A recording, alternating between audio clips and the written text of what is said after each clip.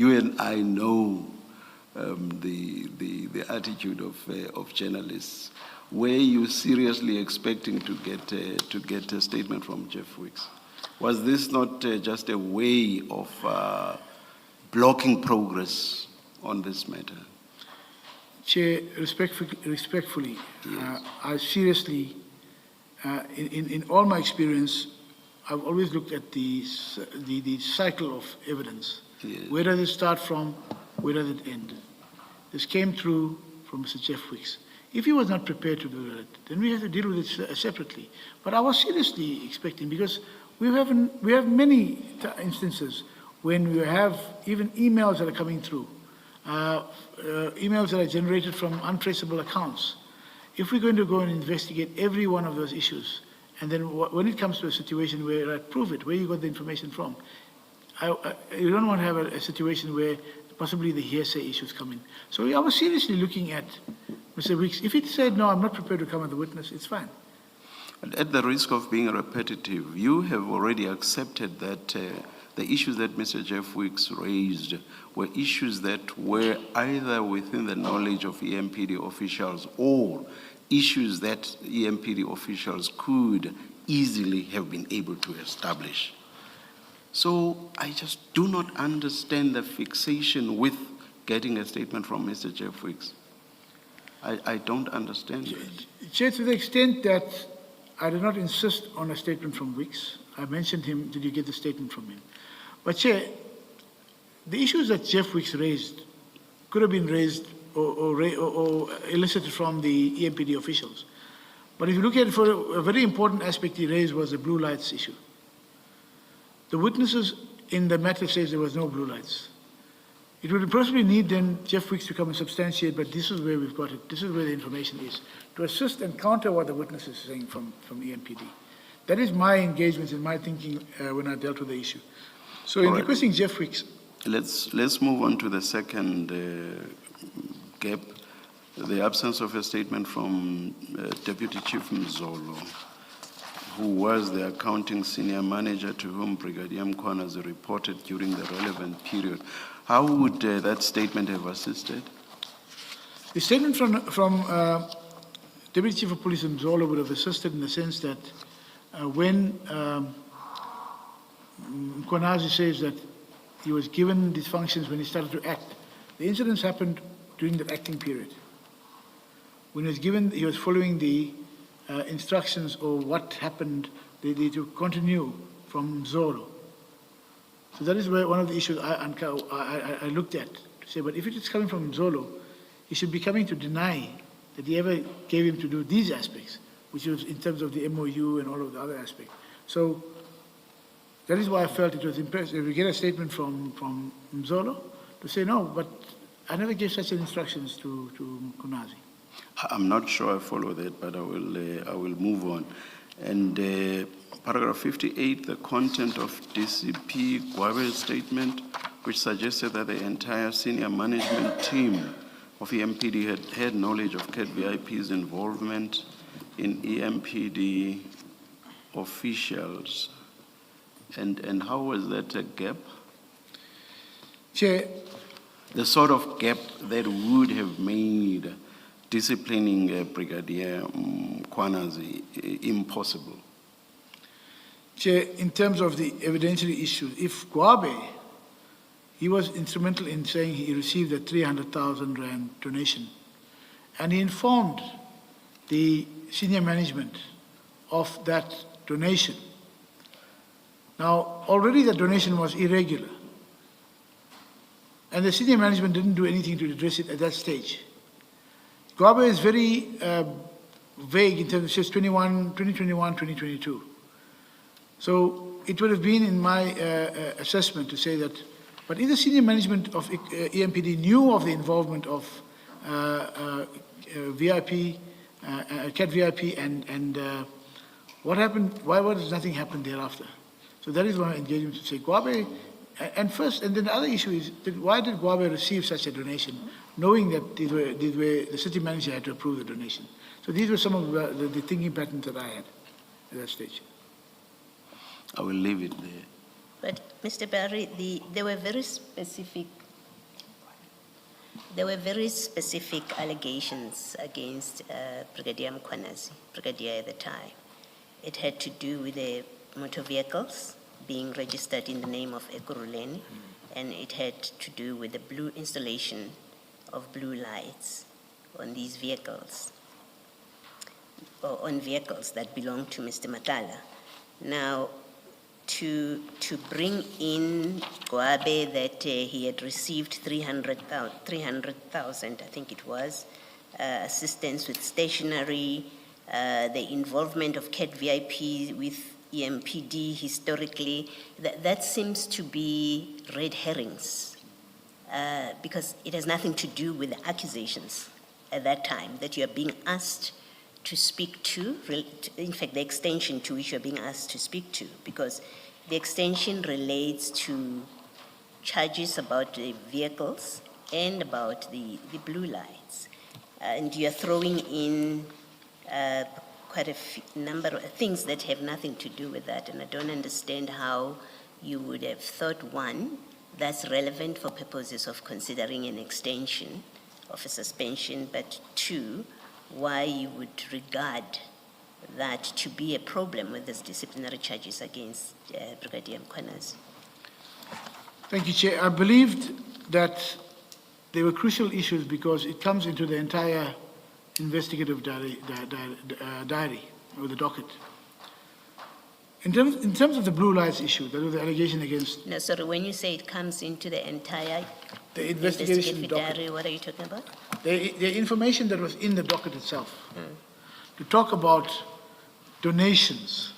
So the donations being specific to the vehicles, that in terms of the only witness that was going to be there that I could ascertain from Erasmus was Christine. Now if Christine says that, but we did this, when Mkhwanazi comes to us, told him what the process is. Yes. And that process is totally different, or what We've done this before, that's what Christine says, yes. Now, in what way then would it be an implication that you want to finalize and make sure that the case against Mkhwanazi is strong? That is what we're looking at. So if you have a witness, the sole witness being to say in terms of donations that, no, we've done this before, how would that then render the allegations against Mkhwanazi a problem? Because you have the one witness you're relying on who's saying something different. Well, are you suggesting as head of legal that because Steyn says I've done this before, nobody can be disciplined for it, even if it is against municipal policies and against the law? Surely that's not the suggestion you're making. No, Chair, that's not my suggestion. What I'm saying is, in looking at the matter holistically, you are looking at disciplining Mkhwanazi for the issue of the blue lights. Registering vehicles in the name of EMPD. The vehicles, right? Yes. So the only witness there, Steyn, says it has been done before. But Steyn is the one who guided Mkhwanazi, according to his statement, to say, we accept this on a letter. Give me a letter from the donor. And on that basis, that donation happened. Because Mkhwanazi gave him the letter as per his directive. Now, it's not okay, because that is where my concern is. If he says that we've been dealing with it previously, we've dealt with it in this way, it means all those donations have been irregular. I think Yes, even and you're saying you can't discipline Mkhwanazi because it has been done before. That's what Steyn is telling us. No, I've not said that, Chair. What I'm saying is it makes your case against... Remember, we have to look at a case that is winnable. We have to look at a case that is going to be not have any implications coming back. So no one said don't discipline Mkhwanazi. But then I'm saying is, but Mkhwanazi says he relied on that. So Chris Steyn has been doing something. So why not add? You throw your net wide enough to deal with all the aspects who are dealing with illegalities. If it's only Mkhwanazi, he would say, I've relied on Chris Steyn. And Mgwabe... Isn't that what a disciplinary process, disciplinary hearing is about? It is to ventilate the allegations and the evidence that is presented in support thereof, and then your independent presiding officer will make a decision about it. Your management here, you proactively, that's not what you tell us, that's not what Erasmus came to discuss with you, but you take it upon yourself to start commenting on the strength of this case, that it is unwinnable or is unsustainable. So you volunteer to do that. But your volunteering and the views that you express are to discourage, because that's really what you're doing here. Your comments are to discourage. You say this case is not sustainable. That's really what you're doing. It's not sustainable because Christine told him this. You make no reference to policy. You don't say to Erasmus and to us here that, well, the policy of the municipality or the conduct of the municipality indeed is such that that's how it was done. Or we've always waived, where the people continue to do the same thing, we generally don't discipline. You don't do any of that.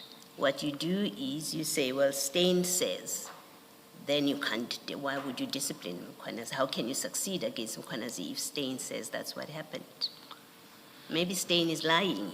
You don't seem to have applied yourself to interrogating what Steyn says.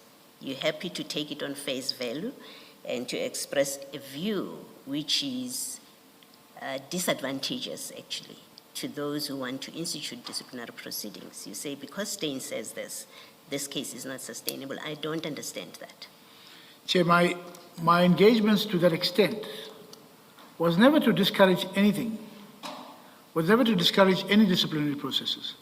It was to say that, Chair, as I mentioned, I think earlier on as well, we have been having a lot of matters. We can't be waiting for matters to go on disciplinary processes and then knowing we should have done all of these issues before that and then lose the cases, because we've lost a lot of cases at Sir Kuleni. If their own EMPD officer in terms of Occupy Basin note mentioned that, from that side, which I wasn't aware of, but my own experience, when we go into the bargaining council, almost every order that are coming, which is adding to our contingent liabilities. So it was for me observing to say that, but why don't we not finalize it? What was the, if we had waited for a little while, get all these cases up and running, because Christine was there. As much as Christine could have been lying,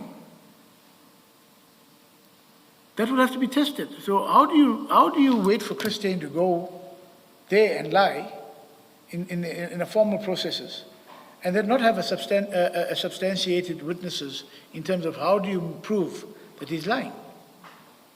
So from my side, it was never to discourage anyone. It was to look at, and again, I will reiterate here that my interest is the number of cases we're losing and why. We've looked at the assessment on that. Okay. Thank you, Chair. Let's go back to Jeff Wicks. What did you want him to say? He's provided the municipality. There's a story in the newspaper. Yeah. He's written into the municipality. He's provided whatever he's got, including videos. And that's the evidence we've had, right? Which shows these cars. He has provided letters which list registration vehicles, the number of a number of vehicles and their registration details. So he's provided all that information. When you say statement from complainant, and in fact there's two parts to it. What did you want Jeff Wicks to say in his statement anymore? That's one. Two, why do you say he's the complainant? The EMPD is the complainant. My PIA is the complainant. Why do you say Jeff Wicks is the complainant and so must issue a statement?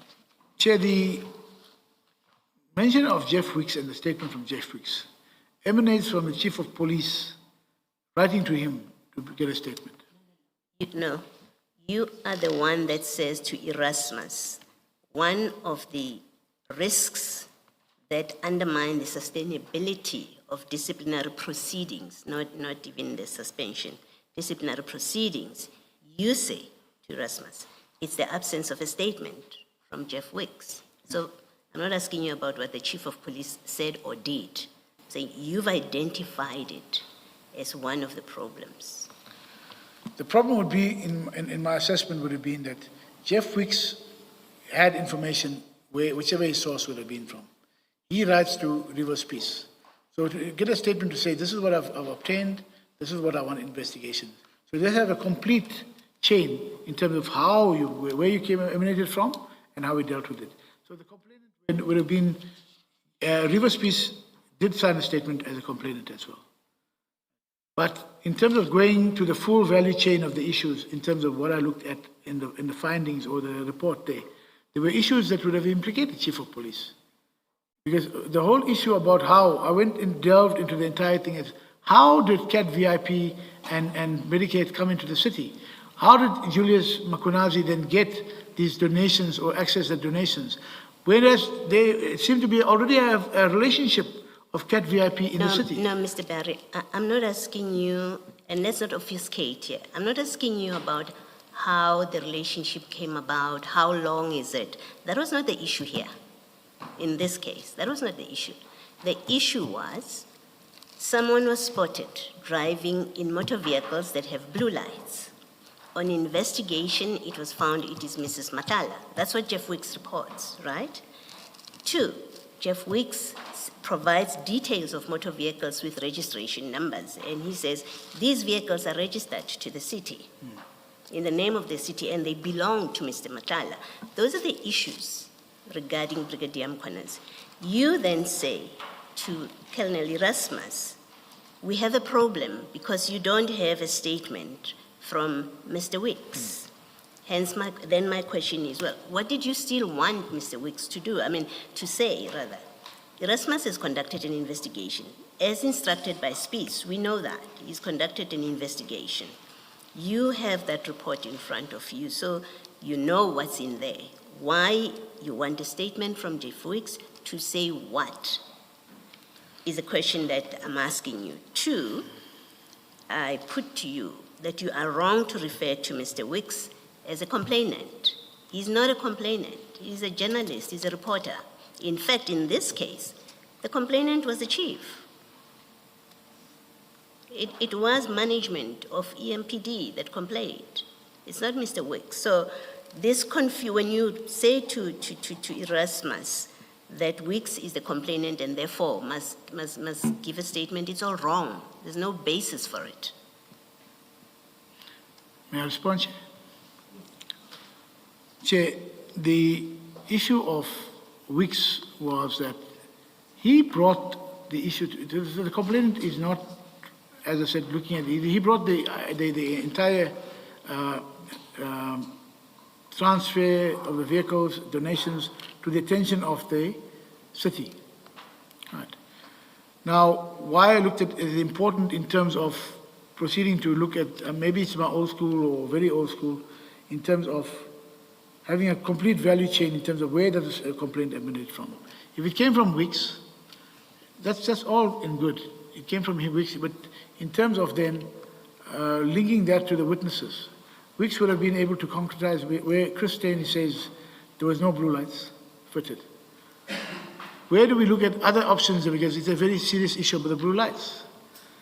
Where then we would look at other options in terms of who else could be proving. If Steyn says there was no blue lights fitted. So it was important in terms of the entire value chain to say to him, where's the statement of Jeff Wicks? Do you have the statement of Jeff Wicks? Is it coming through? There was nothing there. I felt it was important because he's involved in that process. In some respect, he's involved in that process. If it needed to be, that you get substantiate, but where you got this, are these fake messages? Where did you get that from, the source and so on? It could have been dealt with at that stage. It could have been secured as a further witness. Chair, I think the other issue was,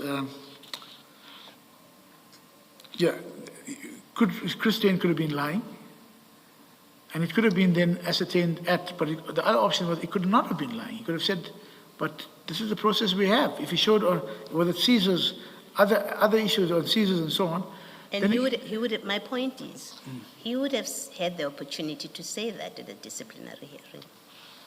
Certainly. That's my issue with this, that the Chris Steyn, that's why I say this is just a red herring, really. Chris Steyn has given a statement. It's recorded in the report that you are looking at. That is going to be part of the evidence in the disciplinary hearing. Why you choose to make it an issue that has a bearing on how you respond to a request for guidance on the suspension, it's the part that I don't understand. Okay, Chair, in terms of Chris Steyn coming through as a witness and whatever was said, yes, he'll have the opportunity at the disciplinary to deal it. Remember, the disciplinary wasn't against him. He was a witness. Yes. He was an important witness for the city. And for an important witness to come there and then say, why must we lessen our case and the prospects of success in the city's case by calling a witness already who you know is not going to give evidence in support of the city's allegations? For me, it would not have supported it, the thing, because you know he's not giving evidence. What other evidence can we get to make sure that the city's case is strengthened? So that Anyway, is what my yes. approach has been. I've heard your answer, Mr. Barry.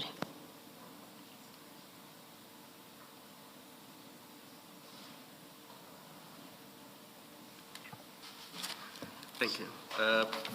Mr. Barry, just look at paragraph 56 of your statement, please.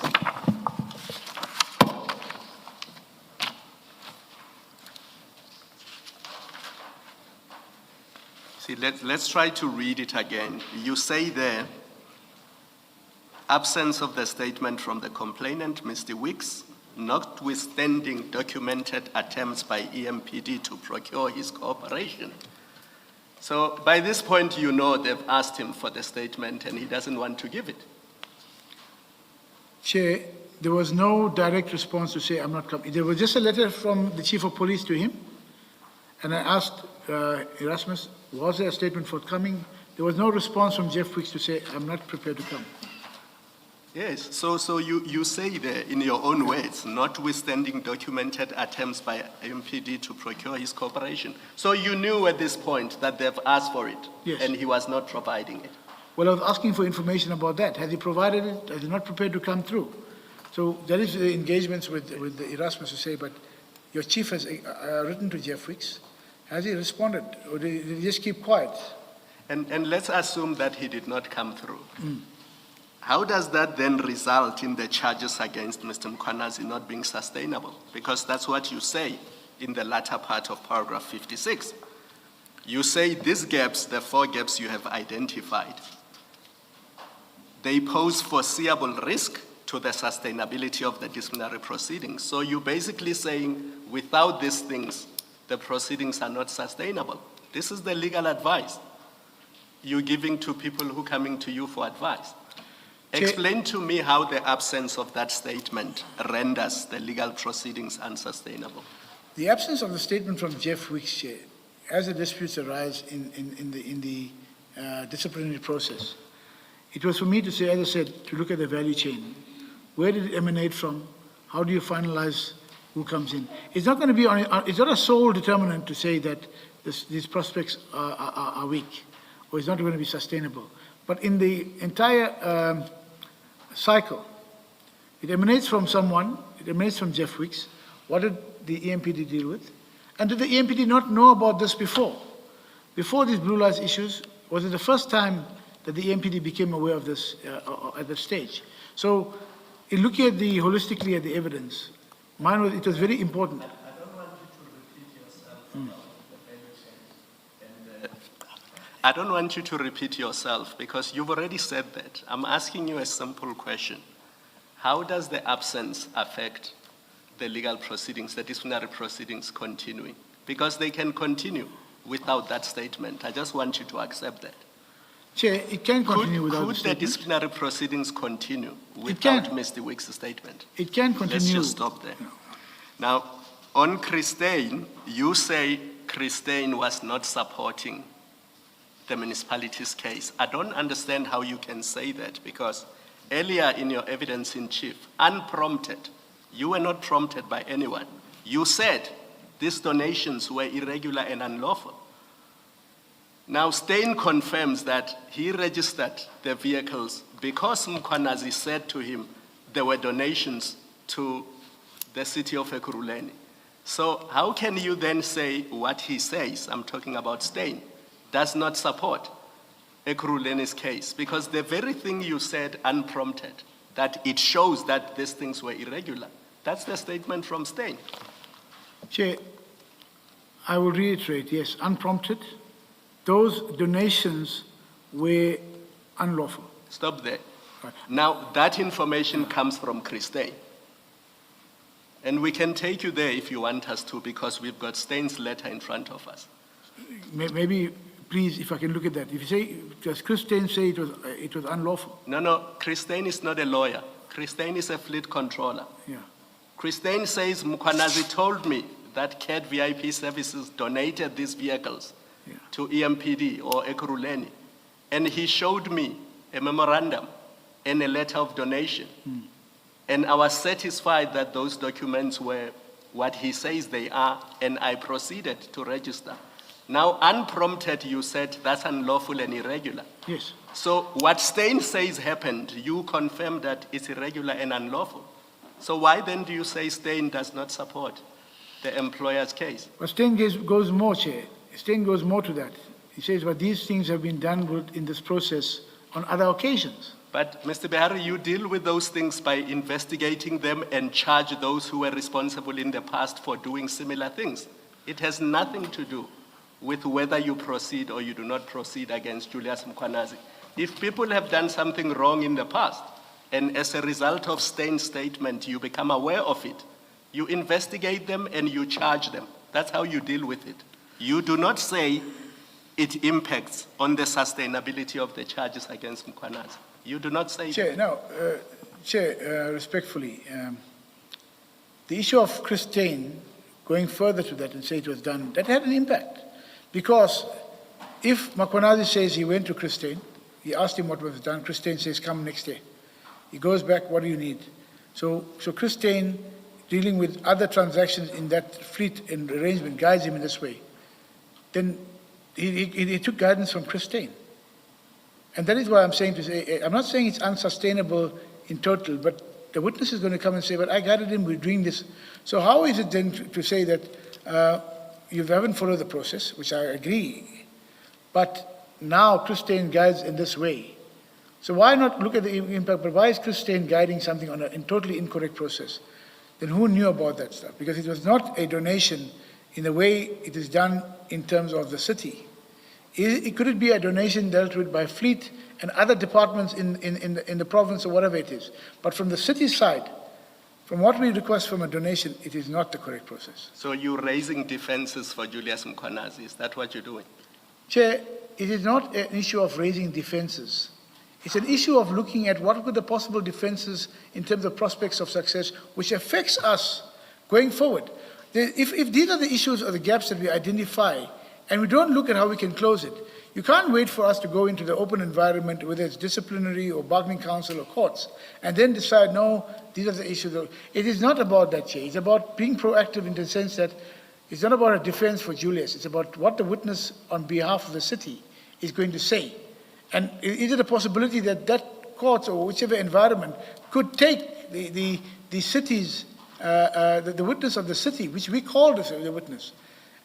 So I'm saying that it's not about a defense, Chair. It's about dealing with the issue and not waiting to lose a case and then. Last question. I'm mindful of the lunch break.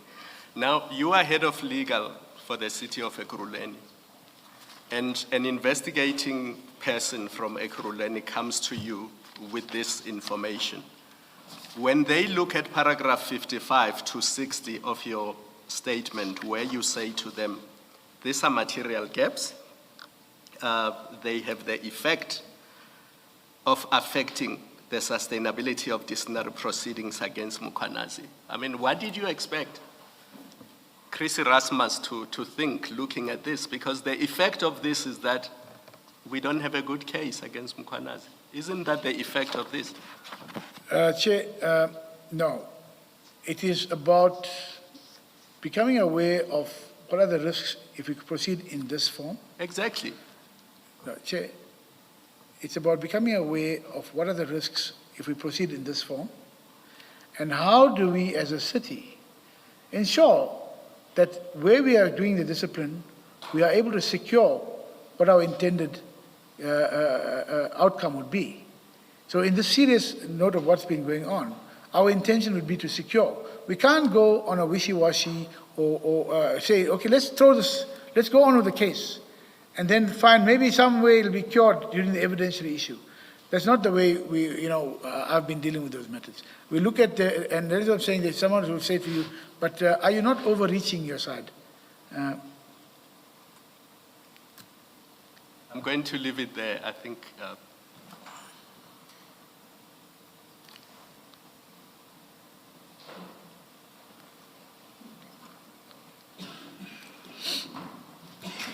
Let's adjourn and resume at 14:15.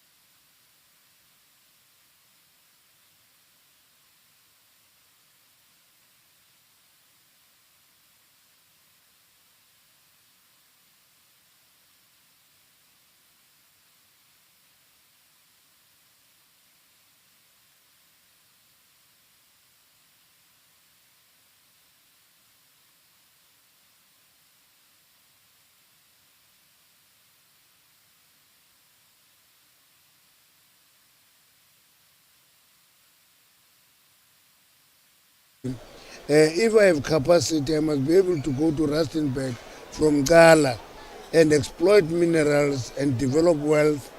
And I always tell people that one of the richest persons in South Africa is called Patrice Motsepe. He's from the northwest, but he's all over the country because he has the capacity and resources. And that should apply to every South African.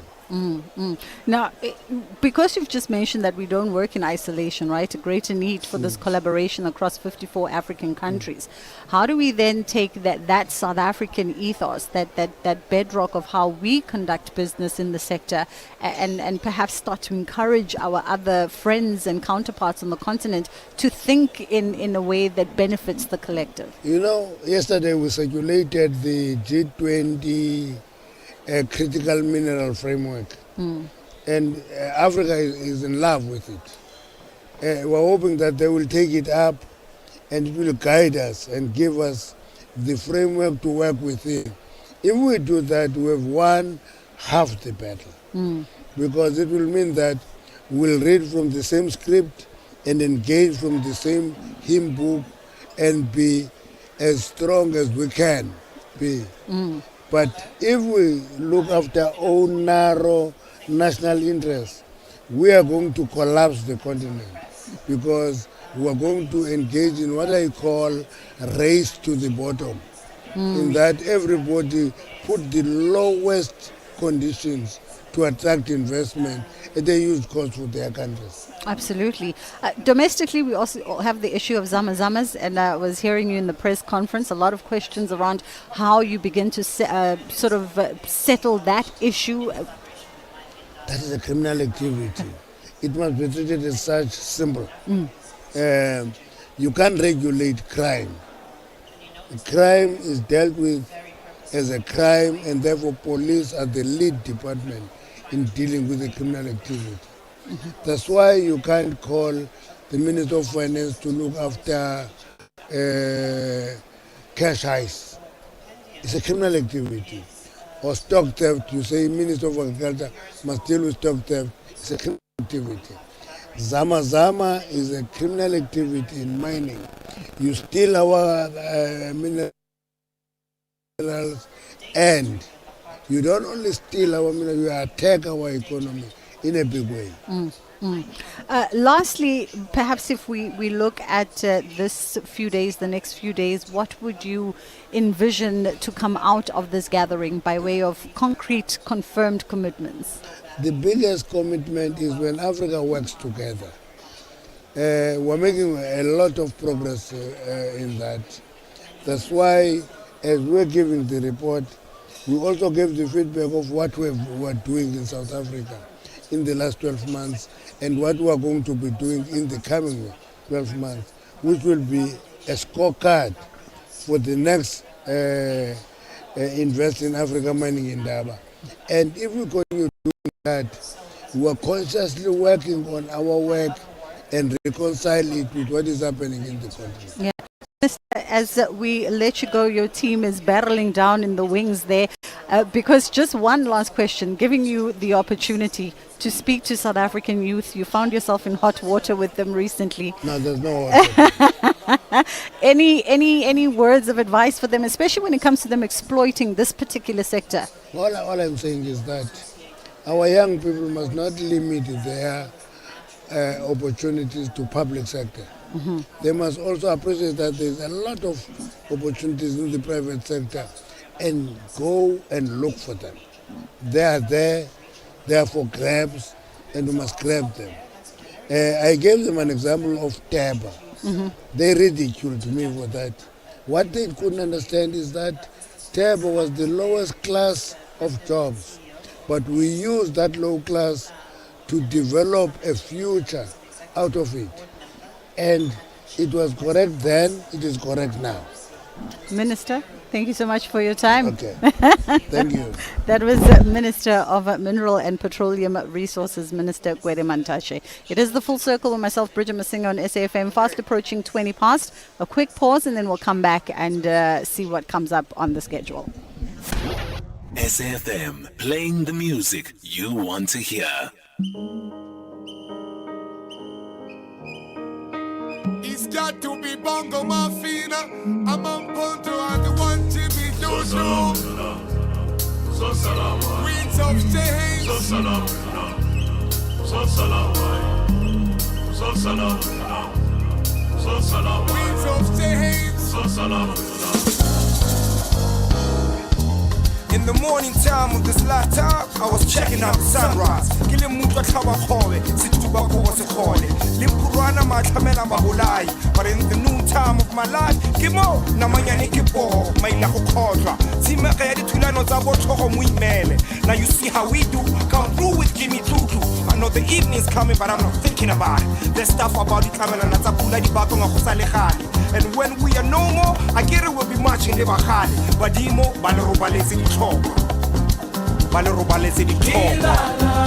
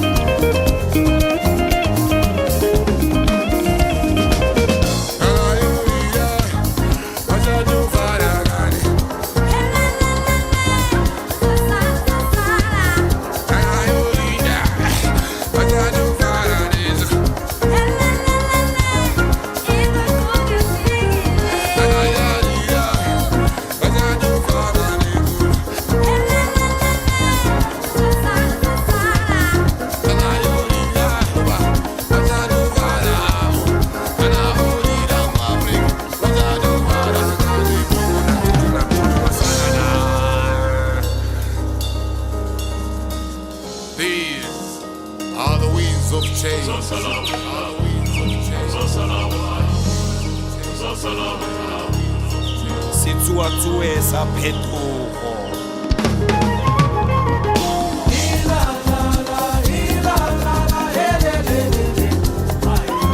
Oh, maAfrika re bula difatlhego.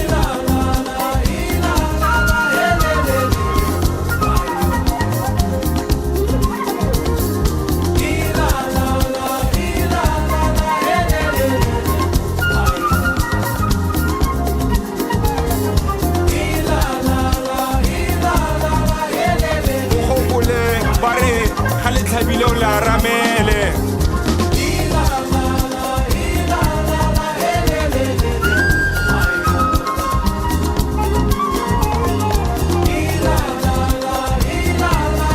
o sa utlwingwa batsadi utlwa manong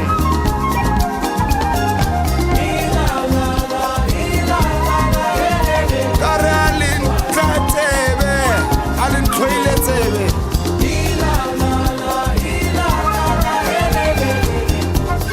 la utlwa sentle ke tla bua gape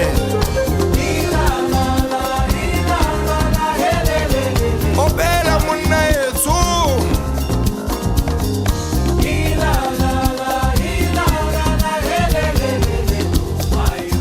ke moribo morithitho mokaragano malasebino go bua motsoga pele pele a re nkabe ke ngwana morago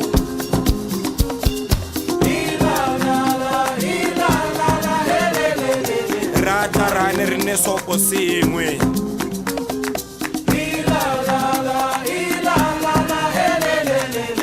ka mollo di uphala tswina a dinonyane opela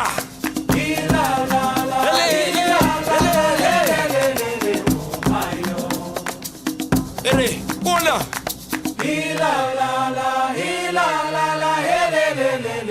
These are the winds of change. SFM, playing your music.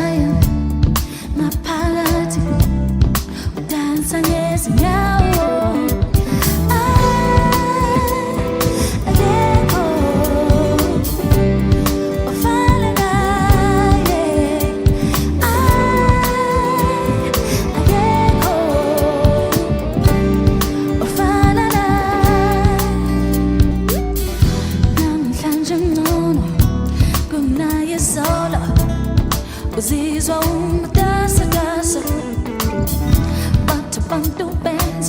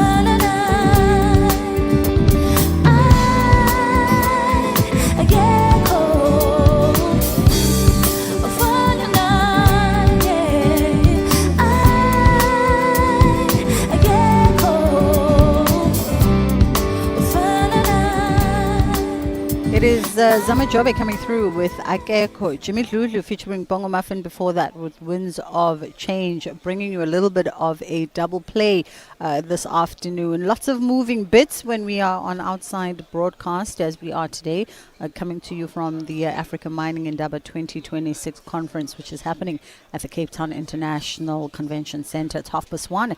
It's time for us to catch up with the headline news.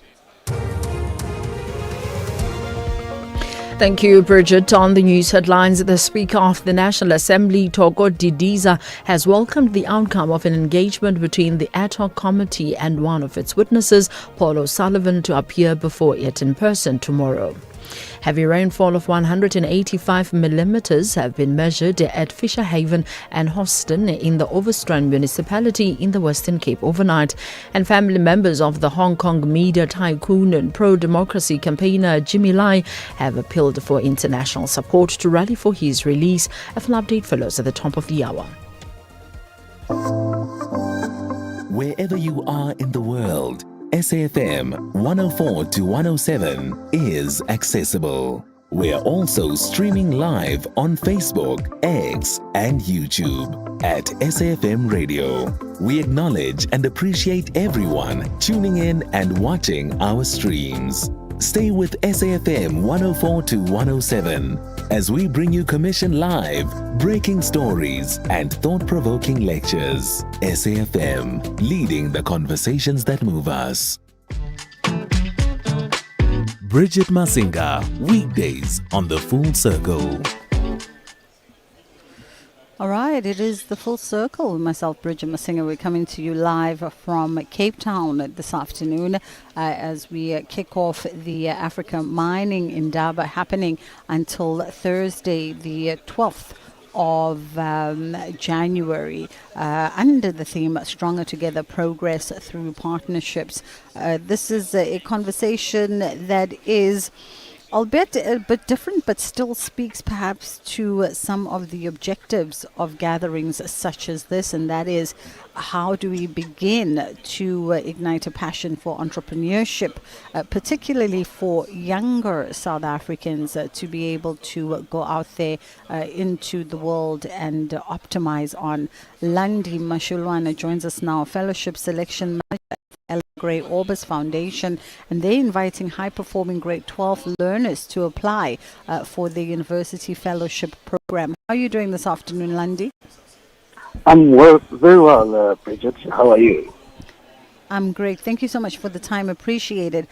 So the Alan Gray Orbis Foundation is inviting high-performing grade 12 learners that have a passion for entrepreneurship to apply for your university fellowship program. Perhaps give us the the background and the context around the fellowship program. Sure. The fellowship was started by Mr. Alan Gray himself about 20 years ago. And his goal was to ensure that there is an opportunity for young people, particularly from underdeserved communities, who can use their opportunity to actually accelerate and build the communities around them in whatever form that community may be, for them to use entrepreneurship as a form also to build the community that you have and create employment to further, get rid of unemployment rates that we're currently having, and also to create employment in our communities. The conversation around building young entrepreneurs and guiding young entrepreneurs has been one that's found a lot of traction and momentum in the country, particularly over the past 5-7 years or so. How do we begin to sort of ignite that way of thinking and that kind of approach, particularly at a high school level, at grade 12, grade 11, where those pivotal choices are being made looking ahead into one's tertiary education? Sure, Bridget. I think the first part is to normalize, and put words to meaning, because a lot of people are exposed to entrepreneurship. It's just that sometimes they see it as far-fetched, and they see it as something that they can't attain themselves. But in our daily lives, especially in terms of the entrepreneurial mindset that we try to develop, it's things that we kind of daily do unintentionally, and we just need someone to cultivate that every single time, and that's what the program intends to do. So it is something that we really are actually intentional about, so that to let the candidates, or we call them candidates, but to let the students know that, even if through the project that you are running at school, it is something that can go beyond just the project. It can be something that can serve the community, so that you can actually, bring value, and that does not necessarily mean financially, but also in terms of society as well. Talk to us about the program, the kind of students that you are aiming to attract into this program, and perhaps maybe even reflecting back on past years, and what has been the measure of success for the program thus far.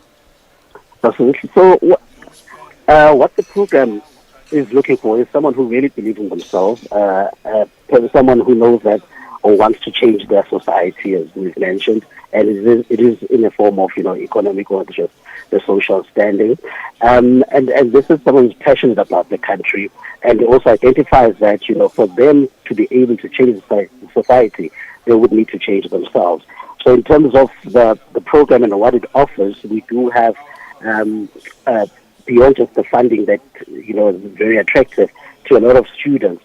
We do provide mentorship. We do provide some coaching there around entrepreneurial competencies. The individuals that we've seen go through the pipeline and which we're actually looking for is people that have actually made change in society. If you may be aware of the gadget, the Yoko gadget that makes it simpler for even local entrepreneurs to trade. That's one of our candidates, or now fellow, who actually partnered to bring that into existence. We also have individuals who are running a unicorn company. This is a company that's rated, of a value of $1 billion over and above. And also we have someone who actually is running an organization that concentrates on GBV, and also they've recently also introduced, how do we take care of the young men and boys in our country, so that they can be equipped to be partnered and to come into our society. So it's not about only just making money, but also it's how we can improve our society. And those are the individuals that we are looking for, change makers in a nutshell. I'm so glad, Landi, that in your listing of the change makers, you list alongside, obviously, tech innovators like the founder of Yoko, but also social entrepreneurs, because I think a lot of times perhaps a part of the challenge in the conversation is also how do we position entrepreneurs so that young minds see it beyond just business. See it beyond just, how do they get into a sort of capitalist system, but also how do they affect social change, and how do they plug into issues and problems and challenges of the continent and bring about innovation and progressive answers to some of those challenges. 100%, and that's what we're trying to emphasize. And I think, as I mentioned before, that when it comes to entrepreneurship, we always see it as far-fetched, and as we always create these individuals who've done role modeling for us quite well, but it also can start in the small steps, and that's what we want to encourage. Also, with the people that we're looking for, it's not someone that is already running a business. It could be someone who has an idea. It could be someone that has an interest, and with the long-term view that the foundation has. Is that you don't have to be running it in the next 2 years, in the next 3 years. You can come back after 40 years and 30 years and say, now I'm ready to start, given everything that I've learned. And also, it doesn't have to be sitting, outside by yourself, but you can be an entrepreneur as well, in terms of in the spaces that you are working in, whether you're a CA or an attorney. You can be someone who can bring an entrepreneurial mindset, and that's what we are focusing on cultivating that entrepreneurial mindset. Yeah, let's talk a bit about the criteria as well, Landi. The criteria to entry for potential candidates. Yes. So we're looking for current grade 12 learners with a minimum of 60% in maths or 80% in maths literacy. They must be intending to study at one of our partner universities. We have 11 of them across the country, and be intending to study. We support any degree of study except for dentistry, veterinary sciences, and medicine as well. And that's purely just because of the length and also the demand for those degrees, but we fund everything else. If grade 10 with their grade 11, grade 12 with their grade 11 results do meet our criteria, they're more than welcome to apply on our website, which is www.ellengrayorbis.org. And then also we are on our social media platforms, which have all the information regarding that. Given also the economic context within South Africa, is there a particular focus for young applicants that maybe come from disenfranchised backgrounds? Yes, so our program is not on a needs-based merit in terms of when we offer it, but with the true understanding of what we are facing as a country, we do offer a needs-based funding. So it means that if you are within a threshold of 1 million per household or less, you do get full funding, which I think compared to other offerings, it is quite generous. And then when you have a household income of more than 1 million and above, that is staggered based on need and also based on which university you'd be going to. So we have taken account of that. I mean, we wouldn't be actually responsible if we didn't do that ourselves, what we expect from our learners. Where do potential candidates go in order for them to peruse at their leisure the application requirements and also to ensure that they dot the I's and cross the T's? Where do they get all of that information? Yes, so that information is on our website. That's www.ellengrayorbis.org. I'll repeat that, www.ellengrayorbis.org. And also, if they just type in Ellen Gray Orbis Foundation on any of the social media platforms, be it Facebook, a little bit Twitter X now, and TikTok, they would be able to find our information, including LinkedIn as well. Awesome stuff. And I'm correct in assuming applications close on the 30th of April this year? Yes, they do close on the 30th.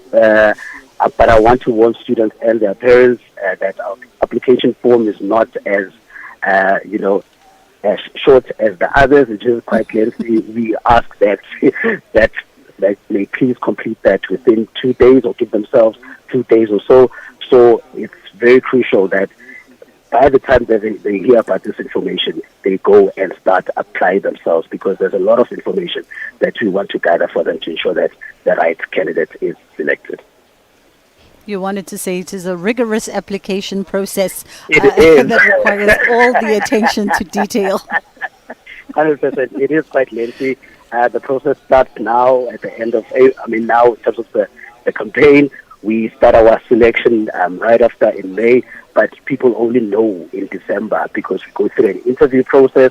Shortlisted candidates also then are invited to attend our physical camp in Johannesburg. So it is quite a lengthy process. We do get over 6,000 application forms. So it does require people to really, really show up at their best when they apply for it. Absolutely. Landi, thank you for the time. That was Landi Mashilwane, who is the Fellowship Selection Manager at the Ellen Gray Orbis Foundation. So if you are currently in grade 12 with a passion for entrepreneurship in any field, in any sector, you are more than able to apply for this one. Log on to ellengrayorbis.org, download the application form and have a look at the application requirements. And as you heard, it will require some real focus and attention from yourself and your guardian and parent in order to fill out the form to the best of your ability. So give yourself ample time to do that and ensure that it is in by the 30th of April 2026. That is when it closes. Looking at the time, it is just a few seconds to go before 1:45. We're going to hit a quick pause, and then we'll come back on the other side and continue with some programming from our end, coming to you live from the Africa Mining Indaba. As the nation seeks answers, SAFM brings you live, uninterrupted coverage of Parliament's Ad Hoc Committee investigating allegations made by KwaZulu-Natal Provincial Commissioner, Lieutenant General Nhlanhla Mkhwanazi. You can also stay up to date with the Judicial Commission of Inquiry into Criminality, Political Interference and Corruption in the Criminal Justice System. Stay informed, stay connected. Tune in live on SAFM 104 to 107 and follow the coverage across our digital platforms live on Facebook, X and YouTube at SAFM Radio. SAFM, leading the conversations that move us.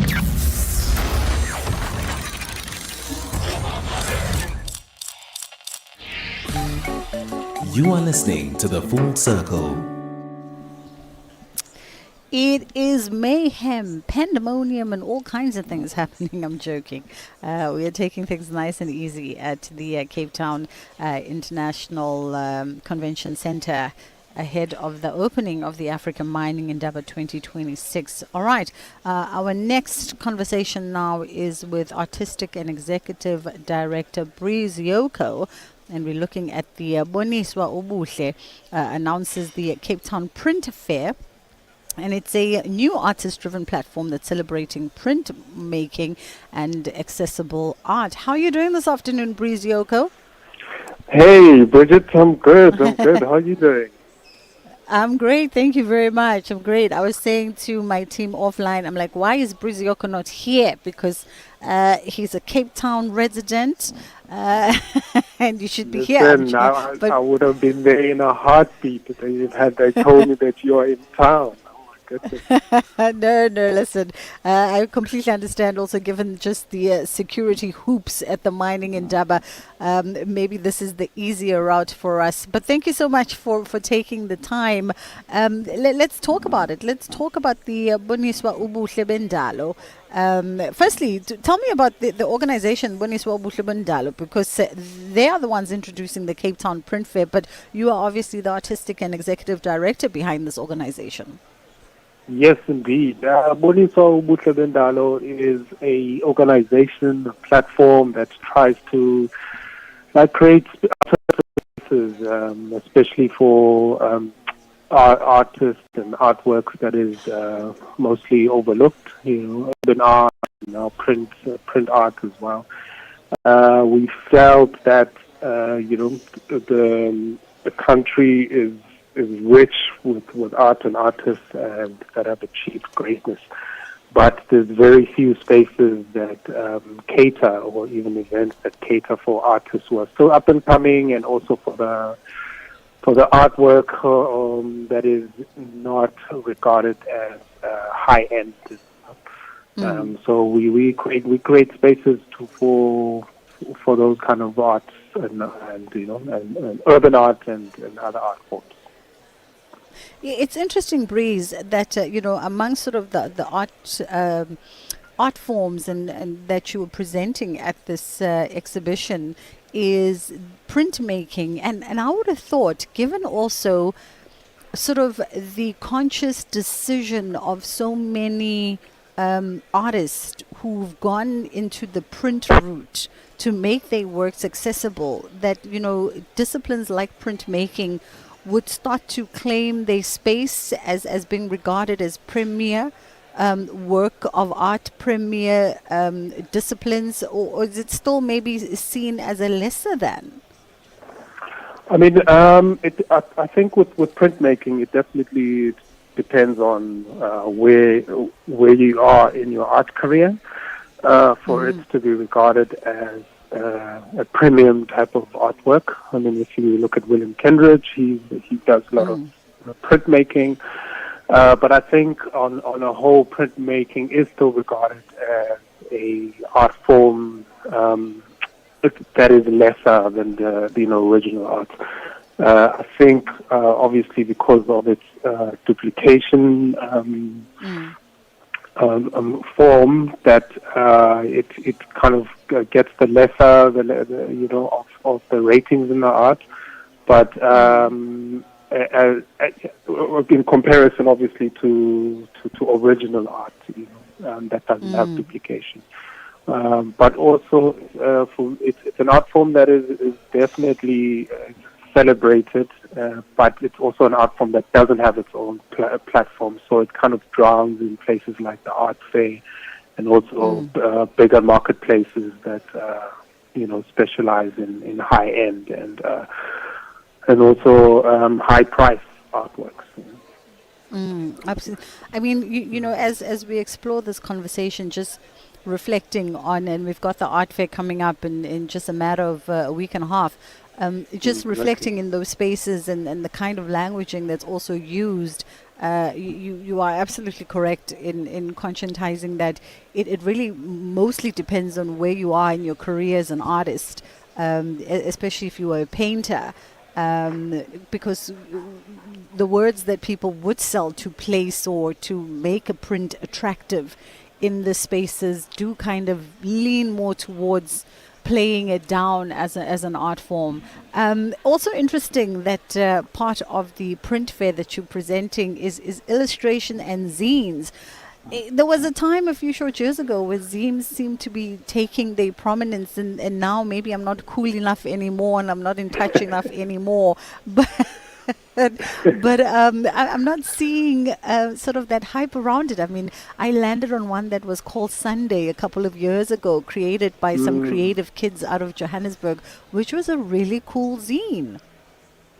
Yeah, I think what we're trying to create is a platform for these kind of art forms to be celebrated and for them to have a home to be appreciated, because you find that with the surge of these art forms, like zines, which have been around for a very long time, often they tend to die down because they don't have spaces of homes for them to exist and be celebrated, and for them to look forward for people to come and collect around them.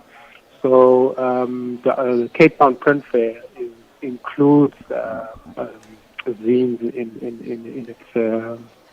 in its selection, because it is a print form, it is an art form, and it also has gained a lot of popularity over the years, and especially among youth and adults, and we'd like definitely for it to have a home amongst print culture, because it is a very important medium as well. Absolutely. So you are featuring over 50 independent artists at the fair.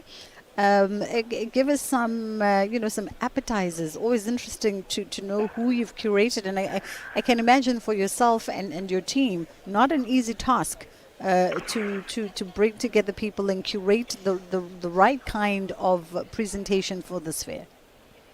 It isn't at all, and the applications are still open until the 23rd of February.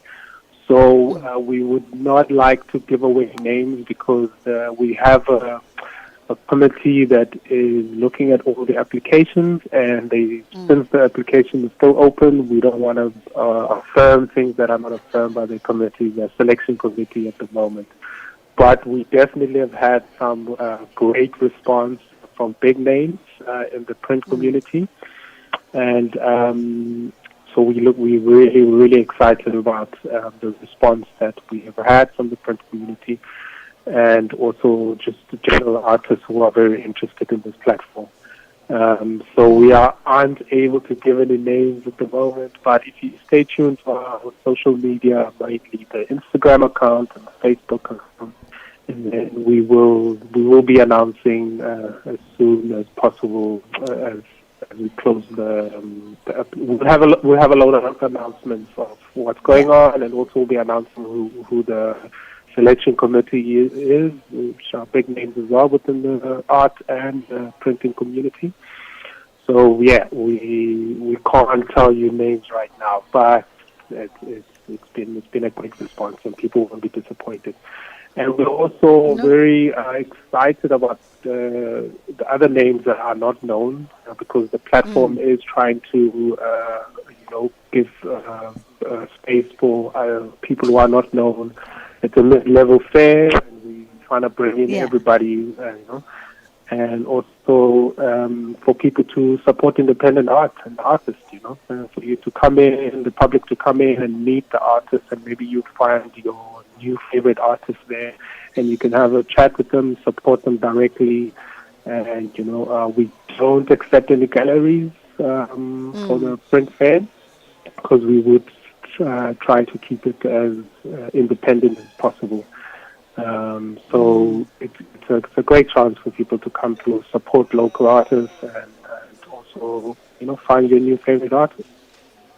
Absolutely. I'm not going to scold at the no galleries, just fully independence. I think it works out better for those of us who consume art once we take away the middleman and we speak directly take away to the the middleman, You know what I mean? Take away that pesky 20% and let me just talk to you. Well, I'm looking forward to it. It's generous. Like they take more than that.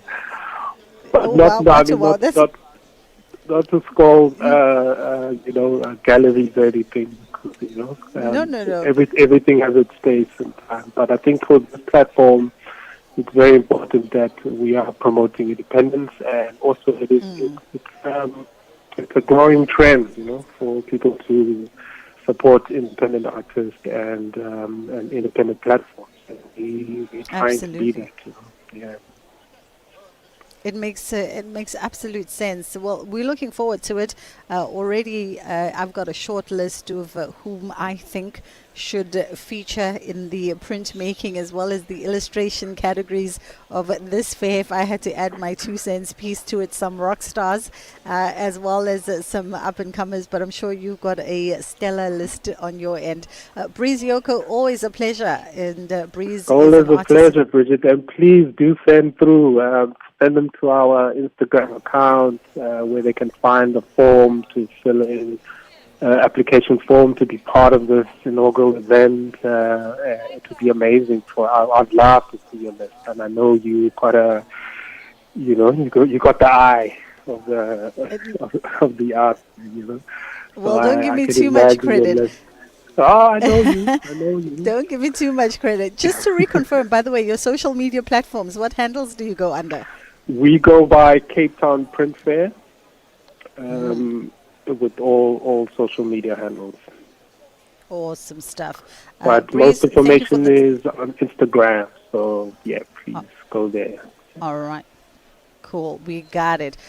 So that is Cape Town Print Fair, and they're on all the social media platforms, but particularly on Instagram will probably be the best ease of access for everybody. And that fair is taking place the weekend of the 27th to 29th of March 2026.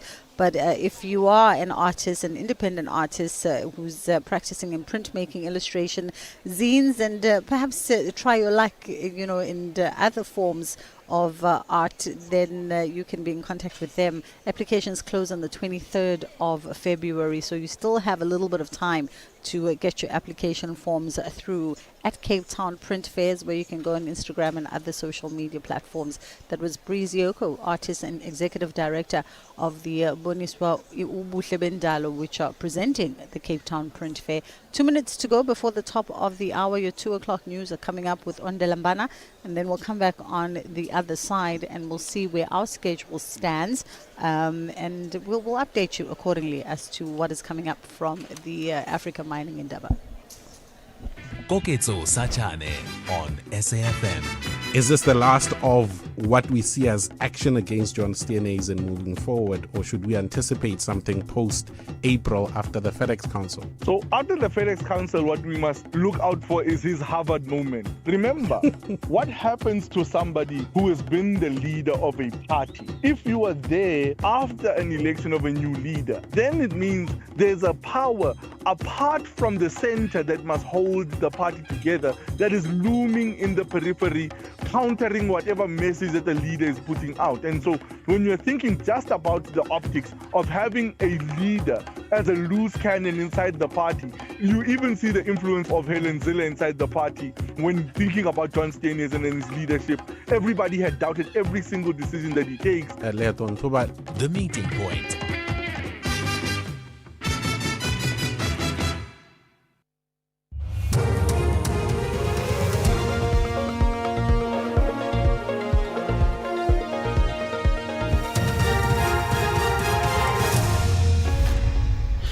On the top stories, Didiza welcomes progress made with witness appearances and calls for the release of Hong Kong's media tycoon.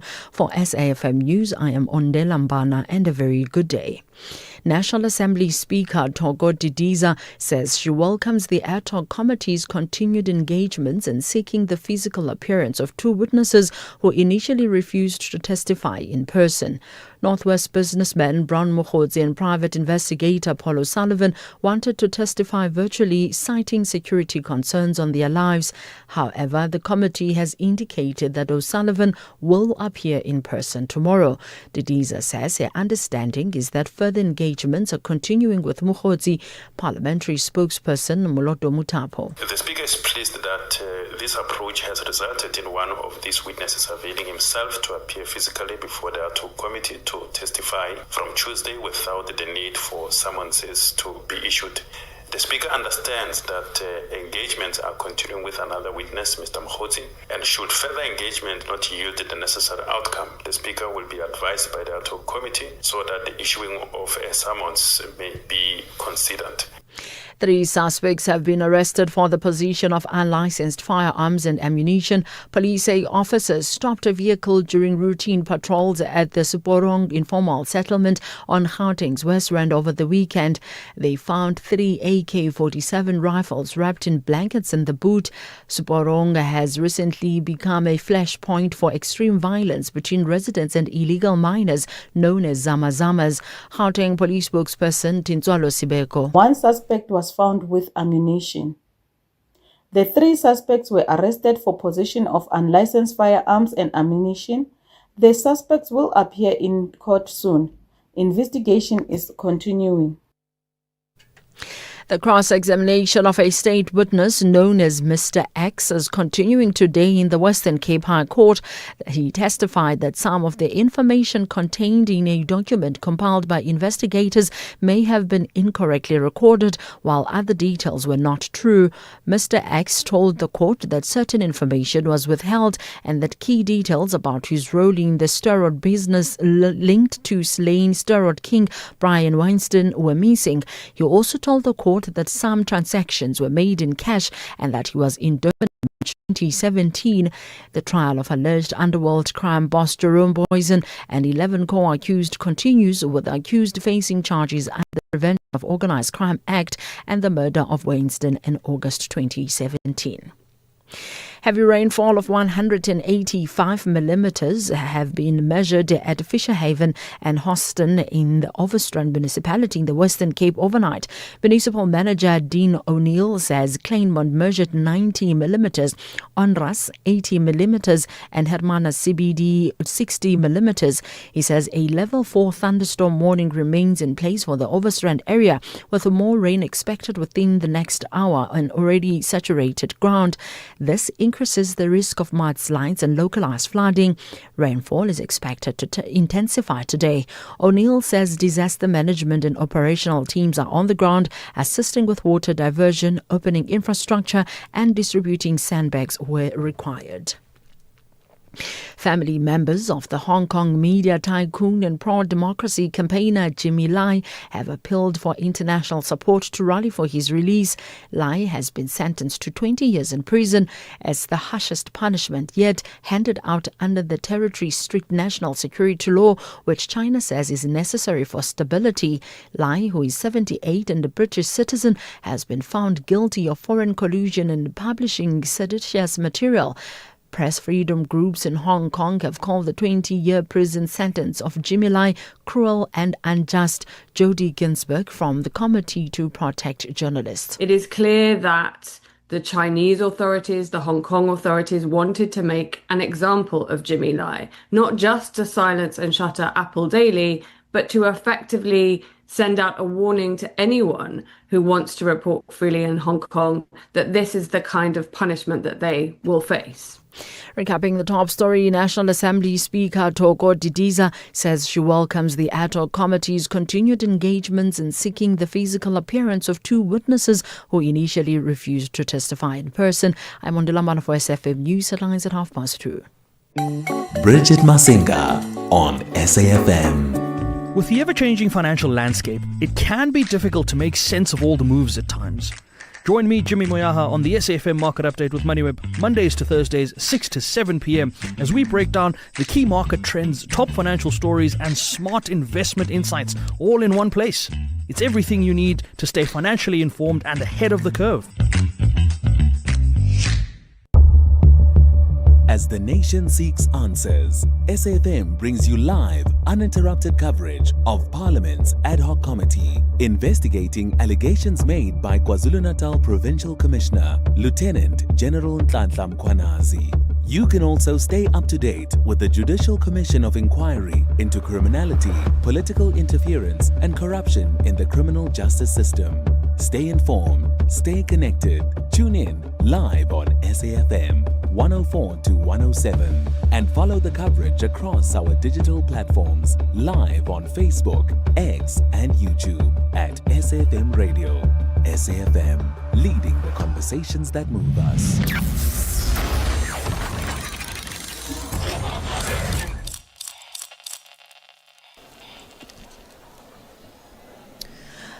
So in the month of love, SAFM on the Full Circle is giving away Biomedical Emporium skincare hampers to two couples that are worth 5,000 Rand each.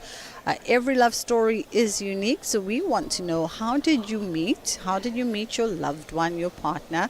And what has kept you all together? Share your special moments of your meet cute, that's how you met, on a 30-second voice note and stand a chance to be the winning couple of the Biomedical Emporium skincare hamper. And this is a courtesy of Biomedical Emporium and Dr. Judy. You can WhatsApp us your voice note on 061-410-4107. That's 061-410-4107. And of course, we will be announcing those winners on Tuesday, the 24th of February, on the Full Circle with myself, Bridget Masinga, and Dr. Judy.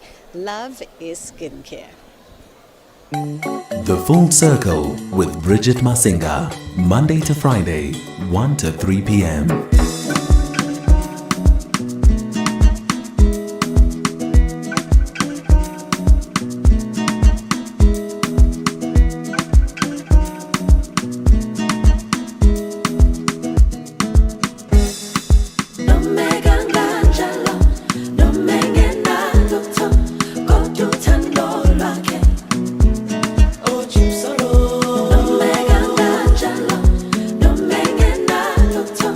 Go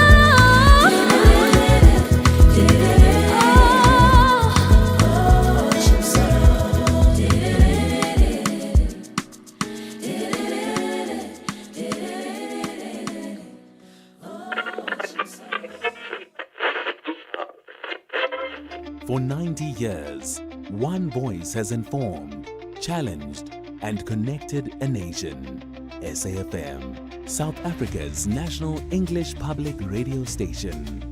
Established in 1936 as the SABC's very first service, the A program evolving through the English service, Radio South Africa, to SAFM in 1995, shaping thought and strengthening democracy. From a full-spectrum station to a trusted home of news and talk, SAFM continues to lead the conversations 90 years strong. SAFM, leading the conversations that move us.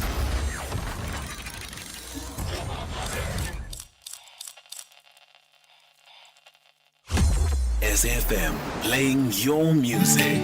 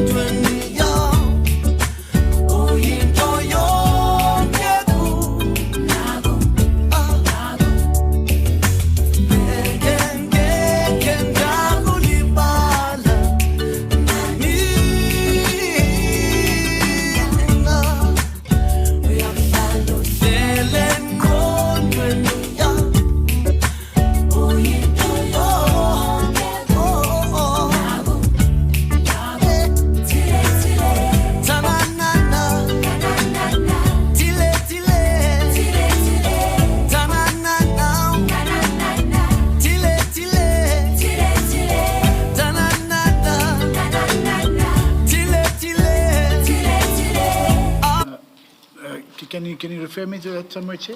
Well, one of the things he did was he provided MOUs that he said, these are the MOUs that were entered into between CAT VIP and the city. Did you consider those? Because they were given in the investigation. Chair, I did consider what he was about the MOUs. You did or you did not? I did consider that. Yes.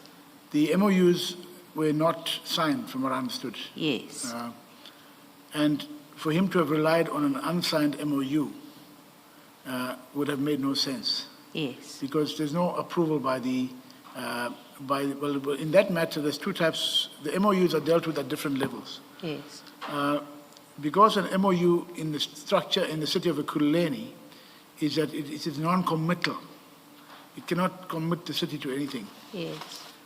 An MOU can be signed then by the chief of police, if it's a department. It's applied to all the department heads. Yes. So if it's concerning a department, the heads can sign it. If it's something having a wide-ranging city-wide impact, then the city manager is to sign the agreement. What I looked at, Chair, furthermore, in terms of that was, there was nothing, any indication of the statement by Lethal Tires and the statement by Jermaine Fortain speak to the process of going to get approval for the MOU. Jermaine Fortain, I think he was acting on instructions of Makunazi. He submitted that to the office of the chief of police.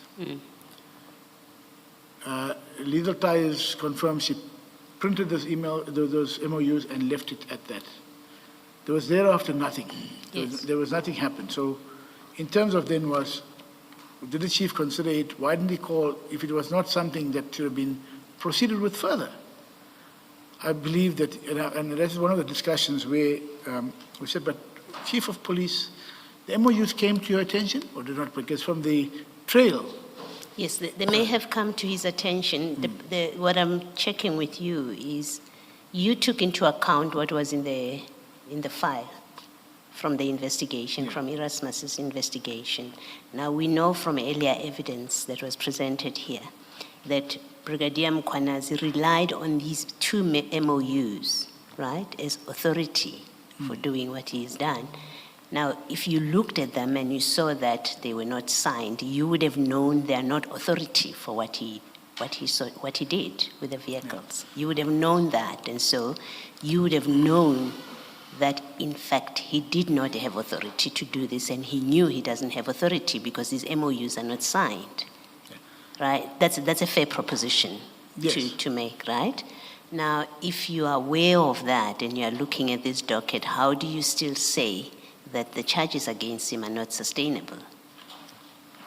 Chair, because the MOUs that were taken, it shows that it was supported by Mkhwanazi.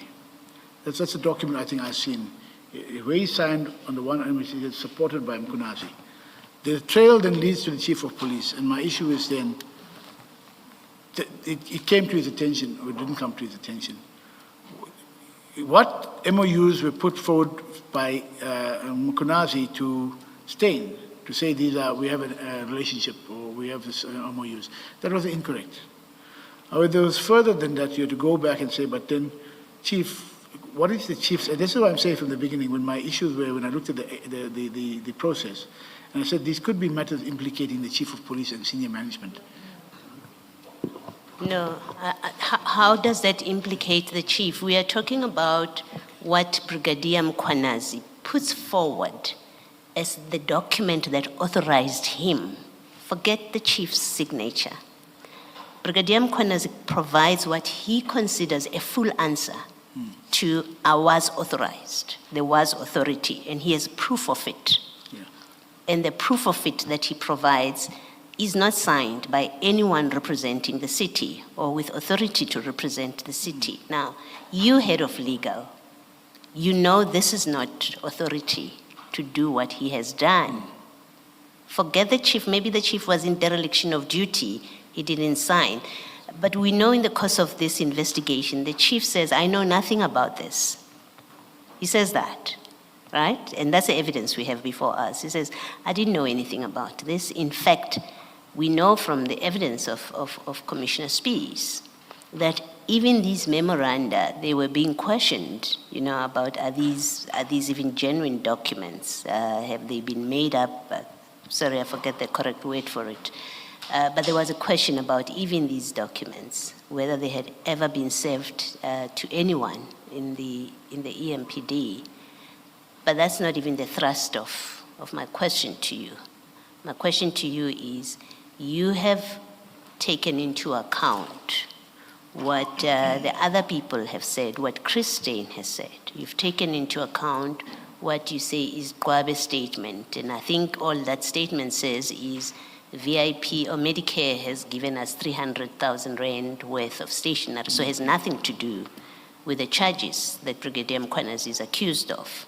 You've taken Zolo's statement into account, and you want Jeff Wick's statement. So we know you've taken certain facts into account, but you do not take into account at all, at least according to your statement, because you don't deal with it in your statement. You don't take into account at all what Brigadier Mkhwanazi himself has said and done, which is contained in the investigation file. And yet you conclude that the charges against him are not sustainable.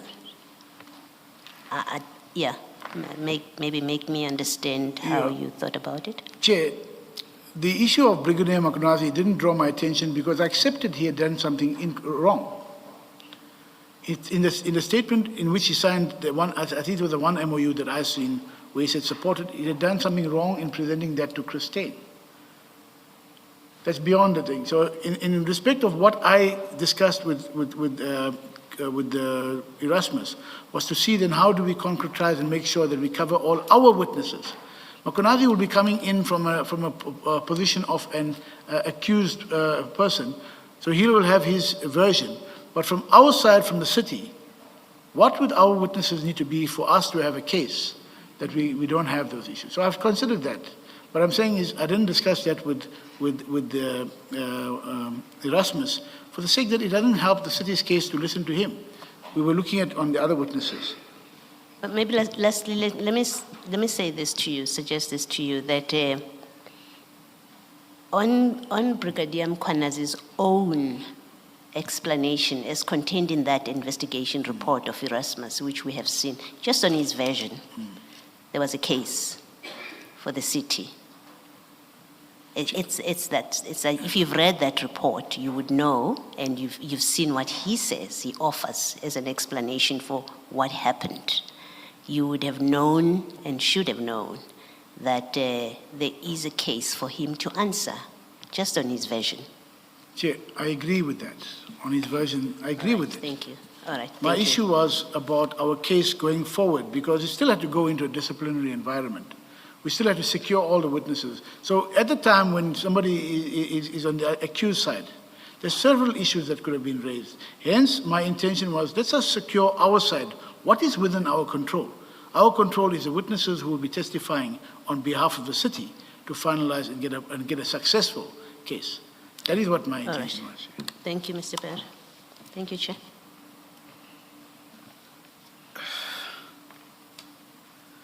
Just on a very limited aspect, Mr. Behari, just the aspect relating to the memorandum, let me call it the donation memorandum, just that limited aspect. You should have been aware, and in fact, I think you admit in response to Commissioner Baloyi's questions, you were aware that one of the documents that were given to Mr. Christine by Brigadier Mkhwanazi was this donation memorandum. You've already agreed. Now, I say limited or narrow issue in this sense.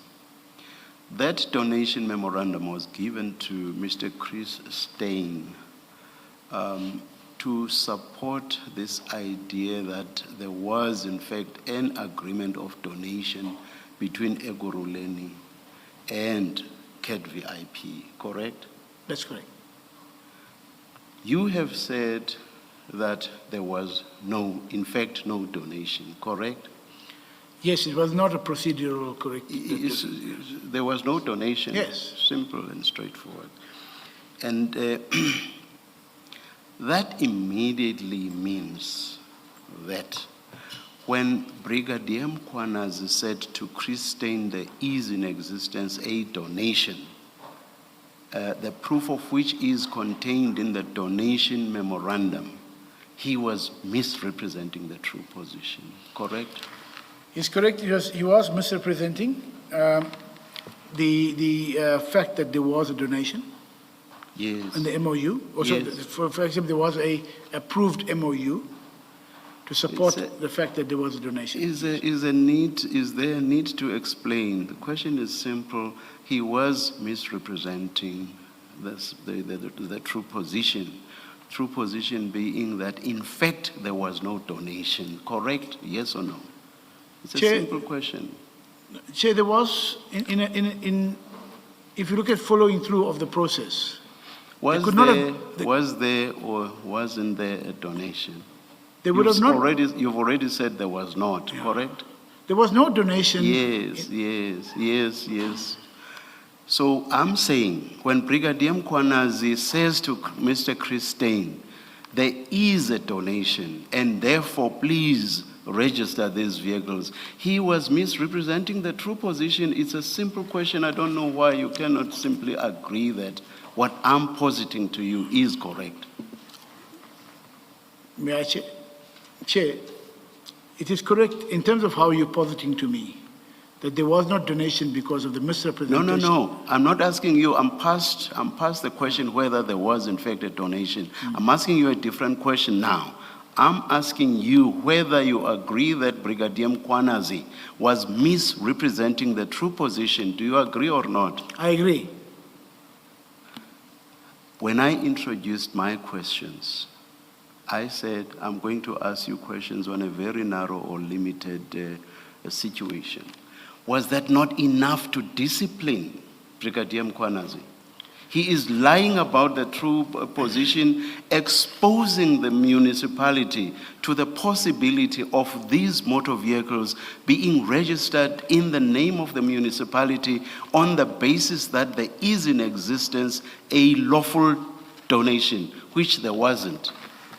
Is that not enough to discipline Brigadier Mkhwanazi? It is on its own enough to proceed with the You say it is on its own enough? For the disciplinary process. Yes. Right. But as I said, my looking at it holistically, there were other factors that had to be addressed, Chair. If I look at... Just a minute, even before you substantiate on them. If you say that was enough to discipline Brigadier Mkhwanazi, would those factors have impacted negatively on what you agree was enough to discipline Brigadier Mkhwanazi? It would have possibly impacted, in terms of the evidence trail and possible... You love evidence trail, Brigadier... Mr. I'm sorry. You love this evidence trail. Yes, let me listen. May I, Chair? Yes, please. Chair, on page 14 of my affidavit, on 62, I think earlier on in answering it, but we asked that, did you give a way forward? Which paragraph? Which paragraph? 6.2. I think we referred to that earlier. Yes. And I said, in my engagements with Colonel Erasmus, if the investigations were complete, charges could be proceeded with without extending the suspension. So in what has been presented by, in the docket itself, mine was to say to him, you can still proceed with the charges without extending these. And then you come back to 63. If the investigation required further statements, those should be obtained without delay. So in all I'm trying to do, I'm pushing for credibility in terms of the way we finalize the process. If you relied only on the MOU and said, okay, now these are the donation process that was followed, the fact is Christine brings in, although he says the statements came through, or the MOU came to his knowledge, Mkhwanazi, which I agree, misrepresented Christine on that basis. But then he has a curveball, but this was the process. So surely he should have applied his mind and seen that this document is not approved. Did he merely take it by the word? And that is what I'm saying, that in terms of the evidence trail, did he merely look at an unsigned document? You can see there's no signatures there, yet he proceeds to do what he did. You see, even in response to questions by Commissioner Baloyi, you did the same thing of suggesting that no. Actually, the chief of police was in the wrong here, basically saying he's the one who ought to have been charged. And now again, you seem to be suggesting the same thing, but this time about Mr. Chris Steyn. And the one person who is not in the wrong in your book is Brigadier Mkhwanazi. Everybody else is in the wrong, but not Brigadier Mkhwanazi. Respectfully, Chair. Yes. I've said it very clearly. Mkhwanazi, Mr. I corrected Commissioner Spies when he said Mkhwanazi. There's no A there. It's Mkhwanazi. Mkhwanazi, please. Mkhwanazi is in the wrong, or was in the wrong, in the misrepresentation. And Chair, again, I'm focusing on the fact is... Did you ever say that anyway? You accept now that he was in the wrong, and you've accepted a few questions back when I engaged you that he could be disciplined on that. Are you on record anywhere as having said that? Nowhere. Are you? Chair, because I was focusing on our city's case. On your evidence trail. On my evidence trail. Which you so love, yes. Yeah. Chair, my apologies, Chair, if I'm offending. Yes. But if you allow me, then... Yes. I was in that environment. I do this on a regular basis in terms of going to the full scope of the evidence trail. Mkhwanazi, I already accepted there were allegations within him. That is why I didn't focus on him and what he's done. I focused on what is our case as a city. What do we need to ensure that we cover up all the loopholes so that we have a successful case against Mkhwanazi. The same issue was my concern on the chief of police. And if he says, I'm hearing now that he says that the document never came before, he denied it. I looked at that stage of the affidavit of Jermaine Fortin. I looked at the affidavit of Lethal Tyres, his secretary, who printed those documents and left there. So those were the issues in the engagement. So in terms of getting us, get all the witnesses, so if Chief of Police comes now and says, no, I was not aware of it, then surely Chief of Police will be called in some way to answer, even not as an implicated or accused person, but as in the witness environment, which he would have been testifying. So in order to strengthen the city's case, Chair, who denied what document? Somewhere in this response you said somebody denied some document. Who denied what document? If I may, I don't know if I'm quoting what you said, stated Commissioner Baloi, when he said Chief came and said that the documents did not come. Maybe, I don't know if I misunderstood that. All right. No, I just wanted to be. You see, what confuses me is that my focus is on Brigadier Mkhwanazi. Now, when you go on and quite wide, I get confused along the way. Now, did you, in this lengthy advice to Colonel Erasmus, did you anywhere say, of all the things I'm saying, but we have a good case on which Brigadier Mkhwanazi may be disciplined? And that case is that he has misrepresented that there is in existence the donations memorandum. On that, we have a good case. Did you say that to Erasmus? Did you say that to Erasmus? Chair, I did not say that to Colonel Erasmus. I'm very sorry for not using I did not say that to Lieutenant Colonel Erasmus, because I've accepted that the Brigadier's Mkhwanazi's statements also confirm that he did misrepresent to Christine. My focus has always been on what is our case, because when I find that when people in an environment in many courts will come through and it can change, so we can secure from a cities-wide position and secure that Christine in no way puts the city's case at risk. And these are the other issues. So that is what my interest was. So when I said to Lieutenant Colonel Erasmus in paragraph 62, if the investigation was complete, so if he felt it was complete, proceed. without extending the suspension, because You see, my difficulty is that of all the many things you said, and of all the many difficulties you said were facing the EMPD, not once do you say, but we have a good case here. That's my problem. Chair, It's like you just did not want to make any pronouncement against Brigadier Mkhwanazi.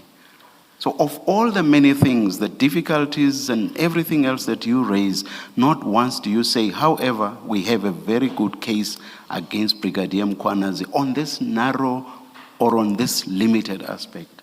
Nowhere. Chair, as I said, for me, engaging with him, I accepted the MOU story, I accepted the fact of the operational plan issues. My focus was then on us concretizing our case. And hence I said to him, if you feel that all the investigations are complete, That's proceed. about your case. That's about your case. What I'm raising with you is about your case. It may not have been about the entire case, but it was a crucial part of the case because it related to the registration of the motor vehicles. That was a crucial issue. That was a key part of the case against Brigadier Mkhwanazi. Why are you silent about that? Chair, it was a key point, it was a key issue with regard to the case against Mkhwanazi for the donations. The issue would be on the witnesses of Christine, because that is, it's not about him just being disciplined, Chair. It's about him testifying on behalf of the city. Says that you are giving, I've received a letter of donation. Who testifying for the city? Who? Christine. I'm talking about Brigadier Mkhwanazi, the case which is quite strong. You've accepted yourself. You've accepted that on this, there's a misrepresentation. Yes. And you've also accepted, quite early on when I was engaging you, you've accepted that this was a prosecutable case. This was a case on which he could be disciplined. You've accepted that. Chair, I confirm that. Yes. I've accepted that. Yes. But beyond that, beyond a prosecutable case, the actual process to continue with the prosecution and to make sure that there's a successful prosecution, that is where my focus was on. So in engaging with any Rasmus, this is what I'm saying to him. How do we close the loopholes? If the witness that's coming to show that he processed the donations, and then he received a MOU which was unsigned, at the very face value, he should have realized that that is not approved and raised a question with on this limited aspect, you did not need Mr. Jeff Weeks. Agree? On this narrow, on what I've been referring to as a limited or narrow issue, you did not need Mr. Jeff Weeks. Now, correct? On that issue, we did just not this need, limited we issue. did not need Jeff Weeks. Yes, but okay. remember, I was looking at this docket and the possible charges. There were almost six charges, I think. You've already said you did not need him. On this narrow, limited issue, you did not need Deputy Chief Mzolo. No, I did not need Mzolo. Yes. No. On this narrow issue, you did not need DCP Gwabe. No, I think Gwabe was important to have come through in terms of speaking to the donations, especially with the 300,000 donations, what we understood by the process. Throughout in my debate with you, leading up to your agreement that he could be disciplined, Major Brigadier Mkhwanazi could be disciplined, throughout, there's been no mention of a statement by Mr. Gwabe. Your agreement was based on the fact that there was a misrepresentation by Brigadier Mkhwanazi, and that just on that basis he could be disciplined. That has nothing to do with DCP Gwabe. Do you agree? On the narrow constraint you referred to, yes, based on Mkhwanazi's. I deliberately referred to it as a limited or narrow issue. Do you agree that that did not need DCP Gwabe? No, on that particular issue, no. But Christine was important in that. Chair. Thank you. You didn't need him. That's your answer. Then the letter from Fleet. Yes, definitely. You did need Mr. Christine, but I'm not sure about the letter. But definitely, he would have had to be a witness. But I'm not sure about the letter you are referring to. I will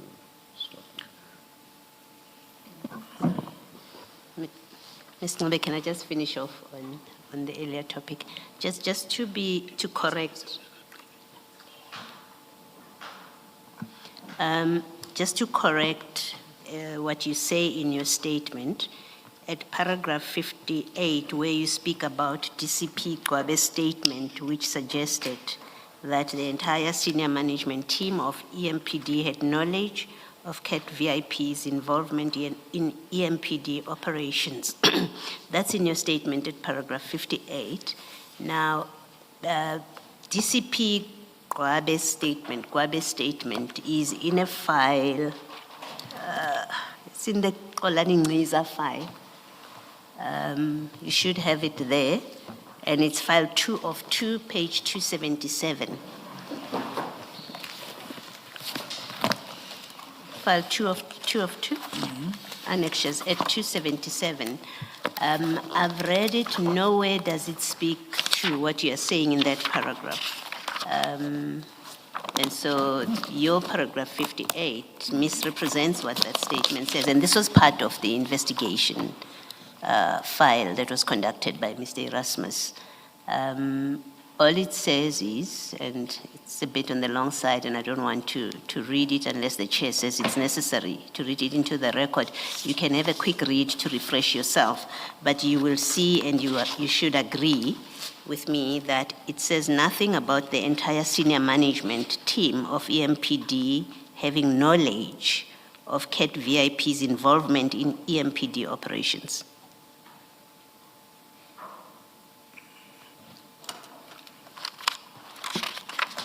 Chair, there is a document that I looked at. I'll find the document.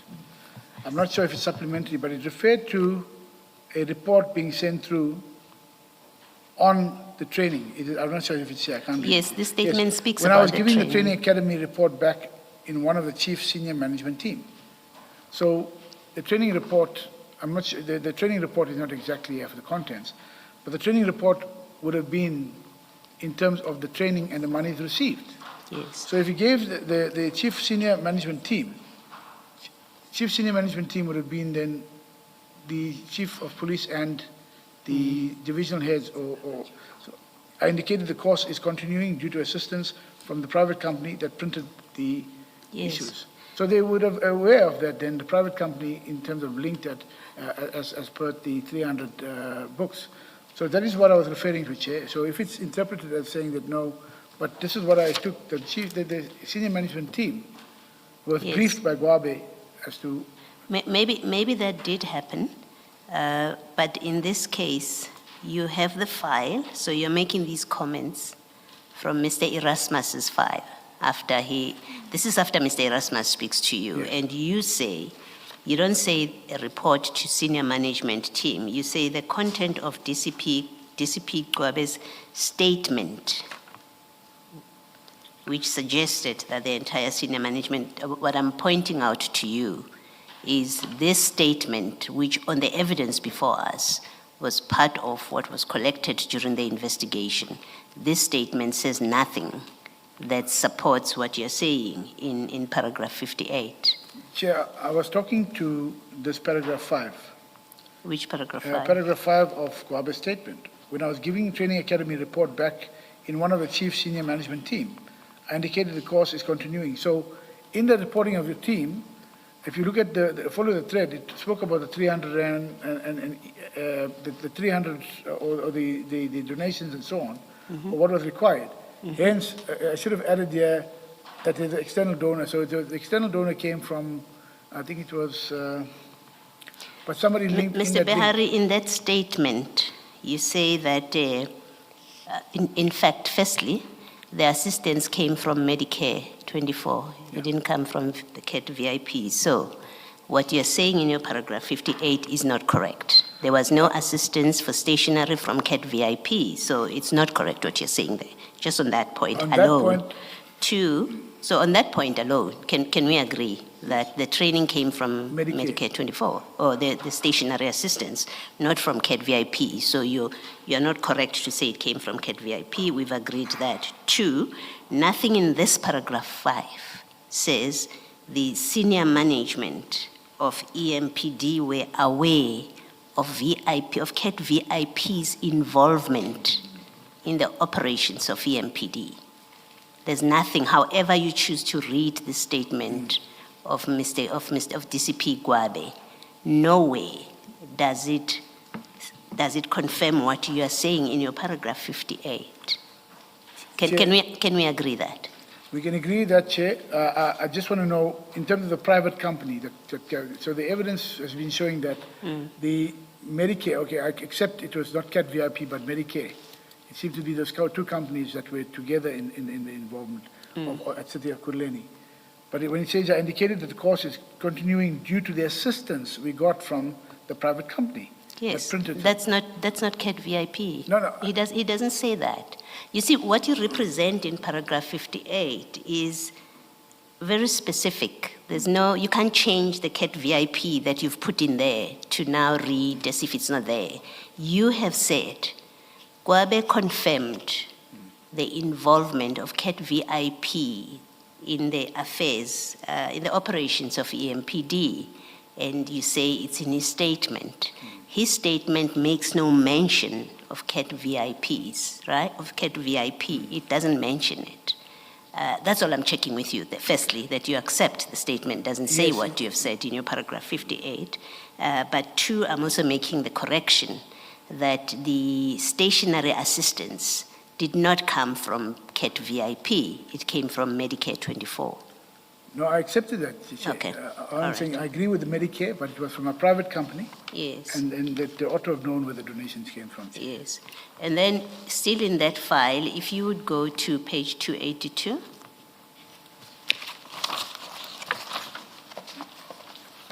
And there are two, this is the intention to suspension letter. It should read intention to suspend. And the employee is Judas Mkwanazi, then Director Specialized Services. And it is signed by Mr. Ngiza Kashek and Ms. Kasheka. And it has provision for signature by Chief of Police. Oh, they copied the Chief of Police. Now there are two parts to it.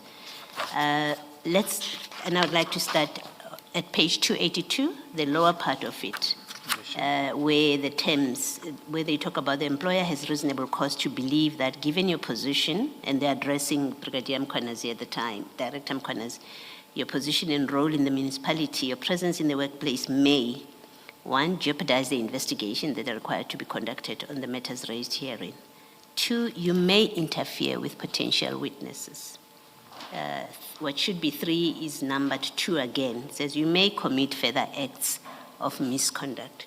Now, when you speak to Mr. Erasmus, and you say in your paragraph 62 of the statement, if the investigation was complete, charges should be proceeded with without extending the suspension.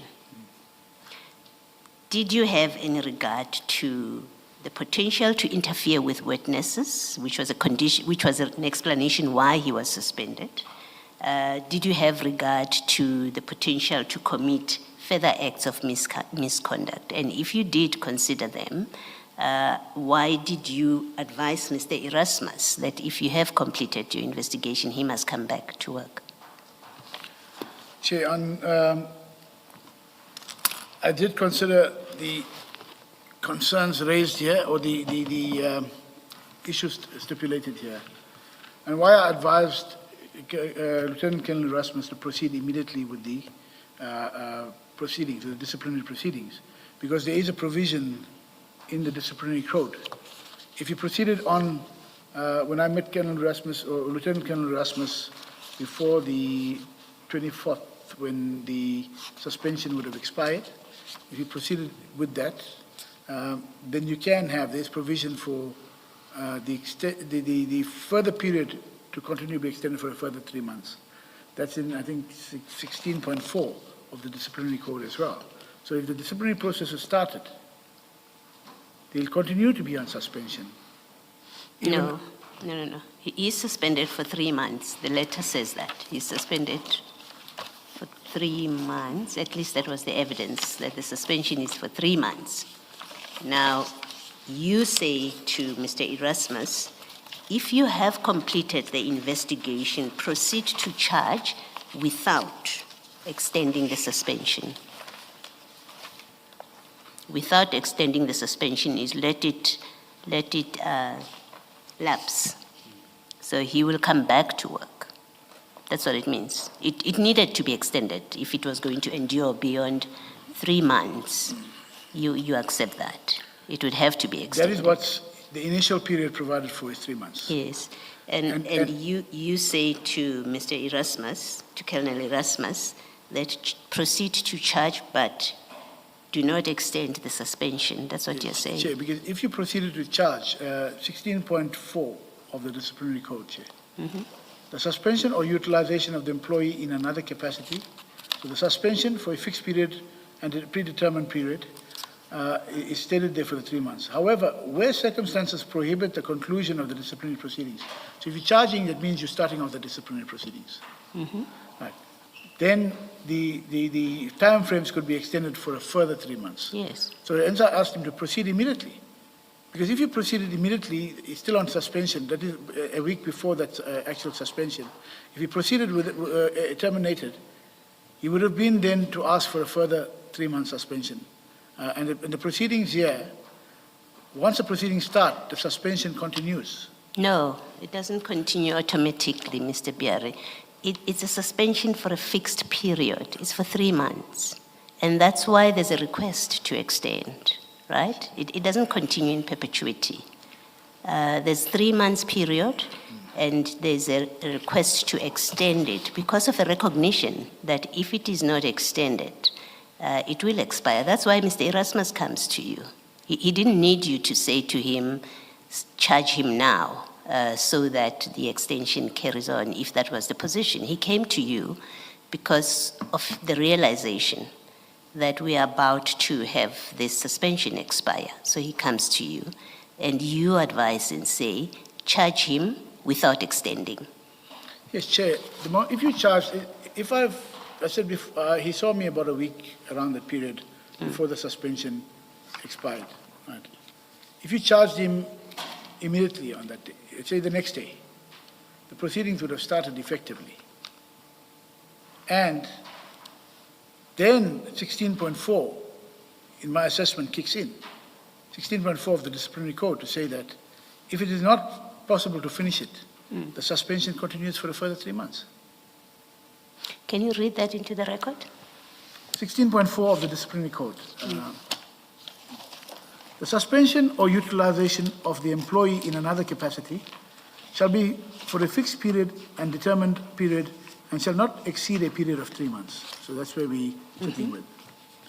From the date that the municipal manager or his authorized representative is satisfied that there is a prima facie case that an act of misconduct has been confirmed, that date then would have been the 12th of April from when NISA decided that there is a case to carry on with. Then the 3 months would have then came to an end for the suspension on the 24th. But if you proceeded immediately, because it's a serious, we are saying that it's a serious issue. If you proceeded immediately, that means you still had for an extended period until... No, I asked that you read it into the sorry, record. okay. The rest will be a debate about what it means. I needed you to read it into the record. All right. So it says, however, circumstances prohibit the conclusion, where circumstances prohibit the conclusion of the disciplinary proceedings within the aforementioned time frames, such suspension or utilization in another capacity can be extended for a further 3 months. Yes. Yeah. Suspension can be extended. It doesn't extend automatically.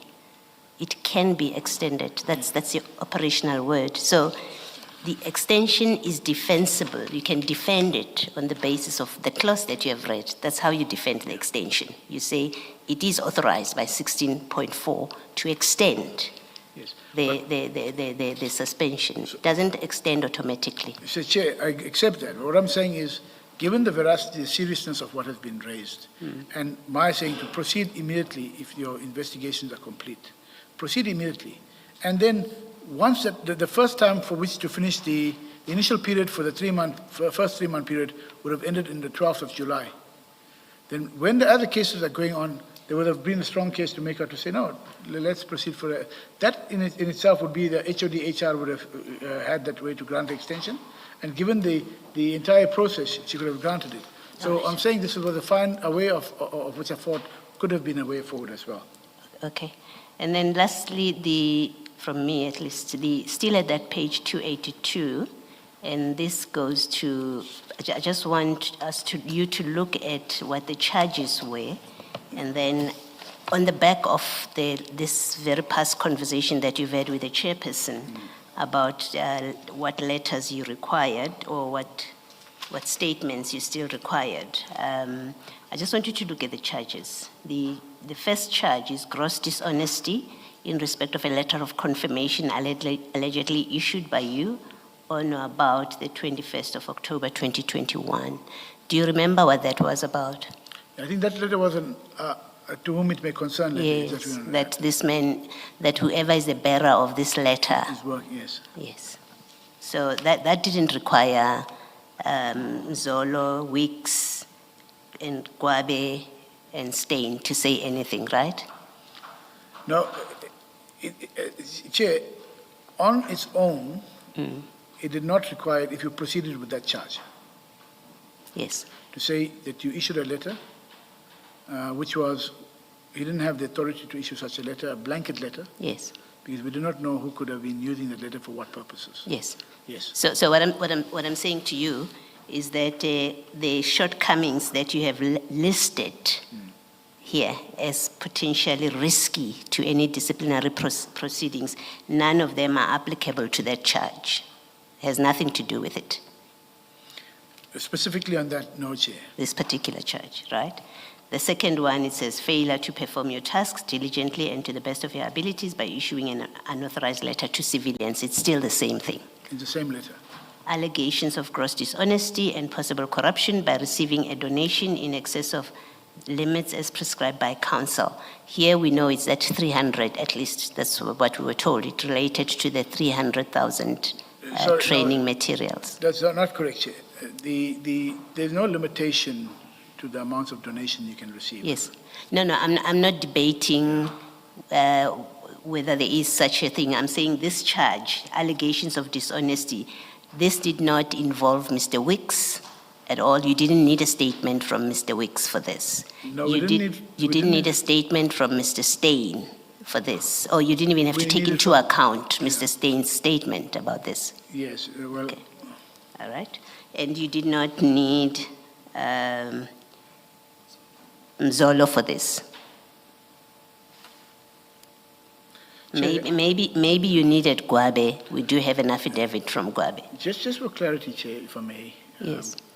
On Roman numeral 3, allegations of gross dishonesty and possible corruption by receiving a donation in excess of the limits as prescribed by council policy.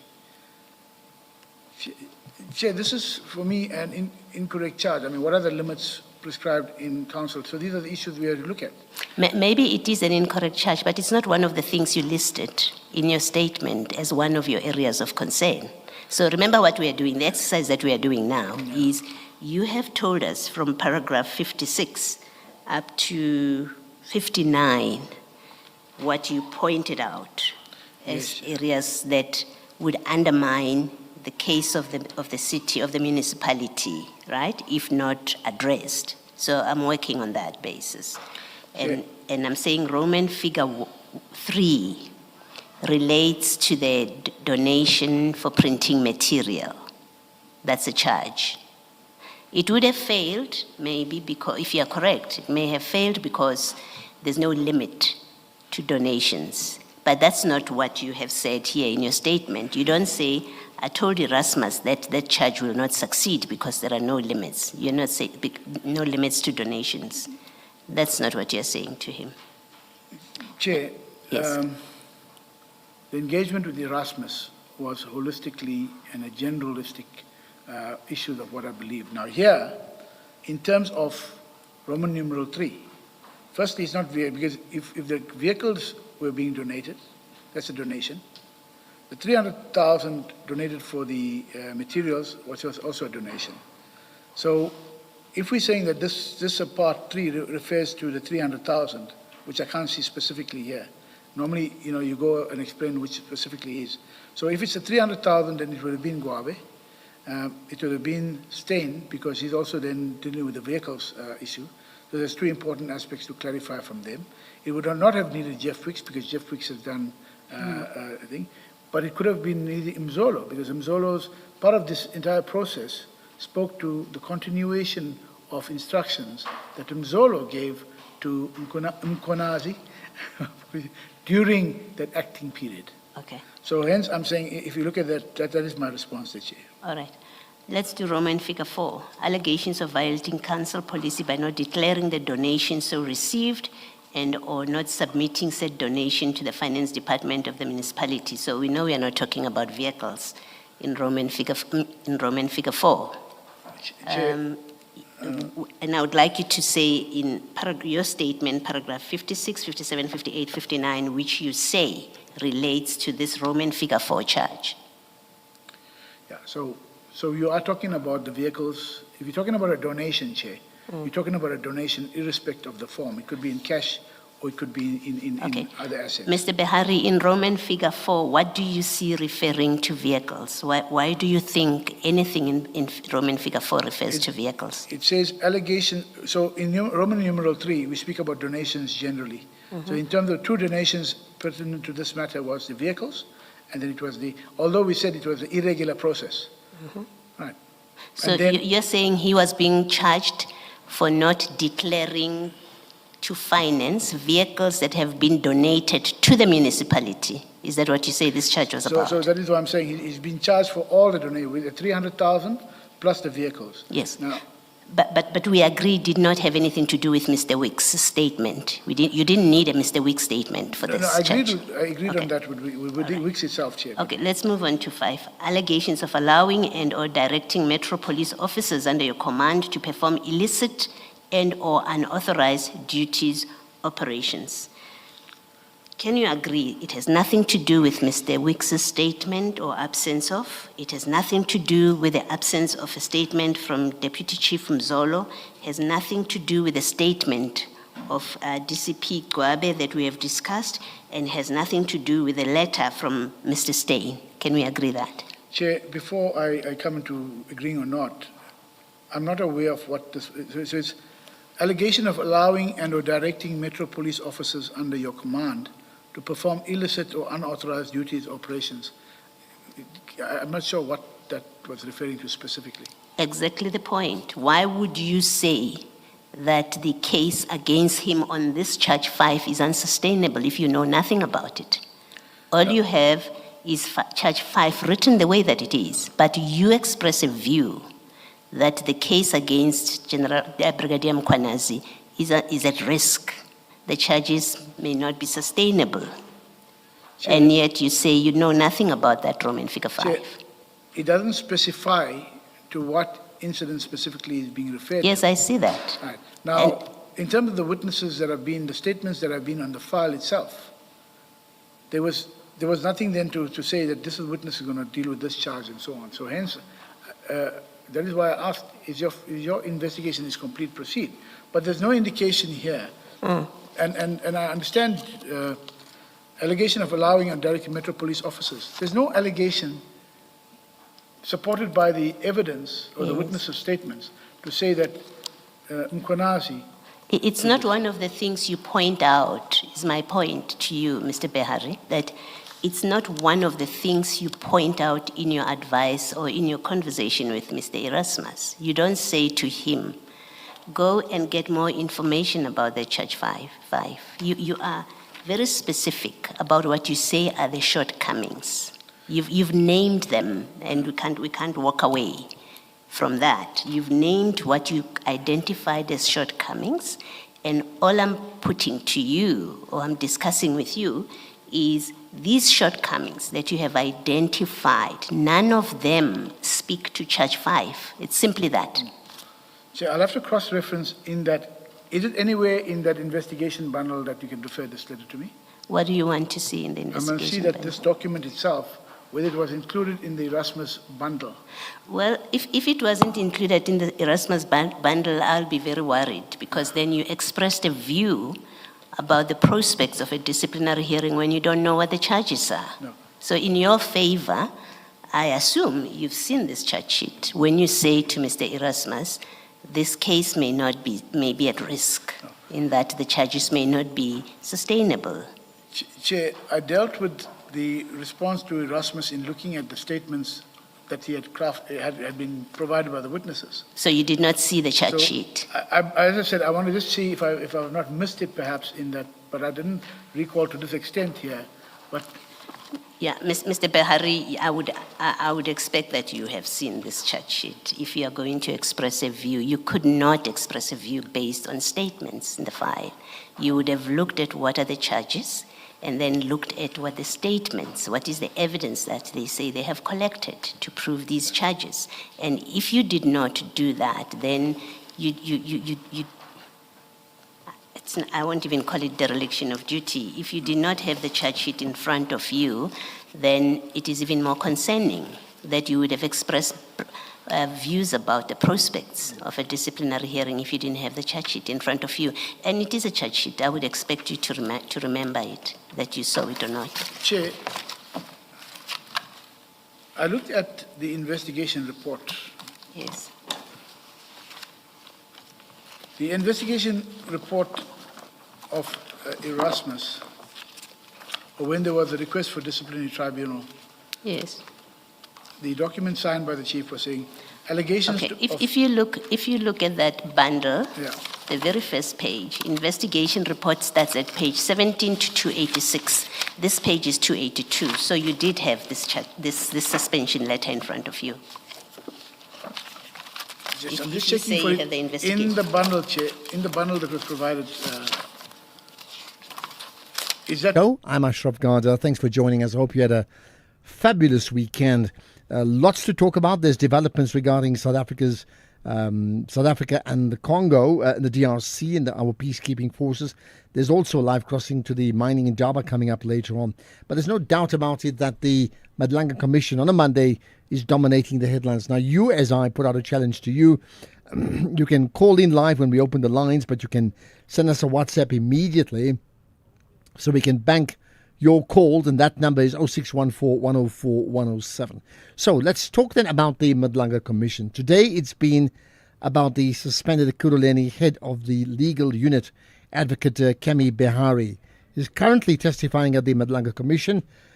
Early on, Behari denied explosive claims that a 600,000 rand salary increase he received was a loyalty bonus for helping to derail disciplinary action against the suspended EMPD Acting Chief Commissioner Julius Mkhwanazi. Now, that's just one part of it. There was a whole lot more drama. Let's not miss a beat and get right back straight to the Madlanga Commission. Fits in that. The charges here, it doesn't seem like 5 has any links to anywhere in the report. So hence my question is, from what I've detected or what I've considered, these were the questions I've posed in terms of the witnesses. So if there was, such a thing where that was very clear, who were the witnesses still required, or whether it was addressed in the witness list that it was there. Right. Thank you, Mr. Bell. Mr. Mabey. Thank you, Commissioner. Mr. Behari, just for your benefit, that document that Commissioner Baloy is referring to, if you stay in the annexure bundle that she's been dealing with, page 21, it has an index of evidence collected during investigation, which is part of the investigation report. If you go to page 21.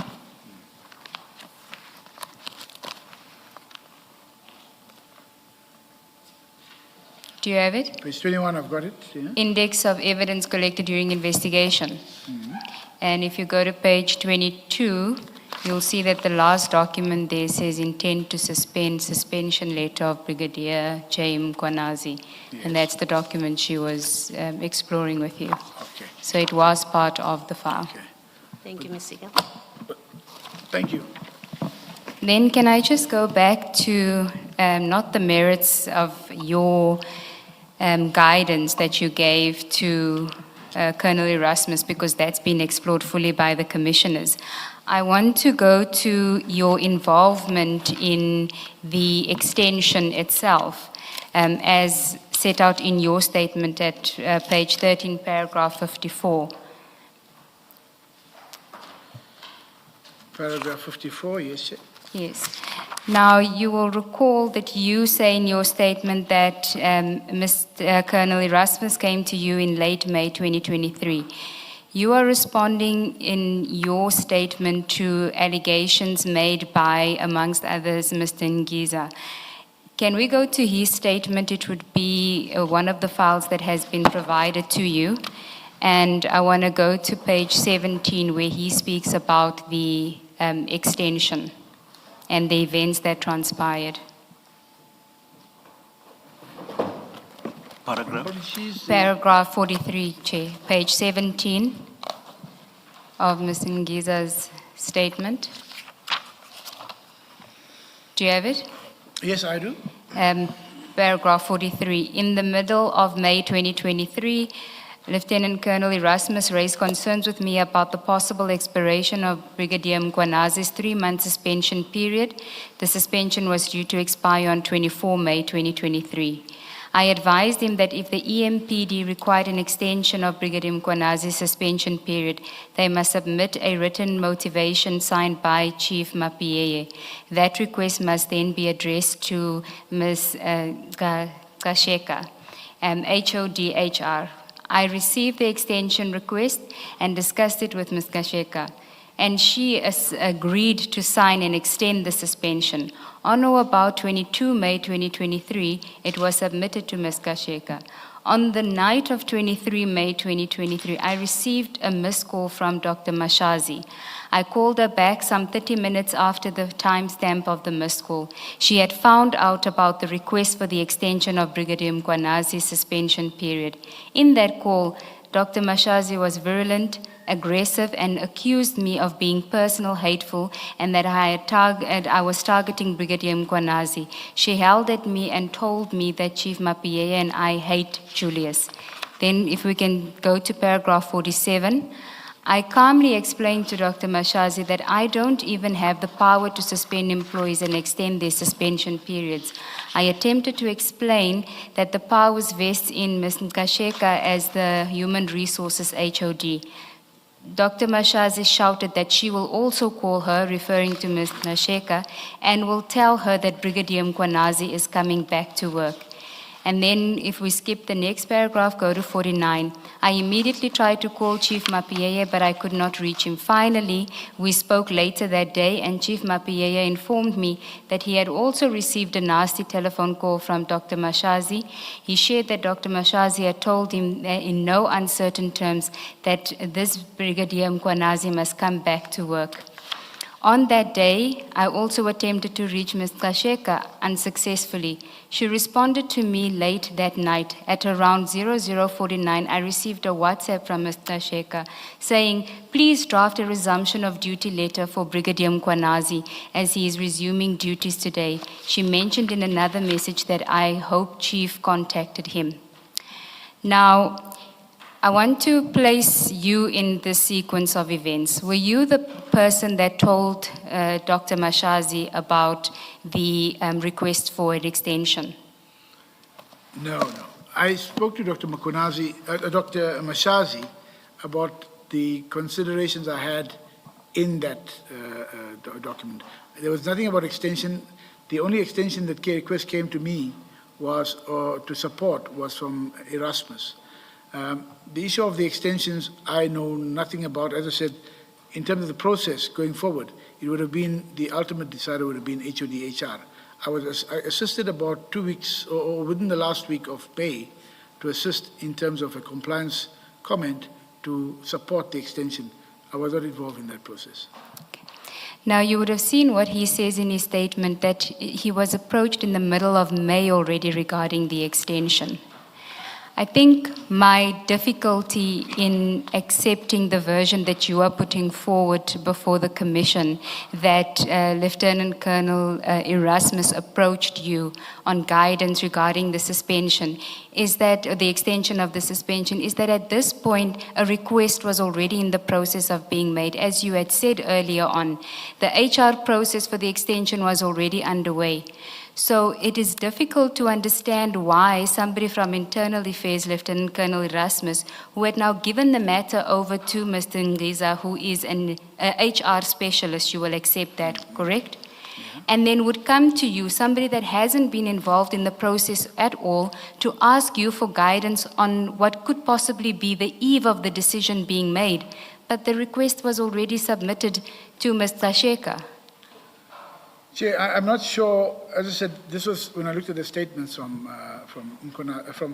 Neza, but that he came to me to support. Maybe this is why he understood the difficulties and he asked if I could support such a thing, because I am not aware from the process going to the HR via DH Neza, as per what you said. I only know that when he came to me, Colonel Erasmus came to me, it was about can I support the extension of the suspension.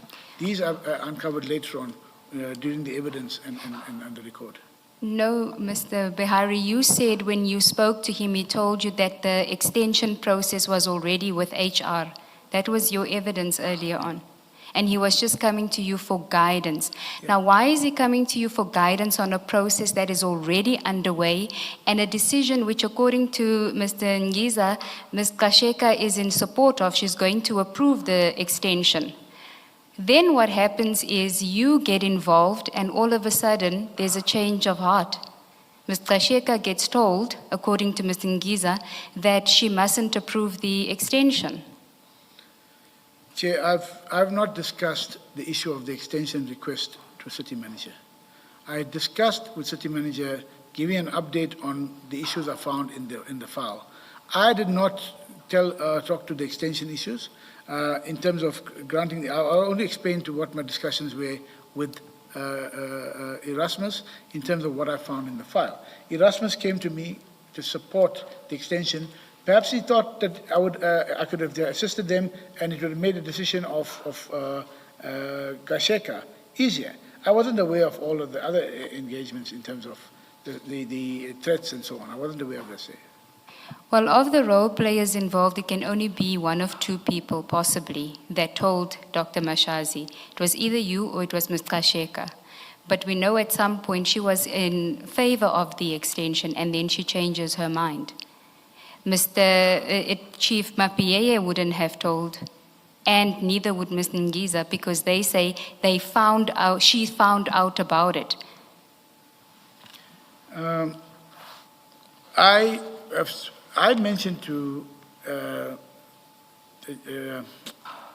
Ms. Mashazi, Dr. Mashazi, that there was a request to look at the docket to support an extension. These are the issues I've picked up. Beyond that, I was not involved in the further process. So I had a discussion to talk about the documents that I found and the process I found, which needed to be addressed further, and not to, because if that was the case, I wouldn't have then proceeded to look at suggesting let's proceed immediately with the disciplinary process. If there was something that I was waiting, because I suggested to Henny Erasmus, Lieutenant Colonel, that you can proceed immediately. If it was a matter of me now trying to impact that and giving her update, why would I suggest something like this to proceed immediately? Mr. Bahari, in all that you've just said now, you have admitted that you informed Dr. Mashazi about the request for the extension of the suspension. Chair, I mentioned earlier on when you asked me, did you give an update who you communicated with? And I did communicate to Dr. Mashazi. She was, in terms of giving an update on the issues. So when I said to Erasmus, it was not mine to say, no, stop it. I do not know what was going to be the resultant impact of that. Because I have to give an update to the city manager to say, this is where I found, I think we must concretize our case this way. And I've spoken to Erasmus about that. And as suggested in paragraph 62, let's proceed to Erasmus, Lieutenant Colonel. Let's proceed immediately. Why do you need to give an update to the city manager? She's not part of the process. According to Ms. Ngiza, he isn't even authorized to grant the suspension, the extension. It must be motivated by Chief Mapiyeye and approved by Ms. Ngiza. The city manager has no involvement. Kasheka, my apologies. Kasheka. So on what basis then do you feel that you should inform the city manager about a process which, when she gave evidence here herself, said that she doesn't get involved in that process? The city manager doesn't get involved in the process because it's delegated to the HOD. But when that initial suspension happened, the initial suspension, I think sometimes in February, Gasheka, the city manager was aware of the process and that there was suspension. There are these allegations, there are serious allegations about CAT VIP and so on. So my response to city manager Dr. Mashazi was as a result of her being aware of that process. So she knew about the involvement or the suspension, which at the beginning was involved, and I understand she knew about it and there was no objection at that stage. But to go further than from what I involve, everything that we deal with, and you escalate it and you say to the city manager, I've dealt with the stuff, this is the way the process is. I didn't know that thereafter what was the take on that. Mr. Bahari, why did you feel the need to go inform the city manager about the request by Chris Erasmus? Because it has nothing to do with her. It's an HR issue that can be dealt with by HR people. You've already said she's aware of the serious allegations. So you don't need to tell her about those. They come to you as head of legal, seeking legal advice on the extension of a suspension. That has nothing to do with the city manager. You then go and tell her that Erasmus is seeking the extension of the suspension. So the very first question that was put to you, was it you? It could only have been you. Your initial answer was no. But then in the course of answering other questions, you actually admitted that it was you who told the city manager about the request to extend the suspension. Chair, I think when it was at the very outset, when I was asked about who did you brief on it, I mentioned city manager and I mentioned the HOD. Now, in terms of the relationship, when I spoke to Lieutenant Colonel Erasmus, after that, I had to brief the city manager, say, right, on this issue, critical issue, this is what the next stage is. I'm asked to support an extension, and I've dealt with it and engaged with Lieutenant Colonel Erasmus. So thereafter, whatever happened, transpired from there, who was called and so on, I don't know, Chair.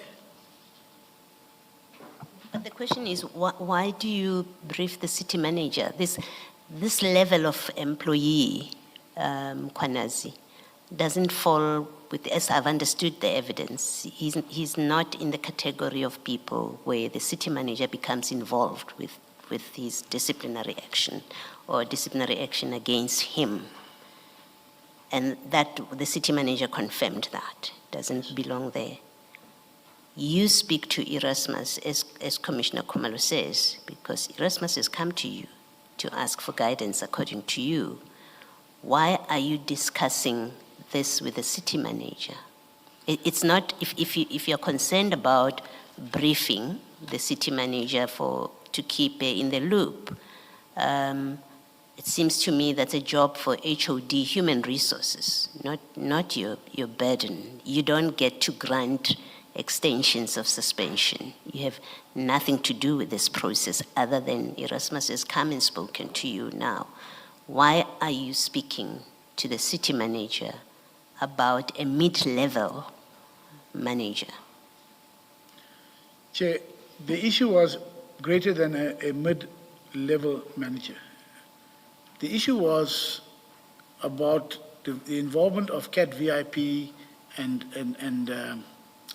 Medicare 24 in our city. The city manager at that level must, when she decided to go on and approve the initial, or talk to the suspension initially, would have to be briefed into the process of flow in terms of what are we uncovering, how are we supporting that to finalize the disciplinary. Is your short answer that Dr. Mashazi was involved with this disciplinary steps and process against Brigadier Mkhwanazi? Is that the short answer to what I've said? The initial complaint came through, it became aware of the entire city. She's the accounting officer of the city. Yes. So as that, there was an interest in terms of what is happening with the matter. No, So- she didn't ask you. You went, your evidence is, Yeah. you met with her and then you told her this, among other things. So this is not a case of she called you, at least that's not what you've said, that she called you and asked you what's happening. You were talking to her and you mentioned this. Yes. And the question is, but this is none of her business at this point. There's an ongoing disciplinary process, and all that you have been asked, by the way, is to, according to you, to give guidance on extending a suspension. That's all you've been asked. Erasmus didn't approach you to discuss and get advice on the merits of this disciplinary action. He's come to you in your statement to get guidance on the extension. What is there to discuss with the city manager? Why are you speaking to the city manager about this? And I want to propose something to you, that you're discussing this with her because you know her interest. Interest not as neutral, but because she's close to Mkhwanazi. You know she doesn't want Mkhwanazi to be disciplined. That's why you're talking to her about this. I want to propose that. That's a real reason why you discuss this with her, when in fact it's none of her business at this point. It's still under Gasheka's and Niza's control to run that process up to where they wish to take it to finality. So it has nothing to do with her, and you knew that. You know that she's not involved with it. And so I'm suggesting to you, the reason you discuss it with her is because you knew her direct interest in the disciplinary action against Mkhwanazi, 1. 2, you knew that she doesn't want disciplinary action to be taken against him, and that's the only reason that you talked to her about it. Chair, on point 1 and 2, I don't support that. I don't agree with that. I did not know what her direct interest was, and I didn't. There was nothing about not taking disciplinary action against Mkhwanazi, because if that was the case, it would have been stopped in the previous time when the suspension was started in February, when there was approved. I would have stopped then. My interest was, and I briefed city manager on all critical issues relating to the city. Every matter that comes through in which I've dealt with, I give the city manager an update to say I've dealt with it. On this matter, to say that Colonel Erasmus came to me, we're looking at how we can finalize make sure that the charges are concrete, to make sure what evidence is required, and that is what the extent of my discussion. It was very brief in that regard. Nothing further.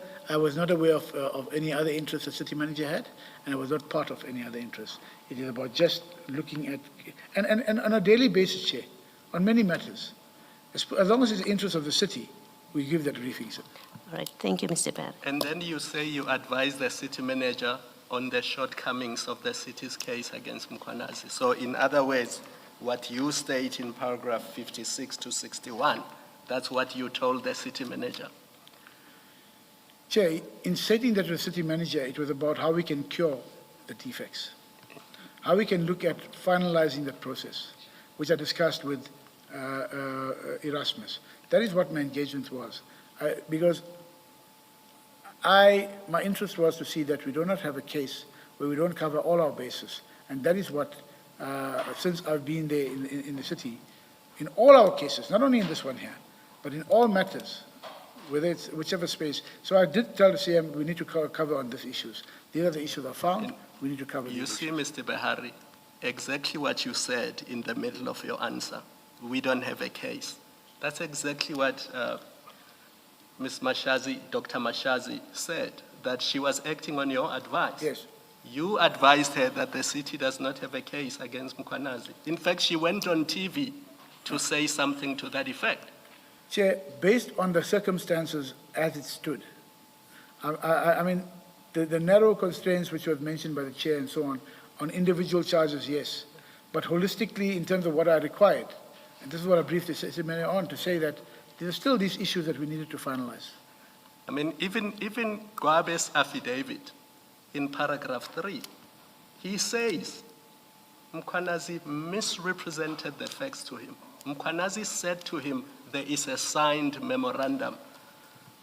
And it's on 277 or 177. We've been there before, so you must have seen it. 277. Chair. You can read it, it's there. Yeah, Paragraph 3. I don't discount what you're saying, Chair. Mkhwanazi contacted me indicating that the EMPD had signed a memorandum. He says, Mkhwanazi said there's a signed memorandum. So everything Gwabe says about donations happens because Mkhwanazi misrepresented the facts to him. Mkhwanazi misrepresented the fact that there's a memorandum that is signed. Chair. You know there's no signed memorandum.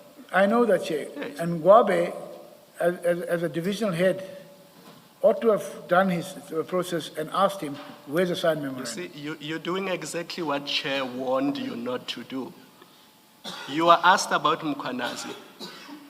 You deflect, you go to the people he dealt with and you say they are the ones who should have done something. Mkhwanazi should not have misrepresented the facts. It's as simple as that. Chair, I agree that he should not have misrepresented. But there must be some level of due diligence to the person who is receiving that representation, who is in a position of power and knowledge within the city. It cannot be that everybody comes and says to you, this is what, that you go on and make decisions and take action without verifying the sources, or without verifying the facts on which are presented to you. Mr. Behari, I've said this before, at the risk of repeating myself. When you realize that all those people have not done what they are supposed to do, the answer is to investigate and charge them. The answer is not to say, because they did something wrong in the past, we don't have a case against Mkhwanazi. That is incorrect. Chair, that will amount to several separations of the process. Remember, this arises from one incident. It arises from one incident. It arises from the engagements of the donations. It arises from CAT VIP and Medicare 24 being in the city. Now, if we're going to start doing individual charges, when we could have holistically sorted out who has done what, who could have been accountable, because if there's going to be denials, why should we go with a weak case and then I'll say, okay, no, we can charge the other people. We'll investigate. That is one of the issues we're trying to curtail, that you can't have too many processes arising out of one incident, Chair. Are you going to show us a memorandum where you say to the city of Ekurhuleni or the city manager, let's investigate and charge all these people?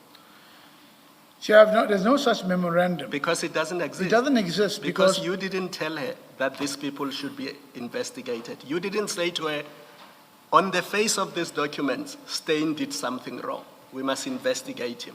On the face of these documents, Gwabe did something wrong. We must investigate him. On the face of these documents, Mapieya did something wrong in relation to the draft MOUs that were sent to him. We must investigate. You never did any of that. What you said to the city manager was that we don't have a good case against Mkhwanazi. And that is why we are here and talking to you today. Chair, the progress or the engagement of the city manager would say, I've received this report. These are what the issues I've looked at. Now, in us finalizing that, would have looked at, is there other cases? And hence my engagement with Erasmus was. So at that stage, I didn't go to the extent of saying, that's because they would have came as a witness for the city. Gwabe said this. As a witness for the city, Steyn has said this. Now, if Erasmus then was to finalize, that would be risking our case against Mkhwanazi. That was the focus.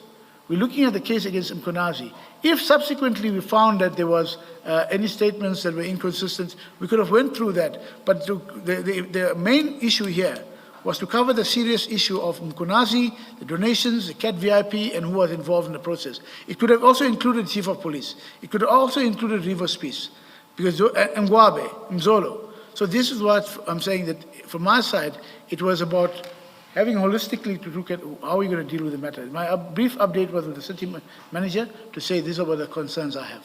Thank you. So was your difficulty that only Mkhwanazi is being charged and the chief and Spies and others are not being charged? I'm asking on the back of the last thing you said now. Chair, that's not the difficulty I had. I was happy with Chief Mkonazi being charged for whatever it is. But there was much more serious, and I said, Mkonazi, but what else? Because there's much more incidents of... Why are you asking what else when an individual is being charged?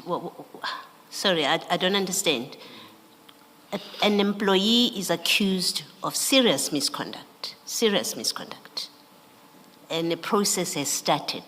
According to you, the city manager supported it at the beginning, and indeed, that's the evidence of Mr. Ngiza and Chief Mapie, that before any steps were taken against Brigadier Mkwanazi, they went to speak to the city manager, and when they were asked the question, both witnesses, when they were asked, why did you do that? They said, we did that because we know that they're close, they have a close relationship, and we didn't want to get into trouble about it. We wanted to inform her in advance, and she was supportive of whatever action we are going to take. So we know that, and you've just confirmed she knew from the get-go. Disciplinary, certain steps are taken against this one employee. Why do you now, when you are asked by Mr. Erasmus to guide him about an extension, you now go and speak to the city manager? Why in that speaking to the city manager do you now start saying, what about the others?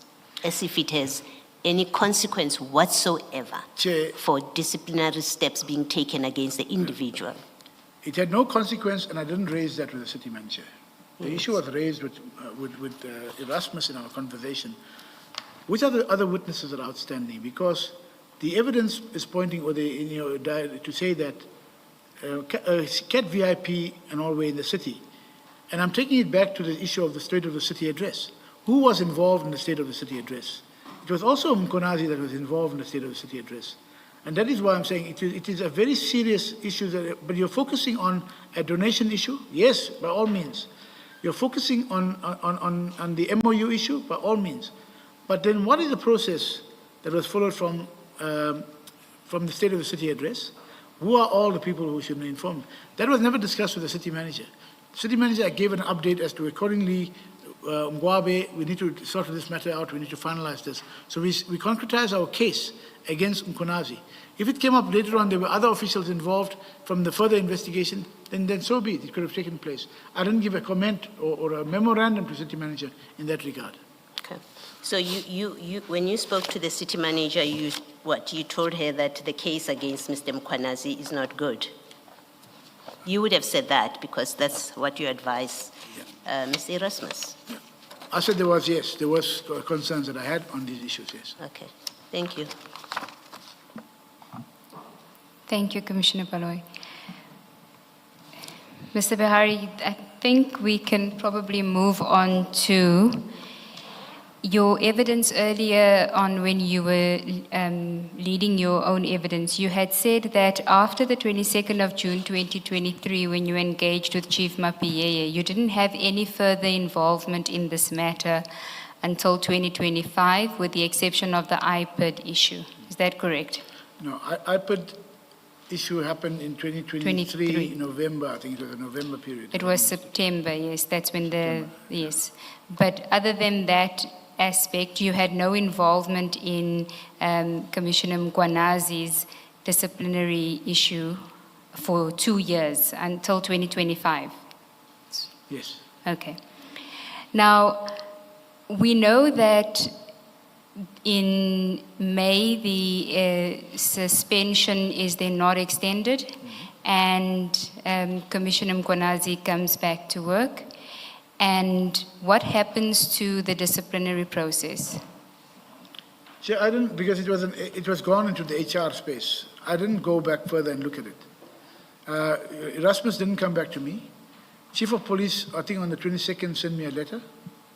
22nd of June, 2023. 21st of June, yes. Yeah, I dated 21st, but I received, served in my office on the 22nd. Yes. That was following the discussion you had with him on that same day. Yes. Okay.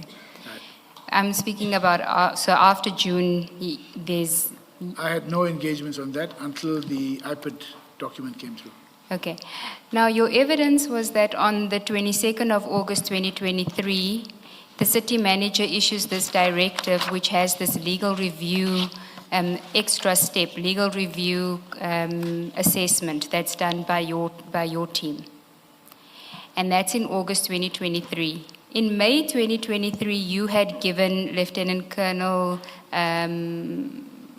what is his name now? Erasmus, your views on the matter. You're now in charge. In August 2023, there's a directive by the city manager that you must do a review. Why is it that you don't go back to that matter and say, what's happened here? We now have somebody who's facing serious allegations back at work, and I haven't heard back from anyone after I told them that they must look into these deficiencies. Chair, once I deal with, in my environment, dealing with all the departments, from a day-to-day, I don't have the luxury to go back. So if it has happened that way, the direct further processes will be through the HR process. If it came back to me for some other reasons, for some other compliance, I would have dealt with it. The matter never came back to me. So it's very difficult to follow up on cases when I've given an opinion, and that happens with all the other departments. If I'm seeking a given opinion or discussion and say what can be done, I would think that you would either implement what I'm saying. If you decide not to proceed, then it's of course entirely up to that. But I don't follow up on these matters in all the departments I'm dealing with. If I have a discussion with you, I'll say to you, this is what I think we should happen, and thereafter it closes from there. If it comes back to me in another system where you say, I've addressed these issues, let's take it further, I would have taken it further. But this is such a serious matter that you felt the need to voluntarily inform and brief the city manager on it because she was involved in some way in that process. So between the two of you, nobody is asking questions about the continuation of these disciplinary proceedings on charges which you both consider to be serious charges and somebody that is back in employment with the city. Chair, it was not only that he was back in employment, I understood that he was also applied for a position and was given a higher position. So it's not only in this matter. It's looked at that I'm dealing, but I don't have the luxury of that. I've got other departments, same thing. I will give city manager a briefing if I've met with the environmental department. If there's something, I'll give her a briefing and say, this is what it is, this is what I've recommended, and we'll wait for it to come back. But I don't go back and follow up because then it becomes an HR process specifically until it comes back to me by some query or another. I think people call what you're doing right now otherism. We're not talking about other matters. We're talking about this specific matter which deals with Brigadier Mkwanazi. You know that he is back at work. You've raised concerns with Lieutenant Colonel Erasmus about this investigation and about the disciplinary proceedings. You've reported to the city manager about this. On your own version, you say the city manager considered this to be such a serious matter. I'm struggling to understand what is the benefit of this 22 August 2023 legal review assessment, this extra step that is supposed to be more efficient, make disciplinary processes more efficient, when one of your biggest matters are slipping through your fingers and the person is at work. You're not doing anything about it, and you knew about it even before this directive came into effect. Chair, the issue of otherism is trying to show in terms of my responsibilities in the city. I've done that. Neither did Lieutenant Colonel Erasmus nor the Chief of Police come back and say, Kemi, we've addressed this issue, can we proceed further? Thereafter, I don't get involved with the HR process. So, to what extent do I have to go into every matter where another HOD is being fully briefed of what is required, doesn't do anything further, and the matter doesn't come back to me? It moves on. When you talk about otherism, I'm trying to give you the reality of the environment that I'm in. Thank you. But you did get involved in this matter, even after that. You did get involved. Are you talking about the iPad? No. The email, the anonymous email. It raised the very same issues, and it caused you to cause a forensic investigation. So you got involved with the Mkhwanazi matter. You did. I was involved in the Mkhwanazi to the extent that I've described here.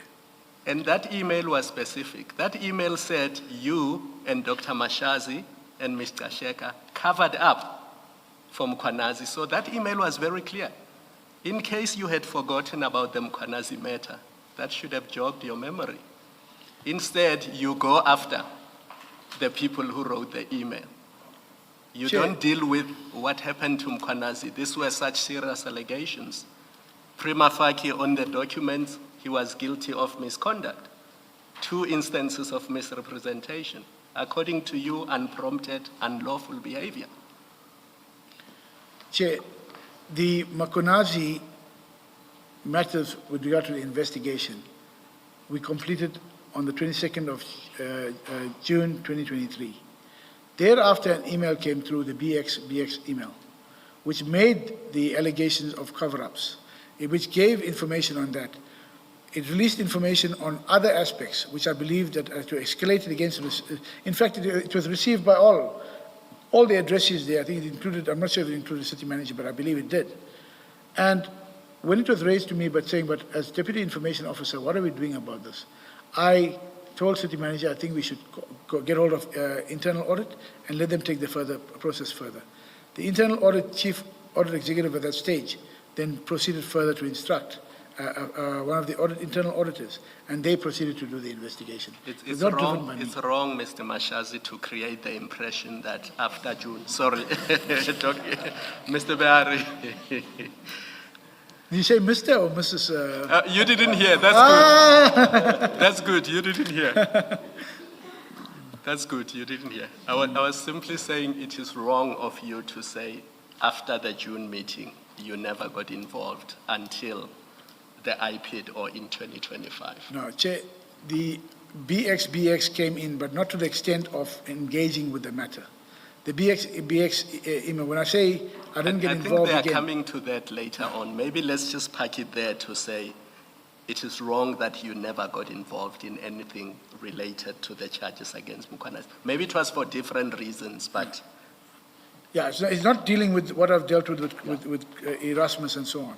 It was a separate process thereafter.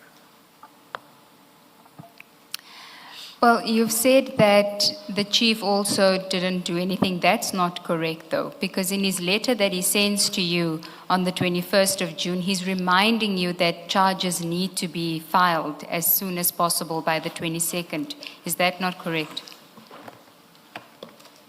Do you want me to take you to it? No, I've got the document. It is in JM, the Mapia's statement, and it is... Yeah, see, I've got the document. Chief writes to me... Just give us the page number again.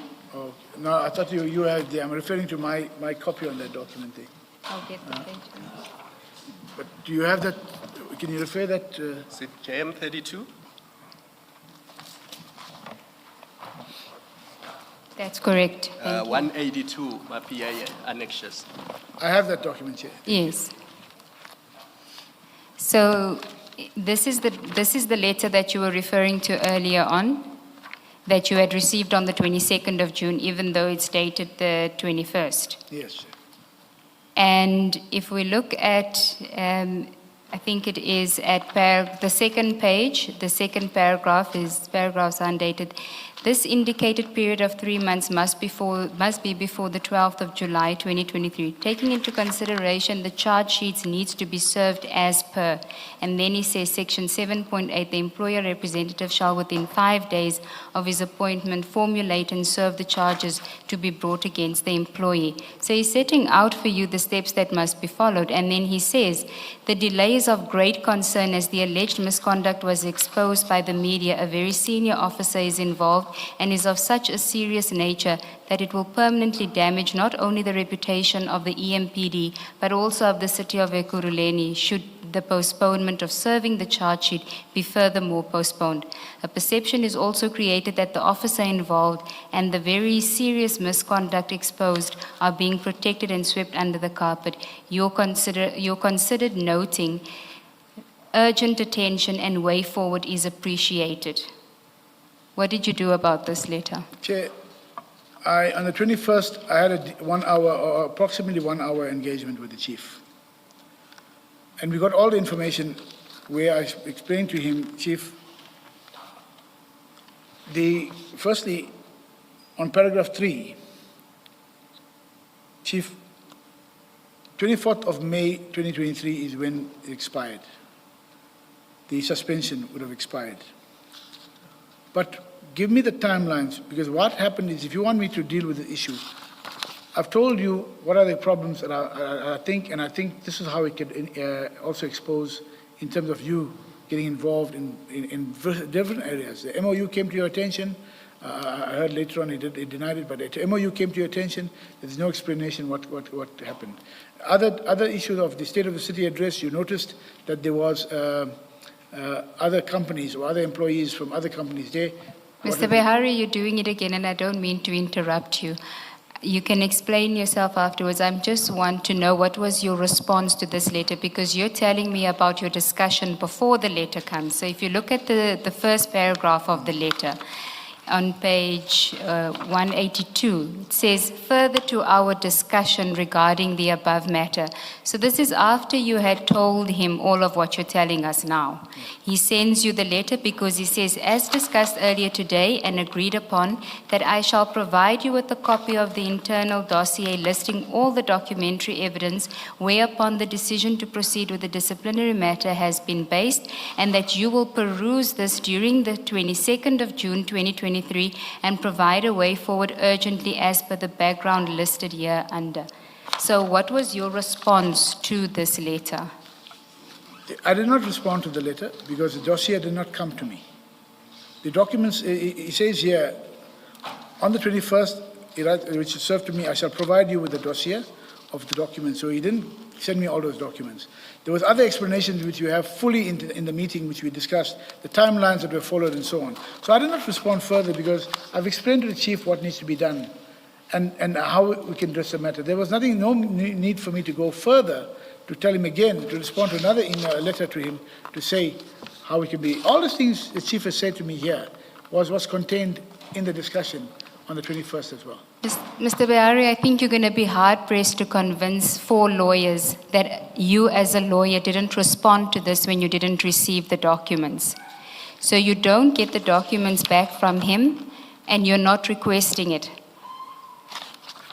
I did not get the documents from Chief. He needed me to respond respond under very strict timelines. I had to give him a response by taking into consideration the above stipulation. It means that the charge sheet must be served on or before 22nd of June 2023. So a document is served before me. I had not got the documents. No, Mr. Behari, in his the second paragraph, after he says further to our discussion, he says, and that you will peruse this during the 22nd. It was an agreement and agreed upon that I shall provide you with the copy and you will peruse during the 22nd of June 2023. So you knew about the tight timeline. And you don't get the documents from him on the 22nd, but you don't follow up with him and say, there were no documents attached to your letter, or when am I getting the documents? You want an answer as soon as possible, but I don't have the documents. Chair, what was conveyed to me at that stage was that the appointment of the presiding officer mid-June, in our letter engagement, he wanted me to, I said to him, I'll look at the documents urgently. The documents never came to me. The issue of taking into consideration of the above stipulation means the charge sheet must be served on or before the 22nd. That was never discussed. So you're asking me to assist you, and I'll look over it on the 22nd. But you did not say to me that we have to finalize this by the 22nd of June.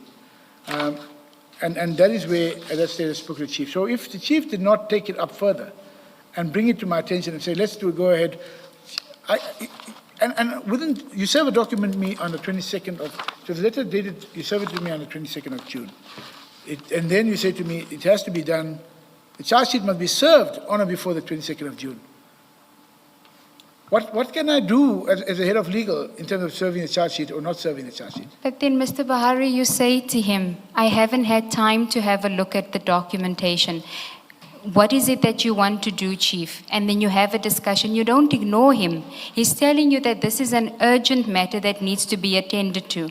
There's been a delay which is recorded here, which is clearly not of his doing, because he's complaining about the delay. He says, I have a concern about the delay. And you're delaying him further, and I find it hard to believe that a lawyer of your many years of experience, 28 years as you say, when you don't receive supporting documents, you don't go back to the lay person and say to him, you haven't given me the documents to consider. Bearing in mind, you have considered these documents before. He has nothing new. There's nothing new that he has in these documents that Lieutenant Colonel Erasmus didn't already give to you a month earlier. Chair, the opening paragraph or the second paragraph, as discussed earlier today, when we had our meeting on the 21st, I shall provide you with a copy of the internal dossier listing all the documentary evidence whereupon the decision to proceed with the disciplinary has been based. That is, what then was met on the 12th of April when NISA decided to proceed with disciplinary. So there's additional documents that he was supposed to have proceeded. And then he served the document to me on the 22nd of June. Taking into consideration the above stipulation, it means that the charge sheet must be served on or before the 22nd of June. On the 22nd of June, I had no documents. I was not even at work on the 22nd of June. I only came back the following Tuesday. If he had contacted me and said, no, but where are you? We need to do this, I would have followed it. It is a two-way issue. I have all other issues to deal with, otherisms, you mentioned that. But that is a reality of my environment. Okay? I cannot go, if a chief has committed to give me documents, chief has committed to follow up. So even though he's a lay person in terms of the law itself, I don't know to what extent he's involved as a lay person, but the commitment which he made to me was to bring the documents. And I cannot go and chase after the chief. He's a senior manager at my level. He's committed to do that issues. He did not do it. I was not there on the 22nd. I left out of the province. I got back on, but he could have still called me and said to me, but can we not finalize this? But if it had to be on the 22nd, if the deadline was 22nd, what else could I have done to assist the chief when he knows that this, and the 22nd deadline only came to me after this. Taking into consideration of the above, it means that the charge sheet must be served on the 22nd. That is where. Mr. Behari, if you look at page 181, someone acknowledges receipt of the dossier. Who is that, Engelbrecht? That's the PA, Louise Engelbrecht. That's your PA? Yeah. So it was delivered on the 22nd because he or she acknowledges receipt on the 22nd of June. So you can't say the chief did not deliver the dossier. Maybe you didn't see it because you say you were out of the office, but someone in your office accepted it. I was out on the day, which she acknowledged receipt on that, but it was delivered on the 22nd, Chair. Yes, no, that's fine. Let's take it step by step. You say he never delivered it, and I'm correcting you to say, well, according to Engelbrecht, it was delivered to your office on the 22nd. Chair, it was delivered on the 22nd. By then I was out of the office. But he delivered the entire documents that so these were the complete internal affairs EMPD investigation dossier. The engagement between us was that he will look at the documents that led to the 12th of April, the decision to proceed. So that is the extent where I looked at any additional, because we've covered all the other documents there. My engagement with him during the meeting was on the issues as we looked at what are the challenges that we could foresee. So I was not there to correct the documents, to say that, Chief, this is lacking and so on. But it is impossible on that day to serve the charges on the 22nd, and what kind of, what kind of engagement would I have done to intervene in the serving of the charges? But you see, in that first paragraph of that letter, he says it was agreed upon that he will provide an internal dossier, and then you will peruse this during the 22nd. And I haven't heard you deny that there was such an agreement? No, there was, in the discussion that we had, Chair. It was agreed I that you look would at it. peruse it on the 22nd. But not realizing that it had to be done by the 22nd, Chair, because the charges had to be drafted or served by the 22nd. In fact, I don't know where I got the information. I will just look at, but there's some information where he says it should be served by the 19th of June. Yeah, he may well have done that. What I'm running past you is you agreed with him that you would consider the dossier on the 22nd of June 2023, and you are not denying that there was such an agreement. And for me, the relevance of my question really is because you say, well, when could I have done it? I wasn't in the office on the 22nd. But if you're not denying that you agreed, as he records in the first paragraph, you must have thought you would be able to do it on the 22nd, even if you're not in the office. No, we did. We did talk about me looking at assisting in the process, but not knowing, he didn't mention to me that it's due on the 22nd, on the same day. Whereas if you look at the last paragraph in that first page, it was supposed to, it said the charge sheet was submitted by DH in NISA and scheduled to be served for the 19th. It had to be done by the 22nd. And I'm saying, he sends to me on the 22nd, expecting me to get involved on the 22nd. Let's take a short adjournment and resume at 4:10. And from 4:10, we'll sit until 5. Let's adjourn. Thank you.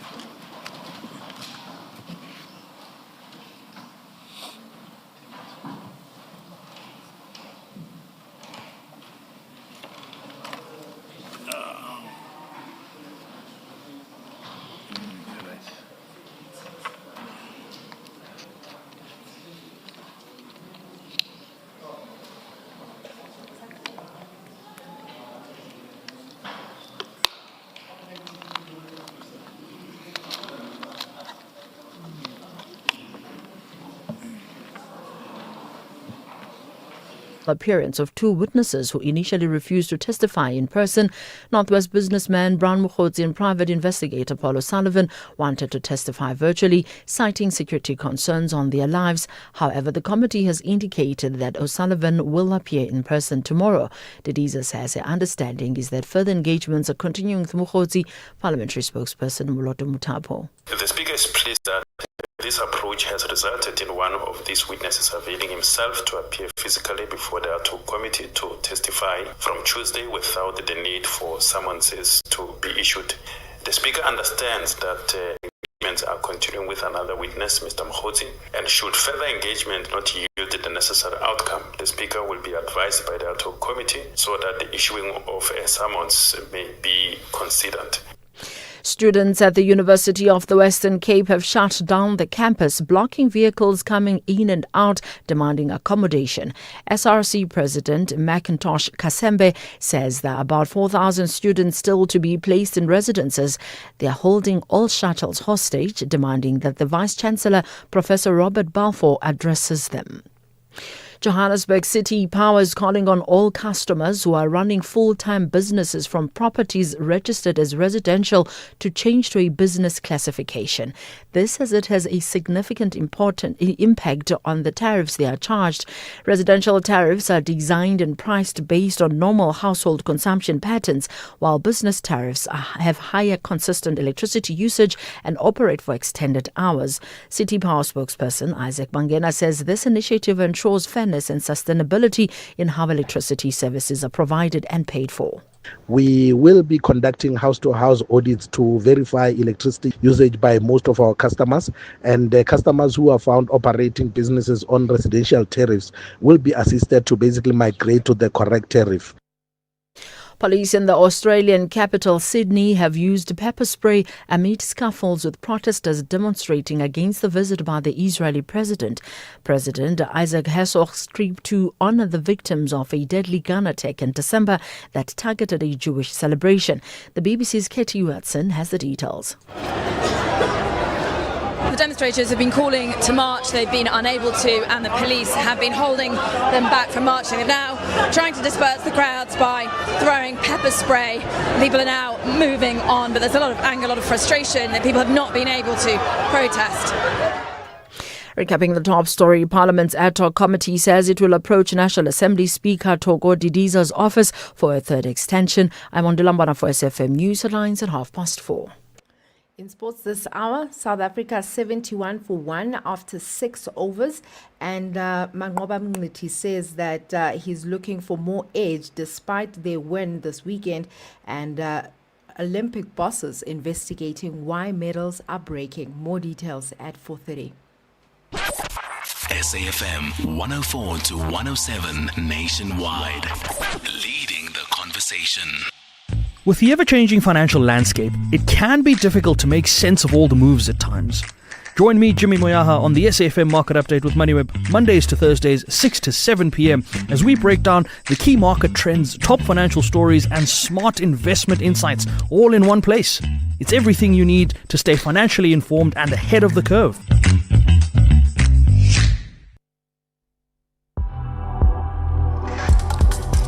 The National Pulse with Ashraf Garda on SAFM. You're listening to the National Pulse, weekdays 3 to 6 p.m. So, two things. Gauteng Health, MEC suggesting that some patients prefer to sleep on the floor, on the ground, instead of beds when they're in hospital. And then Ify from Joburg. Hello, Joburg. Are you getting any water? I wonder who's running the show with regard to water in your city. There's also the mining in Durban and Cape Town. We'll cross to that later on.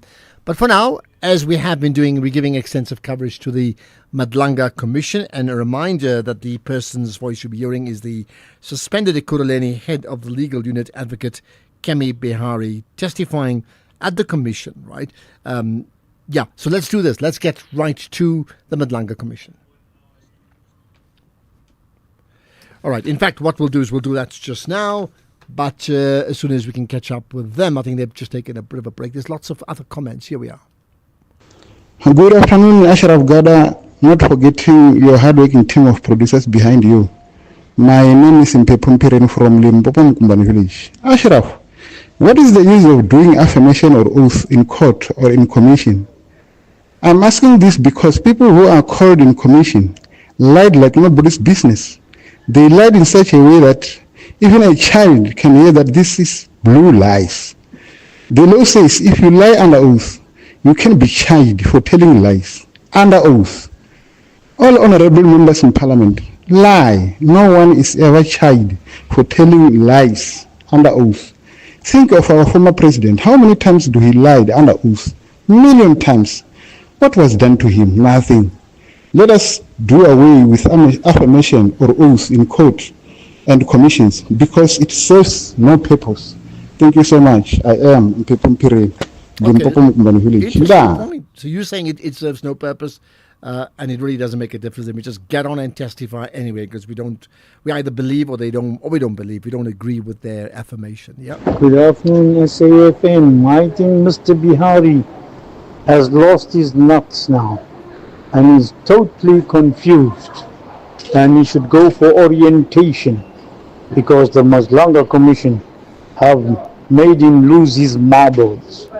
He's a disgrace to lawyers. 20 Richardsburg. Okay, why do you say so? I wish you expanded on that anyway. Good afternoon, Ashraf. I hope you are well, my friend. I've got nothing much to say. I'm only excited now that Sullivan is coming tomorrow. Can you please ask your station manager just to give us ad hoc committee tomorrow, please. You can just give Madlanga Commission for a break tomorrow, please. If you can just give us a live Paul O'Sullivan, because I won't be at home and I'll be at work. I just want to capture it from SAFM, please. Thank you. Well, listen, besides the station manager, the production team of Temba and Keys are listening, and I have no doubt when O'Sullivan, depends what time he's on, when he's on, we make the call in terms of who's the more important guest to, person testifying that we need to hear. So yes, confirmation, Paul O'Sullivan to testify tomorrow. Hi, Ashraf. This Bihari who is witness at the moment, they knew all along that police were corrupt and fraud. Why did they wait for Mkonazi to reveal, and then they all coming to protect themselves? I wonder why. Thank you. Okay, got that too. And here's another regarding the DRC, by the way. Good afternoon, Mr. Ashraf Mbongo, Sundi Sambuyisa. Mr. Ashraf, I would like to thank the government of South Africa for recalling those 700 soldiers. It's high time these foreign countries must sort their own issues. We've got problem of like illegal immigrants here. Can they please deploy those soldiers when they come back to the borders so that they can stop these people from entering the country illegally? All right, thanks, Mr. Ashraf. Okay, we're going to cover that story, by the way, after 5 o'clock. So listen out for that, okay? We certainly will go into more detail on that. The issue about Gauteng Health, here's one. Hello, Ashraf. Speaking to, this is Sabata from Durban. Ashraf, I must say I'm very, very disappointed. And I would like Premier Lesoffi to take necessary steps regarding the words that were uttered by his health embassy, saying that some patients sleep on the floor because they prefer that. Those are very controversial. That was a very controversial thing to say. I mean, it's unacceptable. It's unforgivable. He should just send her a WhatsApp message telling her that he's relieving her of her duties. Thank you.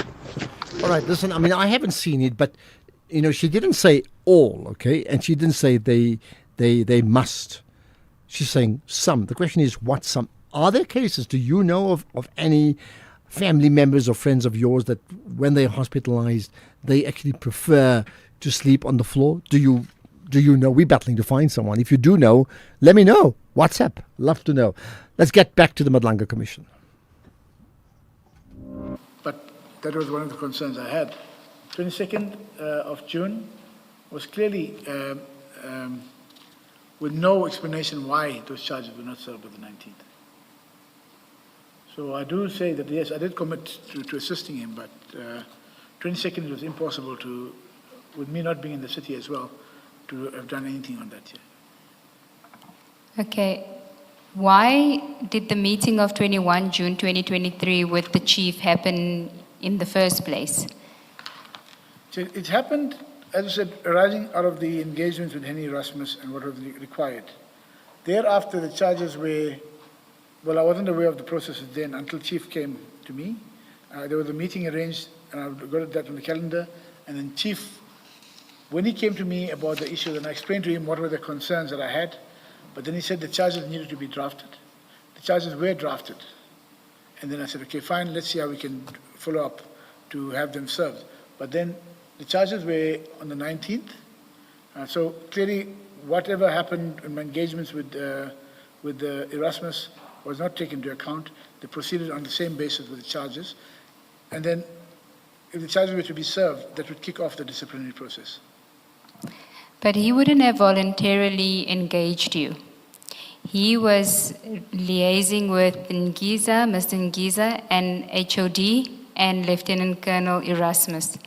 He wouldn't have voluntarily engaged you, so there must have been something that happened that he was either told to speak to you about this, or you contacted him. Chair, I didn't contact him. I spoke to Erasmus about some time back. It's about almost a month after that, about what still needed to be done in the matter. So when Erasmus moved forward, it seemed that whatever I said to him, he decided to go ahead with the charges. Right? And then Chief of Police came to me thereafter. I didn't make an arrangement for a meeting for him to come through. I just got a calendar invite on my thing to say Chief of Police meeting. Why he came through for me? Because the service of charges is not my area. We discussed the issues which are raised as a concern again, and with him in terms of what were the implications, some of the implications of not having the witnesses. Thereafter, I see the document to say that I must assist with the charges, with the serving of the charges. But that is an HR function, Chair. If it's an HR function, why didn't you just say that to him? Why didn't you just say, this is not a legal function, it's the 22nd of June 2023, I don't need to be involved? Chair, he came to me after my engagement. So the full discussion, which what I had with Erasmus as well. He came to me to see if I could, let's say, assist in processing that. By that time, he never informed me that it was due on the 22nd. He says it was supposed to have served on the 19th. It was not served. That's a letter he showed me afterwards. But on that date, he wanted to know how can I assist in the process forward. But the letter that he sent to me shows it was supposed to be served on the 19th. And then he says, okay, it was not served without explaining to me what the situation was. Okay, so when did you tell him that it's not a legal function, it's an HR function, and it can go ahead without your involvement? No, I didn't tell him that because he was dealing with NISA. You see, all the stuff is about NISA and so on. He was dealing with NISA, but he came to me after I met with Erasmus, and I explained to him what the situation. I discussed the same things that I discussed with, I think, on the concerns of that.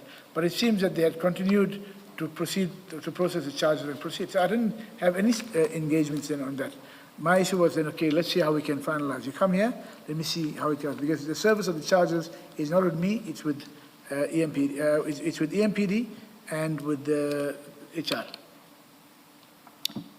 So the dossier gets delivered to you on the 22nd of June, like Commissioner Baloy had indicated to your office. It's sitting there, you do nothing about it. See, I wasn't around on the 22nd. I got back on the Tuesday, the following week. And then? Sorry? Did you follow up? No, by that time, the date, when I looked at the date, it had already gone past for service of the document. I didn't do anything further. I didn't follow up. Okay.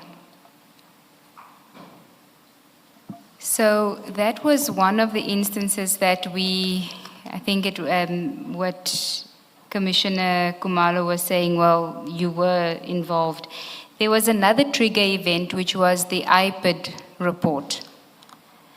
And before we go to the report, can I just understand how you got sight of the report? How did you get into possession of that report? So the IPID report comes through to the ordinary, all reports from regulatory bodies come through to the Office of the City Manager. I would get involved in the matter from a compliance to look at what are the issues. Whether it's a public protector, IPID, any report, that's what my role was. When I received the report, it was addressed to the Chief of Police, so we didn't get involved in that disciplinary processes there. But I engaged with my DH to say, DH, can you look at the fraud and corruption issues? And then how would we interpret the issue of, however, what must we do? Because the engagement with Mr. Kanye, where I got called by the city manager when she arranged a meeting with him, was to say that we're still finalizing the investigations, because the question was, why have they not arrested him? They could not give a response. He said, we'll inform you when you're arresting him. And that is where I got involved in it. Now, can we just take a step back? If we go to your statement, page 37, at paragraph, you deal with it from paragraph 179. This year. Page 37. At paragraph 180, you say, on or about September 2023, IPID delivered a report to the city containing preliminary findings on various EMPD matters. The report contained disciplinary recommendations and referred to potential criminal conduct. Several of the findings were framed in broad terms, pending prosecutorial direction from the National Prosecuting Authority. Now you say various EMPD matters. What are you referring to as various EMPD matters? Are you referring to more than one employee involved in here, or one employee but various matters relating to just that employee? The matters related to Mkonazi, and there's various other, fraud, corruption, and so on. So that is what we're referring to. Okay, so it was just related to Brigadier Mkonazi. Okay. Is that the report that's at JM19? So JM would be Chief Mapie's annexures, page 103.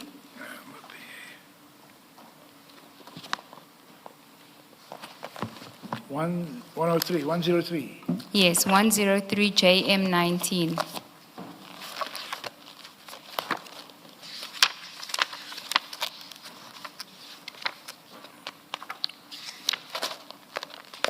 Mm.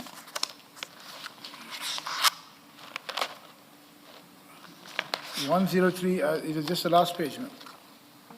Are you From in? 101, from 101 to 103. No, it's 103 and it's JM19. It's the Independent Police Investigative Directorate document. Are you in the annexes of Chief I'm in the Mapie? annexes of Chief Mapie. I've got a page 101. Are you taking us to the last page? Yeah. I think mine says 103. Let me just look at the. Because JM19 starts at 101 and 103 is the signature page. Chair, then I think we're It's working off the, not the same It's an bundle. iPad letter. I do have the iPad letter. Mine just starts on 103, not 101, which is MPS memorandum. Is that the one? I just Yes, that's the heading we Okay. have, and paragraph 1 is headed Summary of Allegations. Yes. The complainant alleged that in February. I think the electronic bundle may be just incorrectly numbered then. So it's 101. You have it as 101, 102, and 103. Yes. Okay. So that's the document that you're referring to in paragraph 180 of your statement. That's correct. And we know that this was directed to the Chief of Police. Now, you don't say how it came into your possession. You just say in 181, the city manager requested that Legal Services Department to prepare a draft response. How did you come into possession of A the copy was document? provided to me from the office of the city manager. The city manager gave it to you. Okay. And was this via email or were you with her somewhere? No. From the office upstairs. My office was down, so she would have delivered a copy through the. Okay. Then you also mention somebody by the name of Mr. Osborne Kanye. What is the relevance of his involvement? So after the documents were received, remember it was served on the executive mayor and chief of police in a meeting. After the document was received, I was called, I'm not sure exactly, but I was called to the office by Ms. Naika to say that city manager has arranged with Mr. Osborne Kanye. Osborne Kanye is from IPED. I think he's from what I understood, he was a high commissioned officer. And that is when we had the engagements of, because in terms of the classification of the matter on corruption, and we asked Osborne, but why have you not arrested him because of the serious fraud and corruption allegations?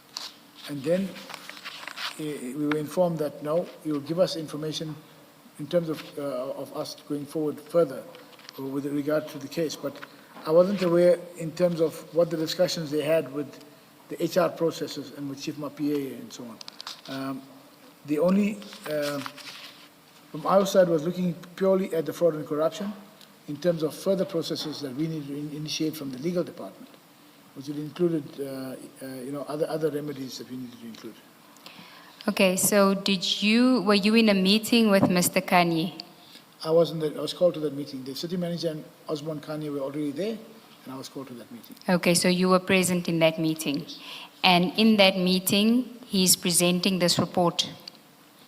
Yeah, well, we already received the report, remember, through the office of the executive mayor.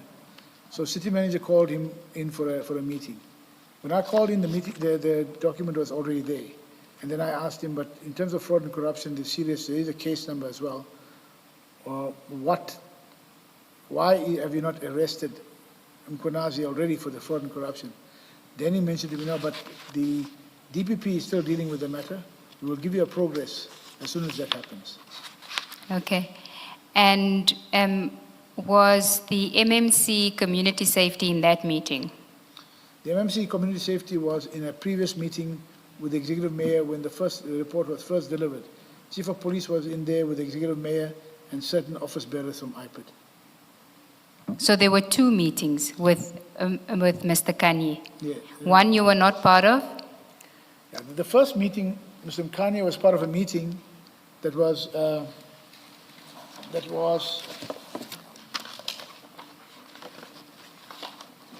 held at the office of the executive mayor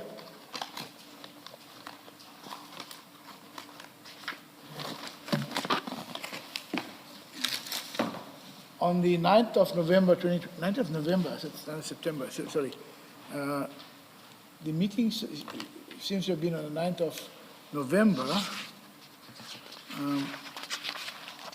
The report, IPAD report is dated 1st of September 2023. Yes. But the meeting and handover with Klaseng, who was the IPAD head, was at the mayor's parlor on the 9th of November 2023.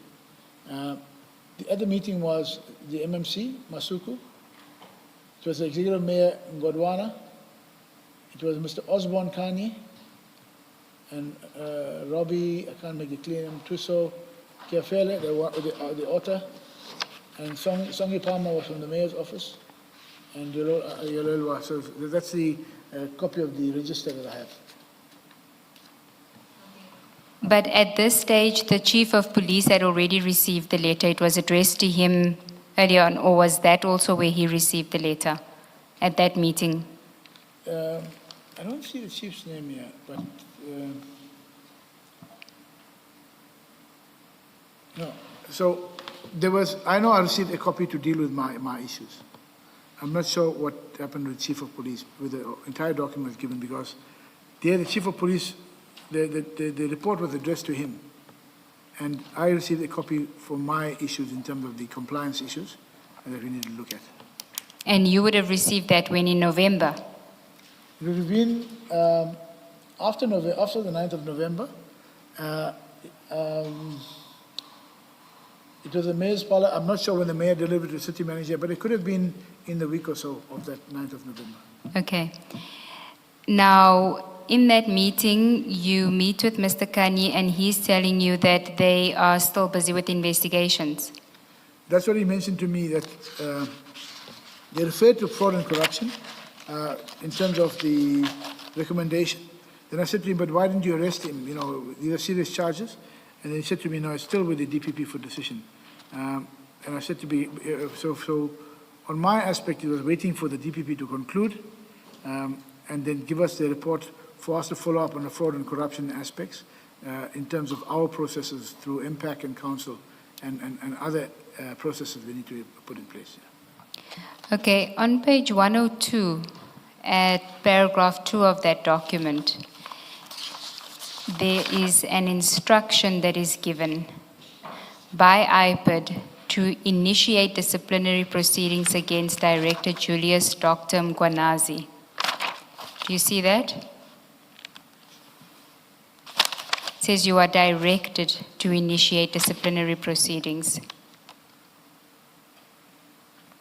On page 102. 102.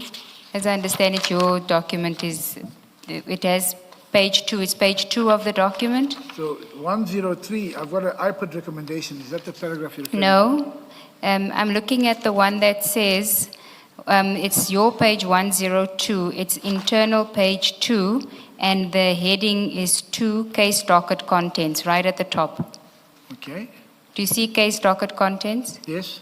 In terms of Section 30 of the IPAD Act number 1 of 2011, read with the SALGA Disciplinary Procedure Collective Agreement issued on 1 February 2018, you are hereby directed to initiate disciplinary proceedings against Director Julius Dr. Mkwanazi. Do you Yes, see I that? see that. Yeah. And it says the investigation into this matter is complete. Yes. Okay. Now, when you're having this meeting with Mr. Kanye from IPAD about Commissioner Mkwanazi, what are you asking him about these disciplinary proceedings, because you are directed to initiate it? I've never asked him about the disciplinary proceedings, ma'am. This letter was directed to the chief of police. So I was never involved in the disciplinary. My aspect was look at the compliance matters as regards fraud and corruption. There are other processes that we initiate if we find the fraud and corruption. So mine was never to deal with the disciplinary process at all. But that can't be, because we know that from 22 August 2023, you're performing this legal review assessment function where you are to be the extra step in the compliance insofar as disciplinary proceedings are concerned. Now you're sitting here with a document that's directing the EMPD, it's directing the city to institute disciplinary proceedings. What do you do about it? Chair, the 2022 letter from the city manager. 2023. Sorry, the 22 August letter from the city manager was to talk about our internal processes, our internal investigations. This matter here, like any other report, came directly. It was already investigated. They are issuing a directive. It was already, and the directive was to the chief of police, not to me. I looked at the other processes, especially when I'm concerned to say, but if you're looking at, however, the document is referred to the DPP for a decision, what would the implication be for us in terms of me informing other processes? The year that did not deal with the 22 August scenario, 2023 at all, because there was a directive coming from the IPAD on that issue.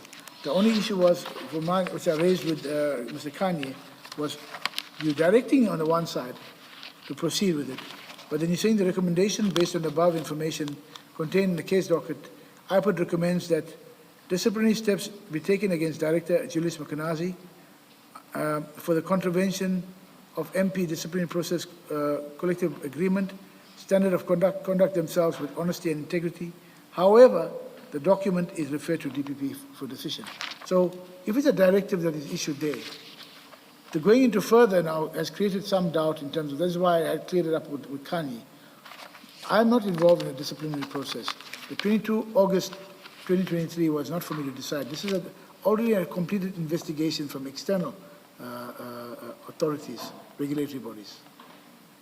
No, Mr. Behari, on your own version, you are the extra step in terms of compliance. If you go to your statement at page 11, paragraph 41, you say, on 22 August 2023, the city manager issued a directive requiring that all disciplinary and grievance matters involving senior personnel be subjected to a compliance review by legal services prior to finalization of charges or outcomes. Now, here you are sitting with the IPAD, the person from IPAD. There's a directive that's directed to the chief of police to institute proceedings. You're sitting there with him. You, at this stage, know nothing about whether the proceedings, the disciplinary proceedings have been instituted by the chief of police, correct? I have no idea of what happened there with the chief of police, Okay. correct. So do you go back to the chief of police after this meeting and say, are we complying with this directive from IPAD? Chair, you're linking the IPAD directive to the 22nd, where I was the added leg of compliance. Those are two different functions and for two different purposes. The one for the 22nd was to look at our internal investigations from the departments themselves, and then to refer that for me to assist in terms of the three tiers, in terms of further investigation and so on. This was a completed report. The only way we could have proceeded further against this, if we didn't agree with it, was to review it. But we didn't take that on review. I was looking at the criminal aspects, the issue of the fraud and corruption, and my obligations in terms of, chief would have run a parallel process with regard to going through the HR. That we are separate on that issue. But Mr. Behari, you knew of the existence of disciplinary proceedings against Commissioner Mkhwanazi then already. You knew about this since May of 2023 when you had the discussion with Lieutenant Colonel Erasmus. All of a sudden, those proceedings, you say after June 2023, you have nothing to do with those proceedings. You meet with Mr. Kanye where there's a directive in this letter. You read the letter. You saw that there's a directive to institute proceedings. You say to him, we already started the process. I'll follow up with the chief to find out what happened to that process, because last I heard, was June 2023. I don't know what happened after that. Chair, to the extent of what you're suggesting, Council, is I looked at this as a separate process. That process ended, or where it was thereafter of my involvement on the 22nd with the service of charges, or so. I never followed up on that issue. I've dealt with that because I would expect then to be a comeback to say, but we haven't finalized or whatever. I had nothing further from there. On this matter now, if it came about in September, but in November it was served in the city, I was looking at purely my functions. It had nothing to do with the appointment on the 22nd of August and so on. It was purely my functions. And that would mean then accepting that the Chief of Police would have taken that to HR to complete the direct, as per the directive. But then again, from my side, the directive, in my discussions with Osborne Kanye, you are directing on the one hand to say proceed with disciplinary, but then you still go and say make it a hyper recommendation, which was to say that there's DPP. I would have been interested in that DPP issue to follow up to say, well, how do we respond from that side? Mr. Ngube, can I just take us back to 21 June 2023 and we will come back to this issue. I must get your surname right. You know, late in the afternoon, I might get it wrong again. Mr. Behari, page 28 of Chief Mapiaya's statement. Paragraphs 102 and 103. You would have seen it before because you refer to it in your statement. 28. Paragraph 102.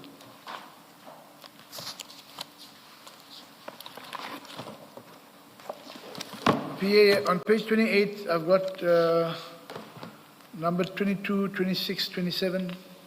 We are in the Mapiaya statement. I Oh, don't know sorry. what you're looking Apologies. at. Apologies. Okay. I just.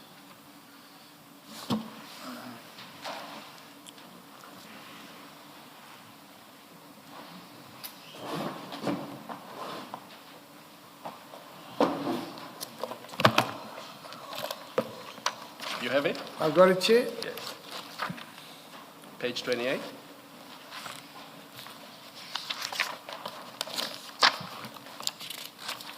Yes, Chair. Yes. Remember, Ms. Ngube asked you about that meeting of the 21st of June, 2023, and how it came about. And you said you didn't know. You suggested that it may have been initiated by Chief Mapiaya. This is what he said in his statement. On 21 June 2023, and following discussions initiated by Mr. Sheka and Advocate Behari, HOD Legal Services, I was pressured to hand over the docket dealing with Brigadier Mkhwanazi to Advocate Behari. This I did as per my memorandum to Behari dated 21 June 2023. So it's that memorandum we looked at. And then he says, I was instructed to withdraw the charges against Brigadier Mkhwanazi. So that was the outcome. The outcome was that he was instructed to withdraw the charges against Mkhwanazi, and in fact he did. Was he instructed by me? You Chair, might- firstly, the meeting of the 21st of June only involved Chief Mapiaya and myself. So I deny that it was involving Gasheka as well. I know that it was myself and Chief dealing with the issues of what I discussed with Erasmus. I'm not aware that Gasheka was there for any reason, and that I was forced to withdraw subsequently. I didn't ask them to withdraw any charges. I'll tell you why Gasheka was involved. Because a week earlier, on the 15th, she had given an instruction that Mkhwanazi must be returned to his position. And arising from that discussion, this meeting took place. And in this meeting, he was instructed to give you the dossier. So the agreement to give you the dossier was in the form of an instruction, which he then did. But the reason why you did not take the matter further is because you are aware that on the 22nd, he accepted or followed the instruction and duly withdrew the charges against Mkhwanazi. And that's on page 182 of our bundle, the Mapiaya JM section. It's JM 33. 182, you withdrew the charges, yeah? 182 of Mapie's banner. Yes, 182 Mapieya JM33. That was the outcome of that entire exercise. He was instructed to withdraw the charges, and he did. So if you read that with 103 of his statement, I've already taken you there. Chair, on 182, I've got here to 2nd of February, allegations are very serious against that, correct? To date, the matter has not been concluded. I, as a municipal police commissioner, have taken the charge to withdraw the internal investigation process under case number. Is that including the charges, Chair? Yes.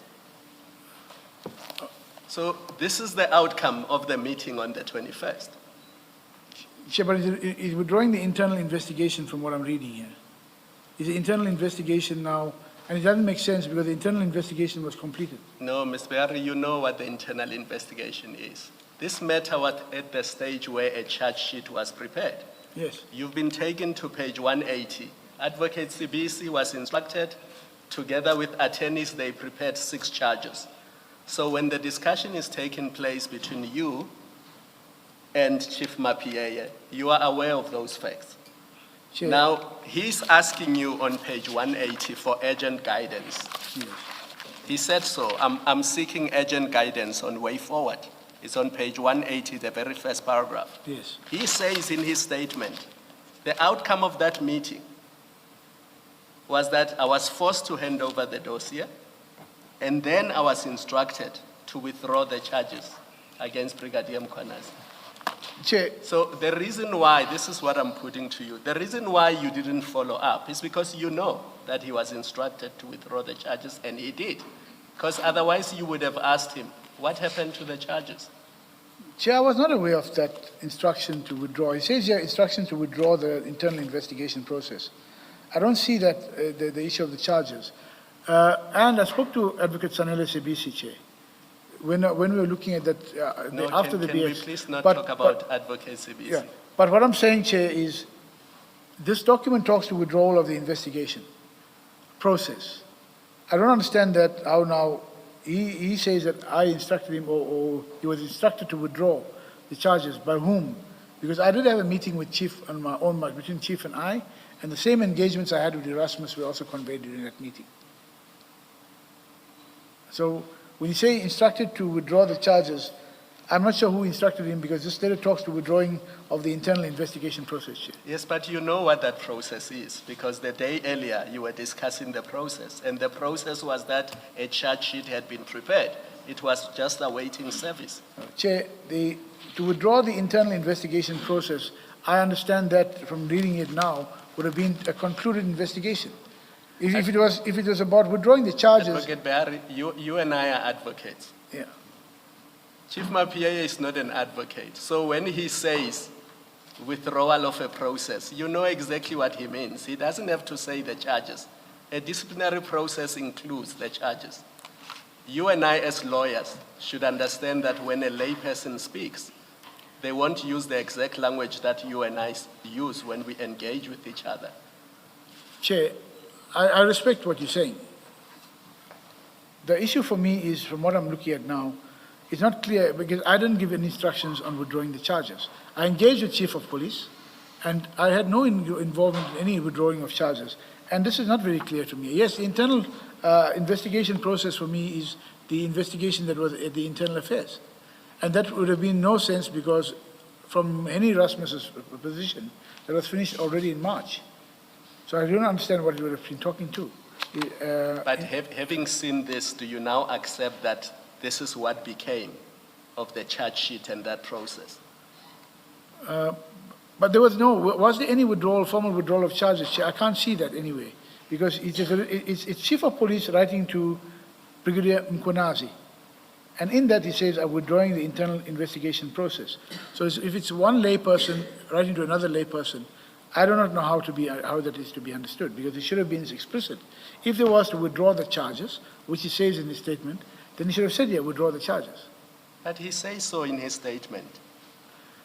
Yes, Chair, but I'm saying he says that in his statement, which is not in accordance to what you put to me in page 182, which says withdraw the internal investigation process. I'm saying it's the same thing, Advocate Behari. I'm saying it's the same thing. So the withdrawal of the charges is the withdrawal of the investigation process. The chair put to Chief Mapiaye when he was here. In his evidence, the chair put to Chief Mapiaye that the effect of that second paragraph is that the charges were withdrawn. And he reluctantly accepted that. Chair, as I said, from my side, it is about what is here contained in that letter. What Chief of Mapiaye says that he was instructed to withdraw. I did not give any such instruction to withdraw charges. So I'm not sure. And the meeting that I had with Chief of Police was between myself and him. And hence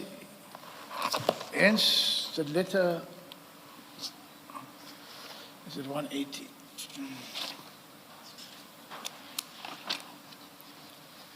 The letter he writes to me speaks about, as discussed earlier today and agreed upon, I shall provide you with the comments. It was between myself and him. He copies HOD Gasheka in the two I can see there, but I was the one with him in the meeting. You see, Advocate Behari, there's a reason why he copies all those people. There's a reason why he says it is addressed to, not just you. Look at it carefully. It's addressed to you and Linda Gasheka. She's not CC'd. It's actually addressed to her. It's not a CC. And the reason he's addressing it to the two of you is consistent with what he says in his statement, that following discussions initiated by Gasheka and yourself. Chair, yes, I was not part of the discussions with him. I'm sorry, I had a meeting with him separately on the issues related to Erasmus. So at this stage here, I don't, yes, he's writing to myself and so on, but again, and then he's asking then to be done before 22 June. So if he addresses it to Gasheka, actually Gasheka as well, then again it's not clear who needs to be doing what, because I'm not involved in the withdrawal of charges. I'm going to leave it there for now. I think we can safely say that the outcome of that meeting is that the charges were withdrawn. As I said, it doesn't make, for me, it's not making, it's not coherent in the sense of he's talking about an investigation was withdrawn to Mkunazi. If you say it was included charges, Chair, I will lay that for you from in terms of what you say. But Mr. Behari, you know that by the 22nd of June, the charge sheet hadn't gone out. Yes. Because you say that because it shows in the letter that he was seeking your guidance on that aspect, and he told you that it should have gone out on the 19th. So as the chair had discussed with Chief Mapiaye when he gave evidence, the effect of it, of withdrawing the investigation, is that those charges were not ever going to be filed. You knew that they hadn't been filed by the 22nd of June. Chair, accepting that I'm one of the addressees in this matter. Now, I had a meeting with Chief and I discussed to say, let me look at how we can further it. But now in terms of this letter here, which he writes on the 21st, it includes now HOD Linda. So is it talking to me, because I wasn't aware that charges had to be on the 22nd. He said to me, it's supposed to be filed on the 19th, but can you assist in the way forward? The day when, taking into consideration the above, the charge must be served on the 22nd of June 20. He didn't discuss that with me, Chair. So if that were the case, I couldn't do anything practically on the 22nd of June to serve the charges. Nor am I involved in the serving of charges. I have no engagement in the serving of charges. So you had no knowledge that the investigation had been withdrawn? I had no knowledge of the investigation. Well, the investigation being withdrawn was now in terms of the letter to Mkonazi. But I had no issue of the charges to be withdrawn. I wasn't aware of that. No, my question is very specific. You didn't know that the investigation had been withdrawn by Chief Mapiaye? Chair, I've seen that. I can't tell you exactly when I saw it, whether it was in consideration of the bundle or not. Yes, so it spoke about an investigation being withdrawn. and that I would have drawn my attention to that document. When did you know about that? So we've been in the consultation process in looking at all the documents from Erasmus, and that I've just got to see whether it was in the bundle as well in that Erasmus. I'm not sure at this stage. Were you aware when you met with Mr. Kanye from IPID that the investigation, the internal investigation, had been withdrawn? I wasn't. If it was withdrawn of the internal investigation, yes, but on the withdrawal of the charges itself and discontinuing of the investigation or of the disciplinary charges, no, I had no knowledge. It was apart from, because I didn't follow up with that. When we had Kanye come through with the disciplinary, I spoke only to the IPID report. Okay, but so you knew that the investigation had been withdrawn by the time you met with Mr. Kanye? Yes. Okay, so by 9 November you knew that it had been withdrawn? Yes. Now, why are you making a distinction with the charges? Because as far as you knew, at the last you knew of it, 22nd June, the charges had not gone out. The charge sheet had not gone out. So how does the charges still stand when the investigation had been withdrawn and you knew about that? Yeah, I knew the investigation was withdrawn, or in terms of the content of the letter. I'm not sure who withdrew it and who did what. I didn't follow up on that process. So when I spoke to Kanye, of course, I know that the city's processes had not proceeded with the charges being served and so on. And to go back to what I spoke to Henny Erasmus about, to say, Lieutenant Colonel, if you have finalized your investigations, proceed immediately to serve the charges with the disciplinary. It wasn't about me getting involved in the process, because if they hadn't done that, that is what I spoke to Henny Erasmus, all of this matter would have been addressed. Okay, so if I am to understand then, insofar as the IPID report or memorandum directed the city to institute disciplinary proceedings against Commissioner Mkwanazi, you didn't have any involvement to that, you didn't follow up on that, you didn't have a discussion with the Chief of Police about that? No, it was a process for disciplinary, for the directive you mentioned, was on that side. Mine was only on other processes when I engaged with my divisional head to look at fraud and corruption. Okay. Now, were you aware of what the consequences for the institution, for the city would be if they don't comply with the directive from IPID? Yes, in terms of the legislation, I didn't deal with it specifically here, but again, it was a directive from IPID which would have been followed up between IPID and the Chief of Police and HR. I wasn't involved in that process. Okay. But are there consequences for the accounting officer who, as you said, is your accounting officer? You are the person that's seized with giving her legal advice. If she doesn't ensure that these charges that the disciplinary proceedings aren't instituted? The accounting officer would have been, yes, accountable overall. She would have engaged with, or should have engaged with Chief of Police and HR to look at whether the charges, that process has taken place. Mine was on the issue of interest was on the DPP instructions, if there were criminal prosecutions, and then how we dealt with that in terms of going forward in other processes. Okay, so now when there's a directive that there must be proceedings instituted, you withdraw yourself from that process. But when it was an internal investigation, you inserted yourself in the process. When there's a regulatory body directive, that is a directive, unless we're deciding to take that on a review process or something like that, then I would get involved in it. It's a directive to the EMP, to Chief of Police, served on the Executive Mayor and then to the City Manager's Office. The issue of the internal processes is a specific directive from the City Manager to say that you will, to the extent that you need to bring the additional leg. It is not about any convenience or otherwise. It is about what I must do when it comes to the internal investigation and in terms of this. I also deal, I'll just deal with that issue there. Okay, so why were you then involved in the response, the drafting of the response to the IPID memorandum? The response on the drafting of the IPID, the draft of the IPID memorandum was to look at information specifically on the fraud and corruption. and what were the definitions. Hence I gave it to my divisional head to look at what were the definitions, where do we see in the IPOD report, what can you ascertain to that? Because when we deal with that issue, then we could finalize in terms of DPP instructions, and then our legal processes could have carried on. But the IPOD report wasn't asking you for a response regarding the criminal process.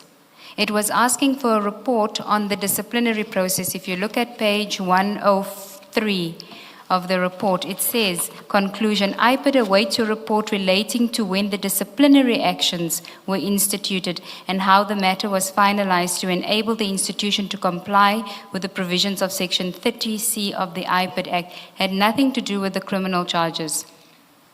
Chair, again, IPOD was requesting a report from the Chief of Police, addressed a letter to him to say, give us a report on progress on that. Ours was only to look at the compliance in terms of the criminal charges. Hence, we started drafting our report to deal with the issue of the criminal charges.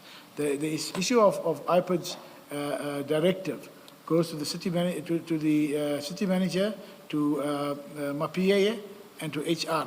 So the progress report would have been coming from that side. But Mr. Bahari, why are you responding on the criminal charges? It says to you that they want a report on the disciplinary actions, and then they say to you the docket is referred to DPP for decision. It doesn't need anything from you. You are not even the accused. If there is an accused, insofar as the DPP process is concerned, that's going to be Commissioner Mkwanazi, and he must get his own representation to deal with that. You're looking out for the interest of the city. The city is being asked to respond about a report on the disciplinary proceedings. You ignore that, but you want to address the criminal issues. Chair, I did not, you say ignoring the report on the disciplinary charges. Again, that is streamlined through the Chief Office and the HR. I was not involved in that.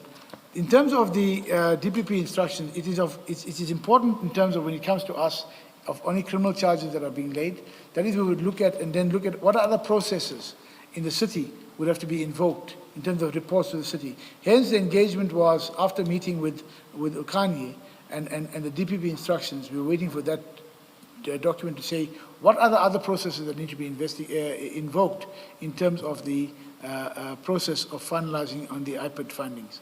That is where so I was not involved in the other process with the Chief of Police and with the HR. Mr. Barry, this report contains only one instruction, and it is that you institute disciplinary proceedings. That's the only instruction there is. Yes. And then in page 103, it says a docket is referred to DPP for decision. That's it. The rest of it summarizes what their investigation has. It analyzes, that's what they use, the word they use, what the investigation has found. So you are not required by this report to do anything at all. No. In the line of what you've done, the municipality was called upon to conduct a disciplinary process against Mr. Mkwanazi. You tell us in paragraph 181 of your statement what it is that the city manager instructed you to do.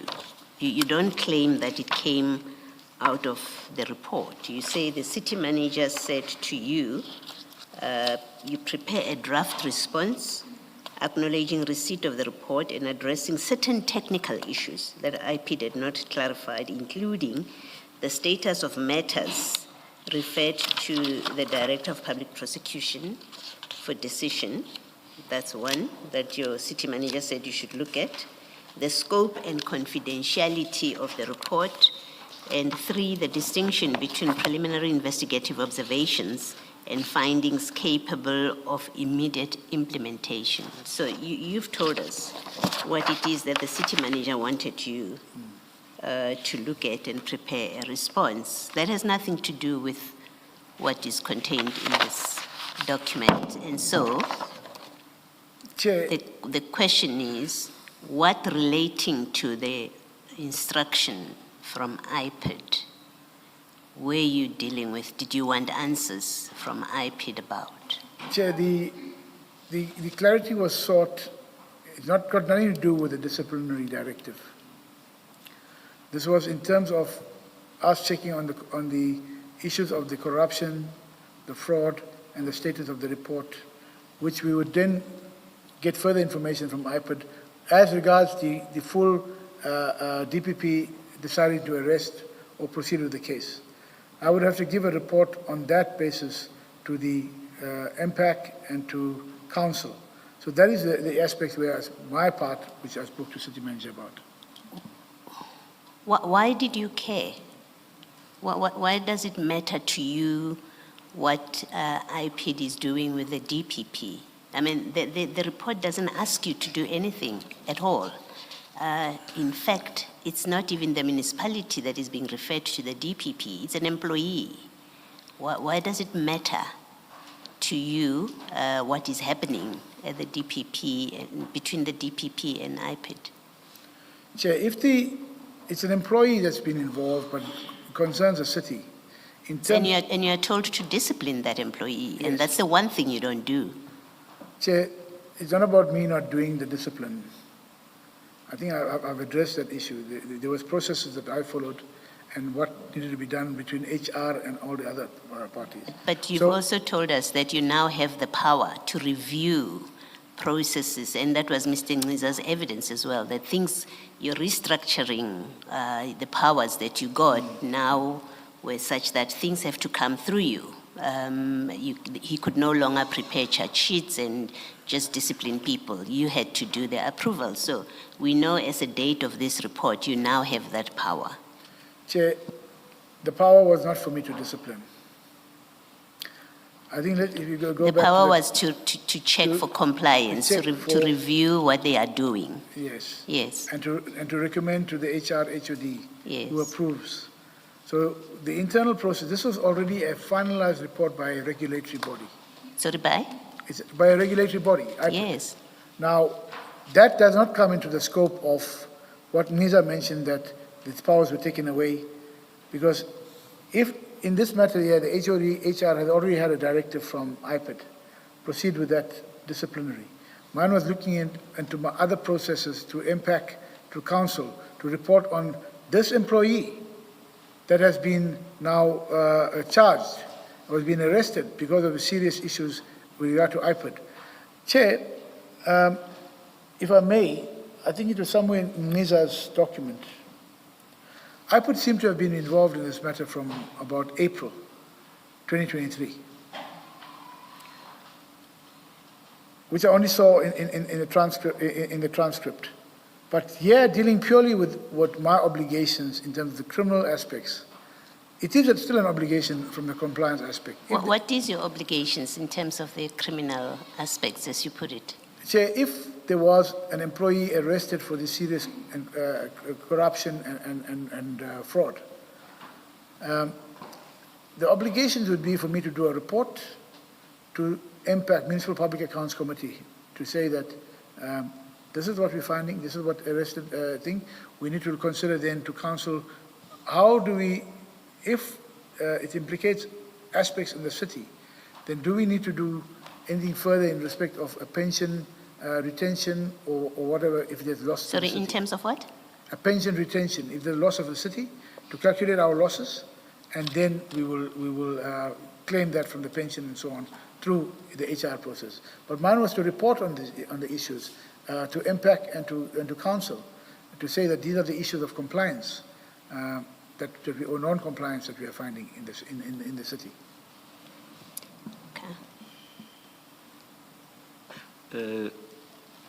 Mr. Behari, you'll recall that earlier I reminded you what part of the context is, and that is what Chief Mapie, Commissioner Spies, and Mr. Ngiza are complaining about concerning you is that you were protecting Brigadier Mkhwanazi. That's the context. Now, the issue Commissioner Baloyi is raising with you which is, IPID recommends that Ekurhuleni must institute disciplinary proceedings against Brigadier Mkhwanazi. What do? You do nothing about that, but what you do instead is to try to respond blow by blow to the criminal process that's been instituted, and which has not been referred to Ekurhuleni, and indeed, it ought not to have been referred to Ekurhuleni. It has been referred to the Director of Public Prosecutions. That indeed is where a process of that nature resides. And you then try to respond to that process which is with the DPP, instead of responding to the recommendation to Ekurhuleni. That, I suggest to you, ties in with a complaint made against you by the Chief of Police, Chief Mapieye, Commissioner Spies, and Mr. Nqiza. It actually ties in with that. Because you say, this one is within what we as Ekurhuleni can do. They recommend to us to discipline Brigadier Mkhwanazi. We are just going to be silent about that. It's within our control. What's not within our control is the criminal process. Let's go for the criminal process. Let's try to stop that criminal process. Let's try to show why it is unfounded. It ties in with a complaint by these three employees of Ekurhuleni. What's your comment to that? Chair, firstly, on the IPID report, the departments were addressed to deal with it, the disciplinary directive. My issue was not about challenging the DPP instructions or whatever against the employee. Ours was to look at, from Mr. Kanye, when you say DPP is dealing with them, why are you not arresting them? If I was going to be protecting Julius, as the environment created, why would I look at, why didn't you arrest him quickly? Why did you arrest him in terms of the process? Even up to now, Chair, I'm not aware of the DPP having finalized those instructions. So it wasn't about challenging and protecting anybody from being charged. It was purely to look at what are my obligations I've got to respond to, because the implications of an officer or official that's been charged in terms of fraud and corruption, there are other implications in terms of which I will have to do a report to impact and so on.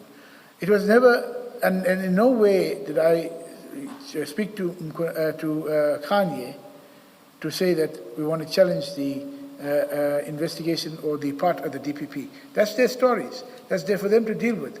But what is concerned is then when are we expecting, because we're going to proceed with that from the directive to Chief of Police and then to the HR. That's a disciplinary process. Mine was to see that bid in.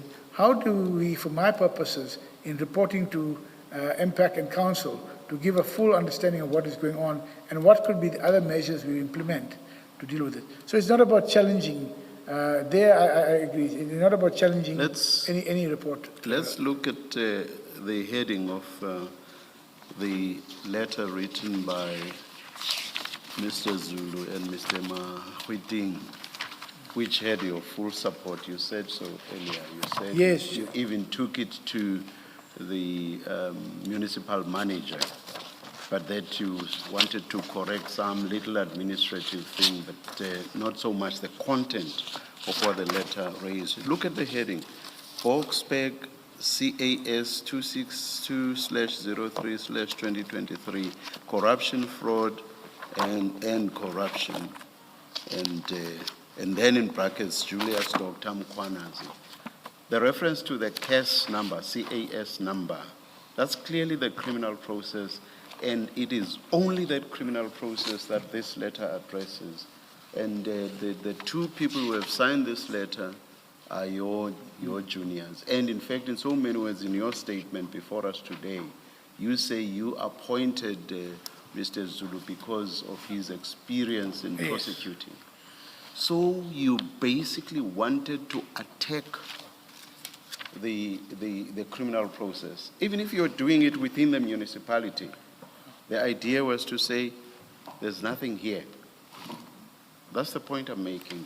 And indeed, if you go through the entire letter, it deals with the charges and it will say, the elements of such and such a criminal offense are A, B, C, D.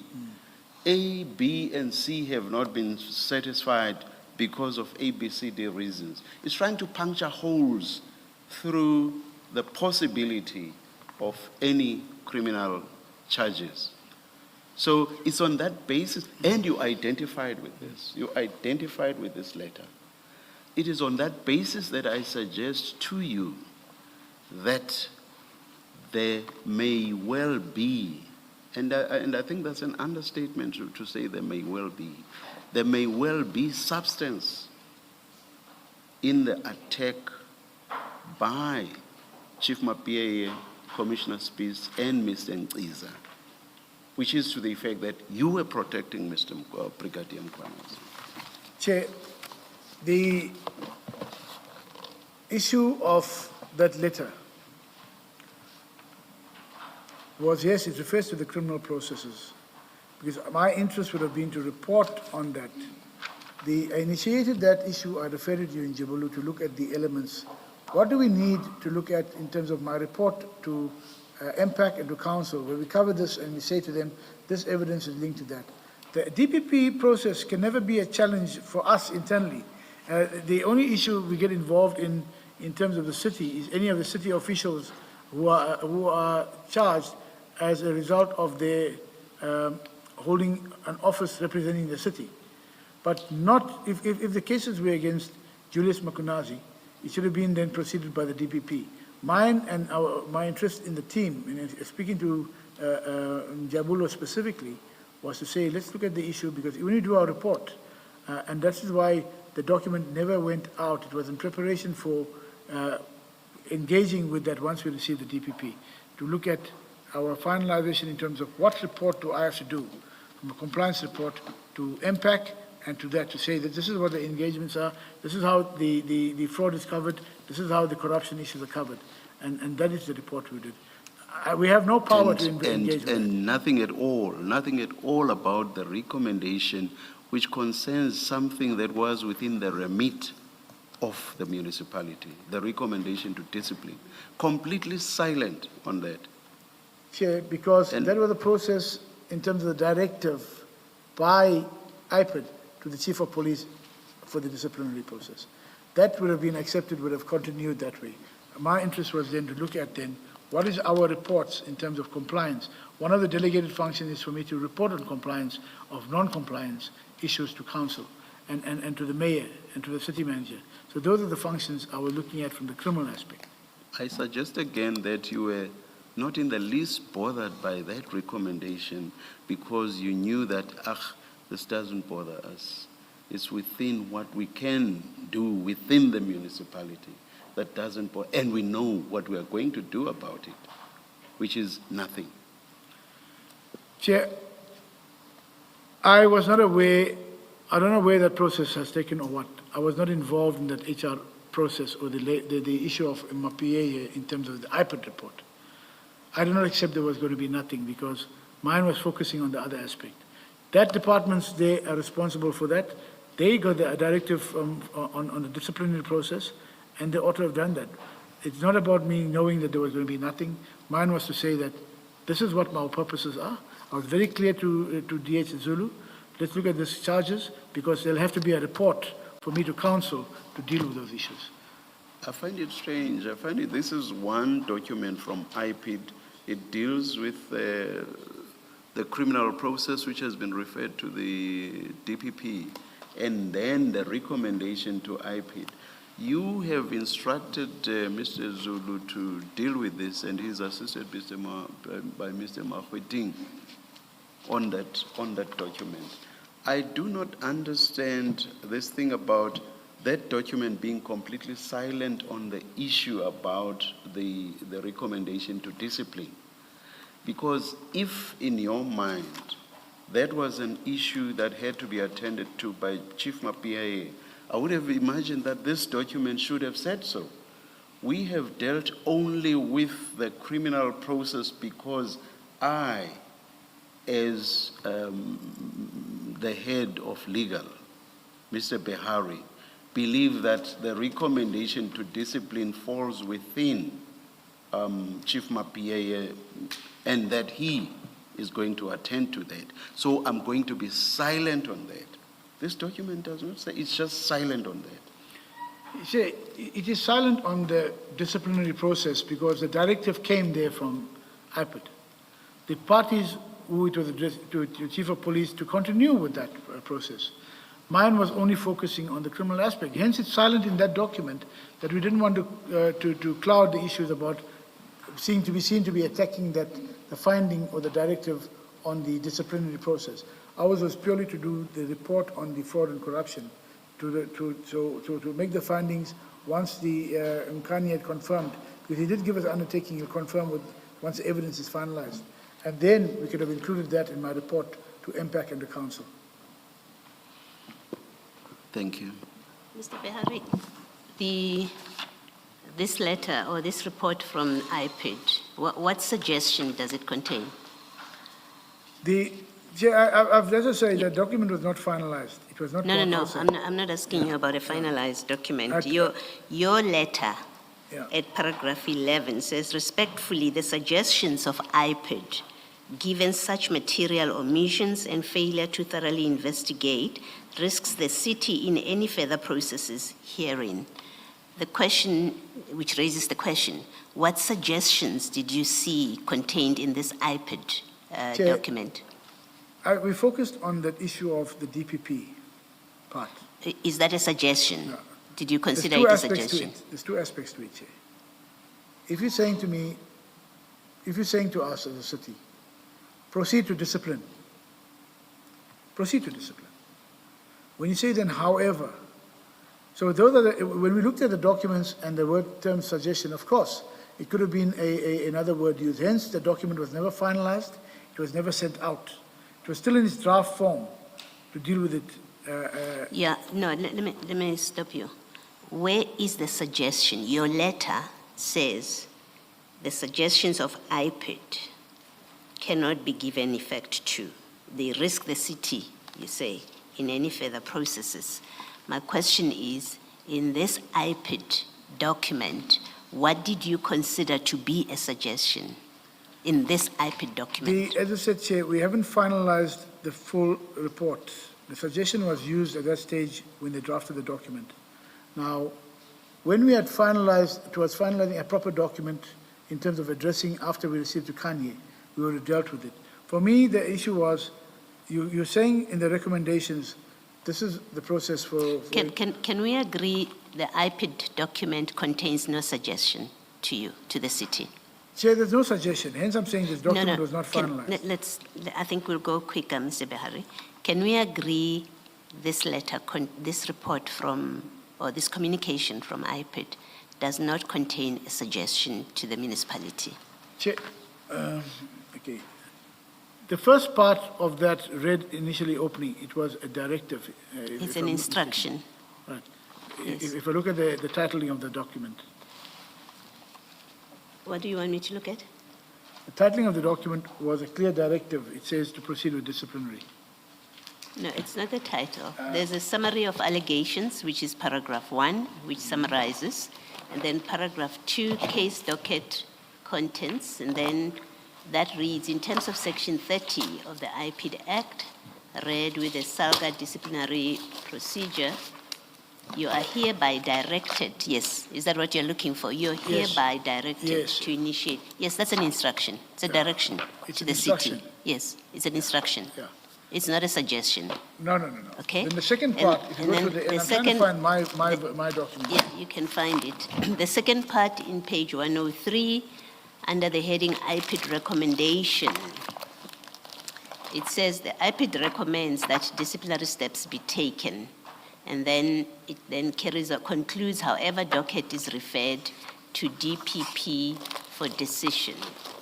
And then the conclusion, IPID awaits your report relating to when the disciplinary actions were instituted and how the matter was finalized to enable the institution to comply with the provisions of Section 30C of the IPID Act.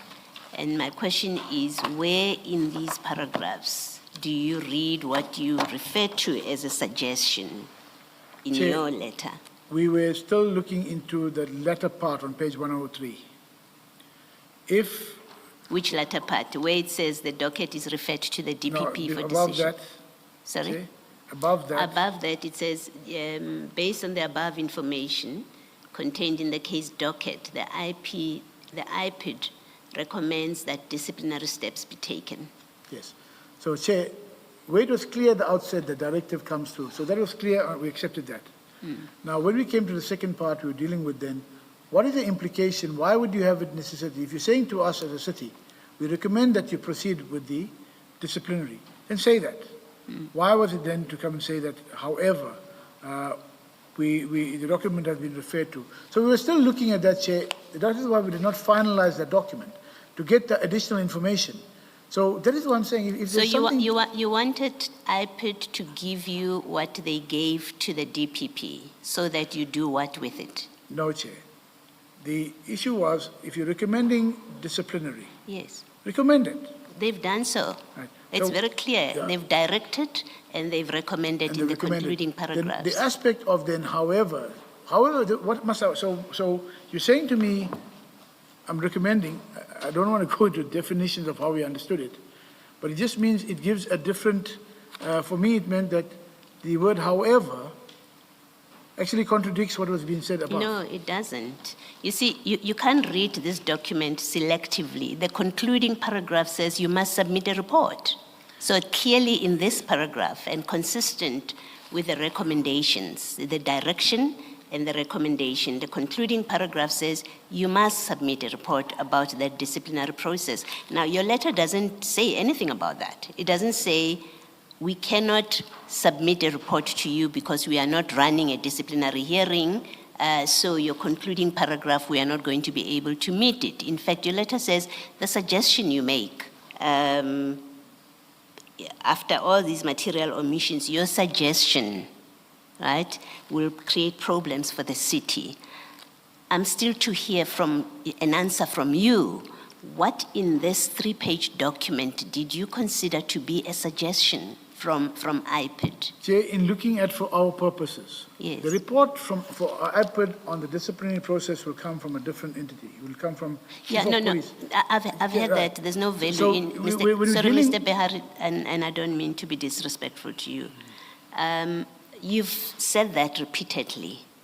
I'm asking you a simple question because on my reading of these 3 pages, I don't see a suggestion. I don't understand it to contain any suggestion. So that's where my question comes from. Help me see, like you, what did you consider to be a suggestion from IPID in this letter? Chair, on the issue of the criminal aspects, and the last page 103 of that document, I'm saying that on the one hand, you're saying we recommend disciplinary processes. However, now what does mean is, should we now hold off on the disciplinary? No, What- no, Mr. Behari, I'm sorry. Chair- No, Mr. Behari, I'm sorry. We have only so much time. You repeat the same thing over and over. You haven't, it's simple. You can point me to a line which you considered to be a suggestion. I'm not asking you for an explanation. I've read the letter. I do not see any line in there that amounts to a suggestion. And I'm simply asking you, please point me to where you say it's a suggestion from IPID. It doesn't require explanation. If you want to say to me, however, docket is referred to DPP for decision, you considered it a suggestion, it is what it is. But I'm asking you, point to this letter, point a paragraph, a line, and say that's where the suggestion is. Chair, in page 103. Yes, of the 103, document. okay? So Mine is to say that when we read the document, but if you're saying we recommend disciplinary, say it and stop. And then you want a report on disciplinary, that is it. But when you're saying to me, however, it is sent to the DPP, it may just be an interpretation at the end of the day, but it was come to us. That is why we never finalized that letter. It was never sent out because we were still dealing with it. Let me, one last try from me. Did you, where they say we recommend, the IPID recommends that disciplinary steps be taken, is that what you considered a suggestion? The recommendation part, read together with... No. I remember it's me who's trying to understand your evidence. So my question is formulated so that I can understand what it is you're saying. It doesn't help to say more if that's not what I'm trying to get clarity on. Am I to understand you to be saying in that paragraph where it says IPID recommendation, that paragraph is what you understood to be a suggestion, or it's a suggestion you are referring to in your letter? Chair, as I said, we had not finalized that letter. So we're talking to a letter that we still have to look at the full content of it. At that stage, when they use the word suggestion, it looked at as if they were not certain in terms of, by the use of the word however. Okay. So the directive on that is important. It goes through that HR process and so on. The report asks for the HR to say whatever you want with that. But from a criminal aspect, dealing with purely with the DPP, that is where our interest was. And dealing with that issue, and Mr. Kanye, tell us what... So what did you understand to be the suggestion in that paragraph? I understood to be, they proceed with the recommendation is to do this, and dealing with the Kanye and the criminal process. However, it is the DPP's instructions. No, sorry. IPID recommendation is the heading. It says we recommend disciplinary action, and then it concludes, however, docket is referred to DPP for decision. What do you consider to be the suggestion in this paragraph? Chair, on the first part of the letter, it is a directive issued by IPID. To institute disciplinary proceedings. Disciplinary action. Yes, in that paragraph. In that paragraph. Yes. You're now coming to the latter part of that in the same report. Yes. And you say now we recommend. We're recommending disciplinary action, which is the difference, as I read it, from directive. And you've said that has nothing to do with you. It's an HR thing. It's an HR process. Okay, so we are clear. We are sorted with the first part. You're not concerned with HR, and so not concerned with the disciplinary action. That leaves us now with however docket is referred to DPP for decision. Is that the part that you say is a suggestion? No. And it has to be, because it's the only part that is remaining under IPID recommendation, which has nothing to do with disciplinary action. See, the disciplinary action part is a directive. The document must be read holistically. So the first part you're directing to say, we're directing the disciplinary process be taken. So that will be covered between Chief Mapuyeye and HR. But then you go back in the same document and you now come and say the recommendation. So it's a softer approach to a directive. Yeah. And then you have to come in the issue and say that furthermore, however, and that is why it could have been interpreted to be a suggestion. Hence, we did not finalize the document, Chair. We did not finalize it because there were other information before we gave a proper document out. Okay, all right. I guess I can't take it further, at least not this afternoon. Thank you, Chair.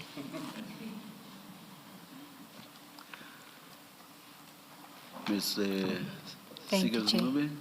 Yes, Chair. We'll resume tomorrow at 9:30. Yes. Thank you, Chair. Mr. Behari? 9:30. Thank you, Chair. We adjourn, and please be here before 9:30, so we may start at 9:30 tomorrow morning. That's fine, Chair. Let us adjourn.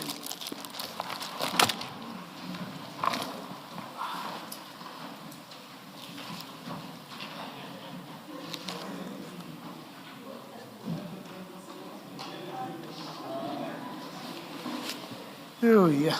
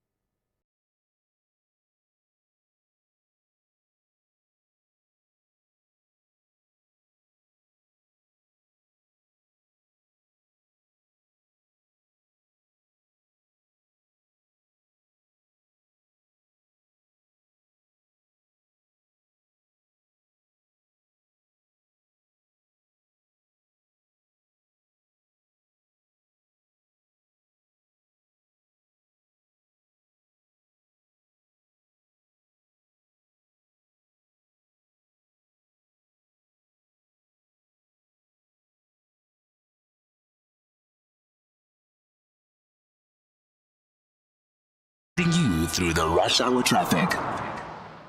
Good afternoon. Starting off in Gauteng, the N3 northbound in Bedfordview is slow moving on the link to the N12 east at Giluli's interchange. And Grayston Drive eastbound in Sandton has a crash near Daisy Street. In KZN, the N3 is queuing on the link to the N2 north at Spaghetti Junction and the M14 westbound in Kloof, slow moving on the off-ramp to Pioneer Road. In Cape Town, the N1 outbound has a crash at Gilberson Drive and a stationary vehicle on the N2 outbound at Kells River Road ramp. With your traffic update, I'm Irma G. This is SAFM Sports with Tuming Kapele. South Africa's been batting at the T20 Cricket World Cup. Tumi, you got all the scores. Yes, the Proteas posted 213 for 4 in their 20 overs against Canada as they begin their 2026 ICC T20 World Cup campaign. Captain Aiden Markram top scored with 59 from 32 balls, and Canada's Ansh Patel took figures of 3 for 31. So Canada needing 214 to win. The last time I checked, Canada were 4 for 1 after 1 over, so they need 210 runs in 19 overs. In terms of football, Durban City FC has head coach Sinetemba Badela just weeks after he took over the role from Gavin Hunt. Badela was appointed in late December as part of the club's technical rebuild, but his time in charge lasted only 3 matches. During that period, Durban City beat Polokwane City 1-0. They lost 2-0 to Chipa United in the league and then knocked out the same side out of the Nedbank Cup on penalties on Friday. And the club's management told the players that while Badela's technical ideas have some promise, they felt that the team could not afford a transition period at the stage of the season. Players reportedly struggled to adjust to his new style of play so late in the campaign, and Badela had previously admitted that the changes he was introducing would take time, saying that he arrived midway through the season and was just trying to implement a different approach. Meanwhile, Kaizer Chiefs co-coach Khalil Ben Yusuf has sounded the alarm over mounting injuries from a congested fixture list, arguing that relief in the domestic league should be automatic due to the heavy schedule. Speaking after Amakosi's 2-1 win over Al Masri in Polokwane, which sent them top of the CAF Confederations Cup group, Ben Yusuf suggested that Orlando Pirates appeared to have received more favorable treatment. Now, the Chiefs coach said that squad rotation has become unavoidable in order to manage the heavy workload. We played 5 games or 4 games away. We are in a situation that we are coming back today, tomorrow we fly back, we prepare, we don't have any training session. Our players now 3 weeks, 2 weeks, they didn't make any training session. We play game, tomorrow rest or recovery, their minds when you can do nothing, then game. So even when you prepare the fixture, you have to think about the player, you have to think about the team. We are in a situation as a Kaizer Chiefs team. We are playing this competition and we played all our PSL league. I remember last season, a lot of teams, they play Champions League or CAF games. They changed the fixture, they changed the game. They continue last 5 games in May. We are playing the CAF and we played almost all the games. Opponent team, different team, they don't play anything. And they have 2 or 3 games before us to be the same number of games. So I think Kaizer Chiefs is, we are representing Bafana, we are representing South Africa, we are representing all the country. So we have to think also about the team. We have to think how we manage with the team. Sometimes we have to find solution also for us. You give us 2 months without competition, then we come back, we play every 3 days game. How we can deal with that? Playing all the game outside, traveling, load and everything, we are in big risk of injury for our player. So for that we have to make rotation. And with this rotation, we lost before 3 days, we lost Miguel. Well, Ben Yusuf believes a little help from the PSL would go a long way, just as it was done for Pirates, he claimed indirectly. In terms of women's football, Mamelodi Sundowns ladies coach Godfrey Sapula says that he's pleased that the club's latest signings align perfectly with the team's profile as they prepare to defend their Hollywood-based Super League title. The Gloorkop-based side recently unveiled Wendy Shongwe from the University of Pretoria and Gugu Dlamini from the University of Johannesburg as part of their squad squad reinforcements ahead of the 2026 Super League season. Sapula says that the duo will not only make an impact at club level, but also have the potential to contribute to the national team. In motorsports, Cadillac will make their Formula One debut in Australia on the 8th of March with experienced duos Sergio Perez and Valtteri Bottas determined not to settle for last place. Backed by General Motors and running Ferrari engines, the new team has recruited heavily from rivals since securing entry as the 11th side on the grid. Perez insisted that they definitely not having that mindset of finishing bottom, speaking ahead of Cadillac's livery launch. This is during Sunday's Super Bowl in Santa Clara. Meanwhile, in Olympic news, organizers of the Milan Cortina 2026 Winter Olympics say that they are paying close attention to the reports that Olympic medals are breaking. Now, several athletes have had problems with their medals shortly after receiving them. Two American gold medalists, Brizzy Johnson and Alisa Liu, said that the ribbon attached to their medals came loose. Johnson, who won gold in the women's downhill skiing, showed her damaged medal at a media conference, and she explained that the small piece meant to connect to the ribbon to the medal had come apart. Let me just take a quick look at what is happening with regards to Canada. Canada right now is batting. They are sitting on 22 for 1 after 2 overs. They need 192 runs in 17 overs. Remember, South Africa posted 213 for 4. And I can positively say, this is me just being confident, Ashraf, that the Proteas are going to win today. I thought I was confident even before the game. I'm like, that's what you expect, to beat Canada? Yeah. Yeah, we do expect them to win, definitely. But that's it from my side.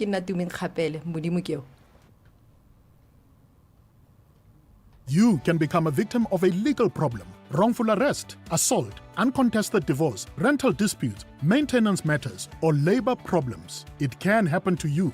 Clientele Legal provides tough professional lawyers for an affordable monthly premium. Our legal team is standing by to assist you 24 hours a day. Join today. SMS SAFM to 32195. That's SAFM to 32195. Clientele General is an authorized FSP and licensed non-life insurer. T's and C's online. Standard rates apply.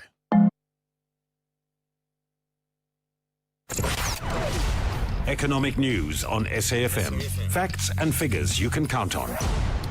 So the SAFM Market Update gets underway at 6 to 7. Don't miss it. It's hosted by Jimmy Muyaha. To set the scene, Jimmy, I mean, there are many bugbears we have in our country, from, load shedding to no water, and then to expensive tariffs. And I think one of them would be the issues of cost from NERSA. Tell me about that.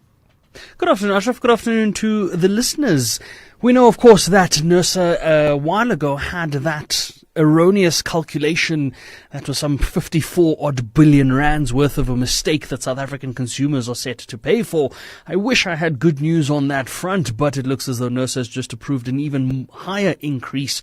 We were initially set to see around a possibly 5.7 or less than 6% increase over the next 2 years. It looks as though that's now been bumped up to around the 8.8% region over the next 2 years in an effort to try and correct that mistake. So the long and short of that is South Africans are in for even more tariffs, and I don't know if there's much we can do about it. We're going to speak to our independent energy analyst Tsepo Gadima around that and try and make a sense of those developments. We're also going to take a look at the mining indaba. I know you just had a conversation around that. We're going to speak to the chief executive of the Minerals Council of South Africa and get a sense of, from a council perspective and perhaps from those that are attending as delegates, what would be some of the important themes. It's interesting that the mining space in South Africa has contributed around 5.8% last year towards the South African economy, or just over 400 billion rand. So it's quite a significant contributor from that perspective. And that means then that this industry forms a critical part of how it is we move forward if we are to potentially look at what the industry adds in terms of a value add. So we're going to speak to them around that and get a sense of that. We're also going to have a conversation with the team at 91, taking a look at South African bonds. We know that in times of markets, or at least bull markets, there might be a bit of a hesitation to sit in something like government bonds. They're considered traditionally a very conservative asset class because of their low risk requirements or their low risk exposure, rather. We're going to speak to 91 around that and get a sense of whether or not there is still value in South African bonds after how good a time they've had over the last 2 years. And then because it's Monday, we've got our digital drive conversation. We're going to take a look at connectivity in the sky. Finally figured out how it is that most people are able to stay connected. But more than that, it is improvements in connectivity in the sky. We're seeing that the likes of Starlink are partnering with airlines to roll out their services within aircrafts, and that's making for very, very quick and reliable internet connectivity, especially when you're flying. So we're going to take a look at that and potentially see what that market looks like. Before we get to those conversations, a sense of some of the market movements throughout the day. It's been a strong start on the equity side for Asian markets. They really had a good start to the day. The Nikkei in Tokyo up almost 4% at 3.89%. Shanghai up 1.3%. The Hong Kong's Hang Seng was up 1.7%. And the ASX in Sydney was up 1.8%. I can't say the same for a lot of the European stocks. The CAC 40 in France only up 16 basis points, but the DAX in Germany almost 0.5% to the green. Unfortunately for the FTSE in London, down 0.39%. South Africa's markets were down for the majority of the day, but a late rally from resource stocks meant that they finished up 0.4%, and that meant that the all share finished up 0.1%, and the top 40 up 0.25%. Industrials were down 0.28%, and financials down 1 basis point, almost flat there, but resources really carrying the local bourse in today's trade, and that's because the gold price is back at $5,050 a fine ounce. So much for that sell-off that we saw last week. The platinum price $2,111 a fine ounce. Palladium $1,739. Brent crude $68.76 a barrel, and silver is back above $80 at 82 cents or $82.13. The price of a Bitcoin is still below $70,000, but it is above 1.1 million rand, ever so slightly, 1,103,000 rand. And that is only because the market had quite a bit of a late move on the Bitcoin side of it. It was a lot weaker a little earlier today, but we'll be happy to know that the rand has gained a lot of ground against the US dollar. 15 rand 89. At some stage we're above 16 rand today. So almost a 4% stronger against the US dollar, and we still have the rest of the US session to trade into. Against the British pound, 21 rand 74. 1 euro would set you back 18 rand and 92 cents. 1 Australian dollar, 11 rand and 27. A quick look at those US markets before we go. The Nasdaq is up almost 0.5%. The S&P up about 0.25%. They were down on trade on Friday, so we'll see how they trade out the rest of this week. And we'll take a look at some of the other economic data points that are coming out this week. I want to take a look at expectations around CPI data out of China and the United States, both set to drop this week. But that's for our markets discussion, and that will take place just after the 6 p.m. news. For now, Ashraf, back to you. Right, perfect. You enjoy your show. It's going to be very interesting as always. The SFM market update on the National Pulse. You can become a victim of a legal problem: wrongful arrest, assault, uncontested divorce, rental disputes, maintenance matters, or labor problems. It can happen to you. Clientele Legal provides tough professional lawyers for an affordable monthly premium. Our legal team is standing by to assist you 24 hours a day. Join today. SMS SAFM to 32195. That's SAFM to 32195. Clientele General is an authorized FSP and licensed non-life insurer. T's and C's online. Standard rates apply. Alcohol drowns our hope and fuels our pain. Our streets are flooded. Our families are breaking. Women and children are not safe. Alcohol kills 100 people in South Africa every day.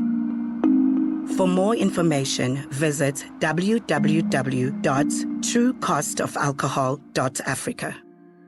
Increase excise tax on alcohol. The villains are charging toward the summit with victory firmly in their sights. There are men arriving, Ollie Watkins, and he's in there. He's 2-0 to Aston Villa, and it's Ollie Watkins with a much-needed goal.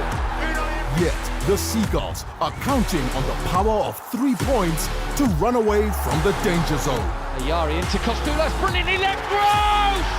A true Albion legend back on the score sheet in blue and white. This is the Premier League. Catch Aston Villa versus Brighton and Hove Albion this Wednesday, 11 February at 9 p.m. Live on SABC Plus and SABC 3. Proudly brought to you by SABC Sport. For the love of the game.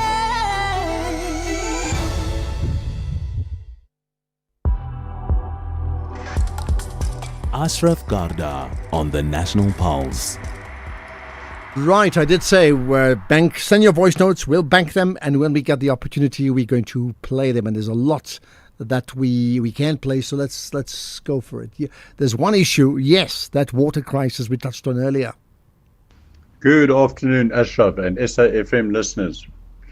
You know, water is a crisis in this country. Coffee Bay on the Wild Coast, we have had no running tap water for 10 months, Ashraf. Please, 10 months we have had no running water in taps. Now, people cry about 1 week. Try going without 10 months with no water. Thank you for a good show. Much appreciated. I think that issue of water or waterless society is, as Water Can has described over the weekend, and they were talking about Joburg, but I mean, really, you can extend this to the whole country, that it has to be treated as a national crisis, because it is a national crisis. In the same way how we attempted to deal with COVID-19, and it was a national crisis. This one, the excuses are just, there's infrastructure breakdown. It's almost like something. I'm doing some mischief making here. When you look at the Marie Antoinette story, they can't have bread, give them cake. Almost like, if you can't have water, what should I do? Why don't you just turn the tap on? If only it was that simple. That's a problem. We have a serious, serious problem in our country.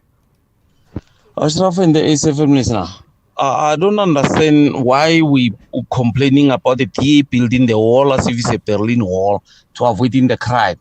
Because no one like crime. No one want to lose something which is working hard for it. But just because it's done by the DA, we see it as a part of an apartheid and, looking down at the black people. Look, a lot of people, especially even my brothers and sisters, they say the estates because they don't want a crime next to them. But just because it's done by DA, we see as if like maybe they've done something very, very seriously wrong. Well, listen, I've been following that story, and yes, the one route has been, it's a Berlin Wall. The other is like it's a nice way to keep, poorer income people out.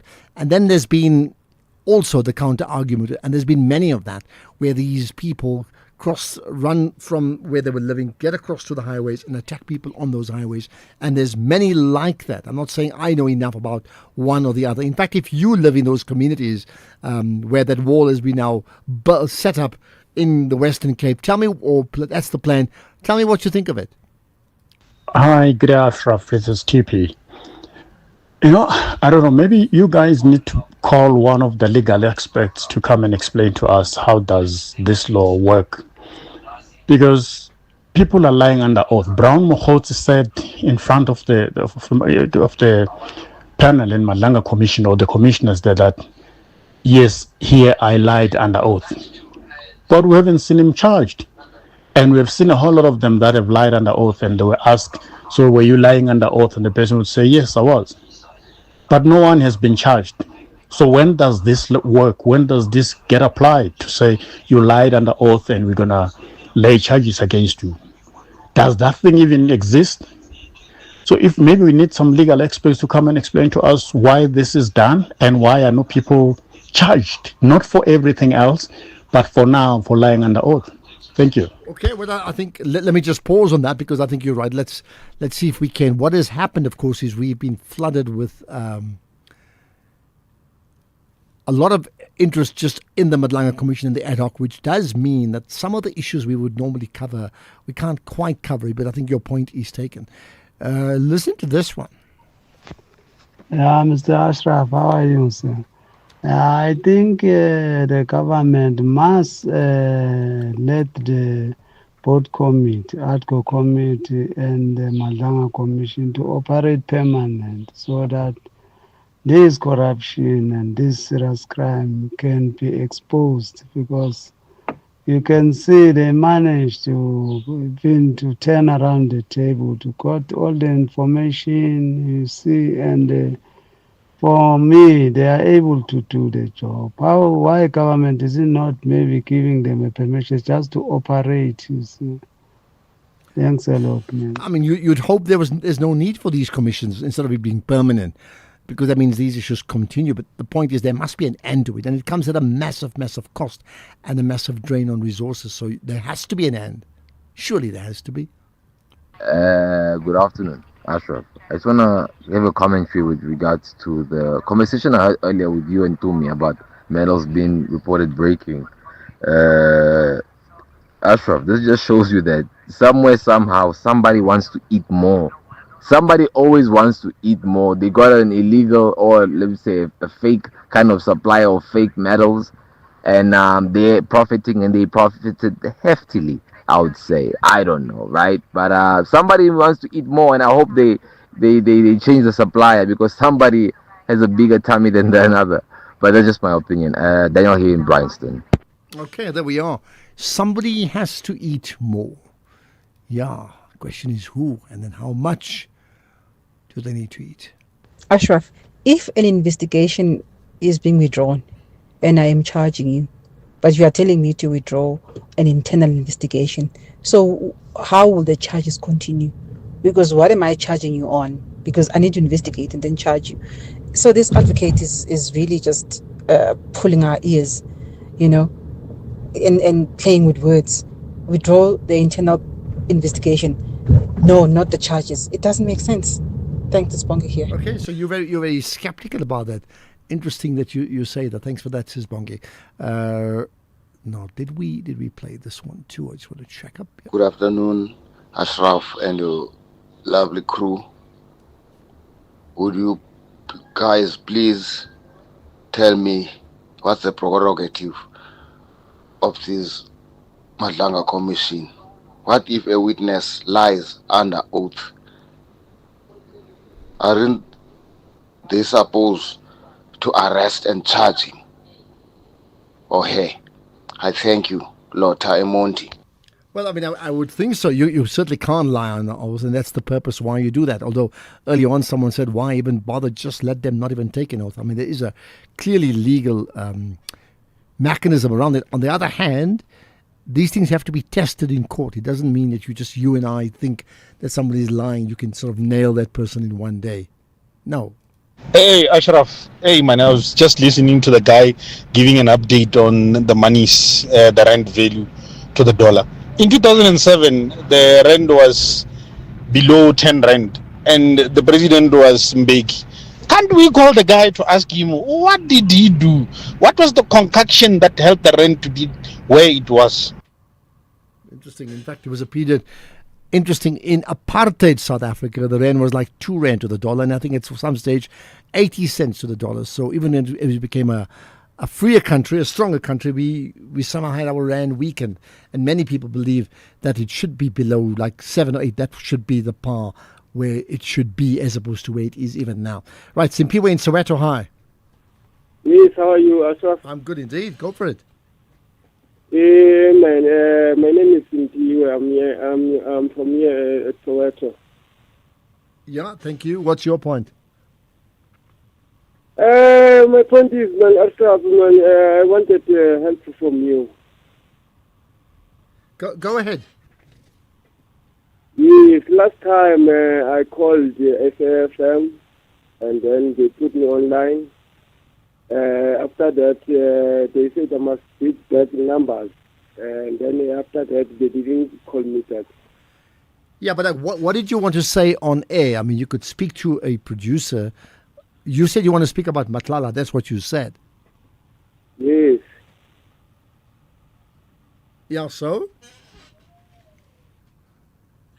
Okay, Simpiwe, you know what? I think speak to Keys or Temba. Let's see if they can assist you in whatever it is. But I'm really not too sure what you're trying to get at. There's okay, there's more voice notes. Let's see if I can get to that. Here's another. Good day, Ashraf.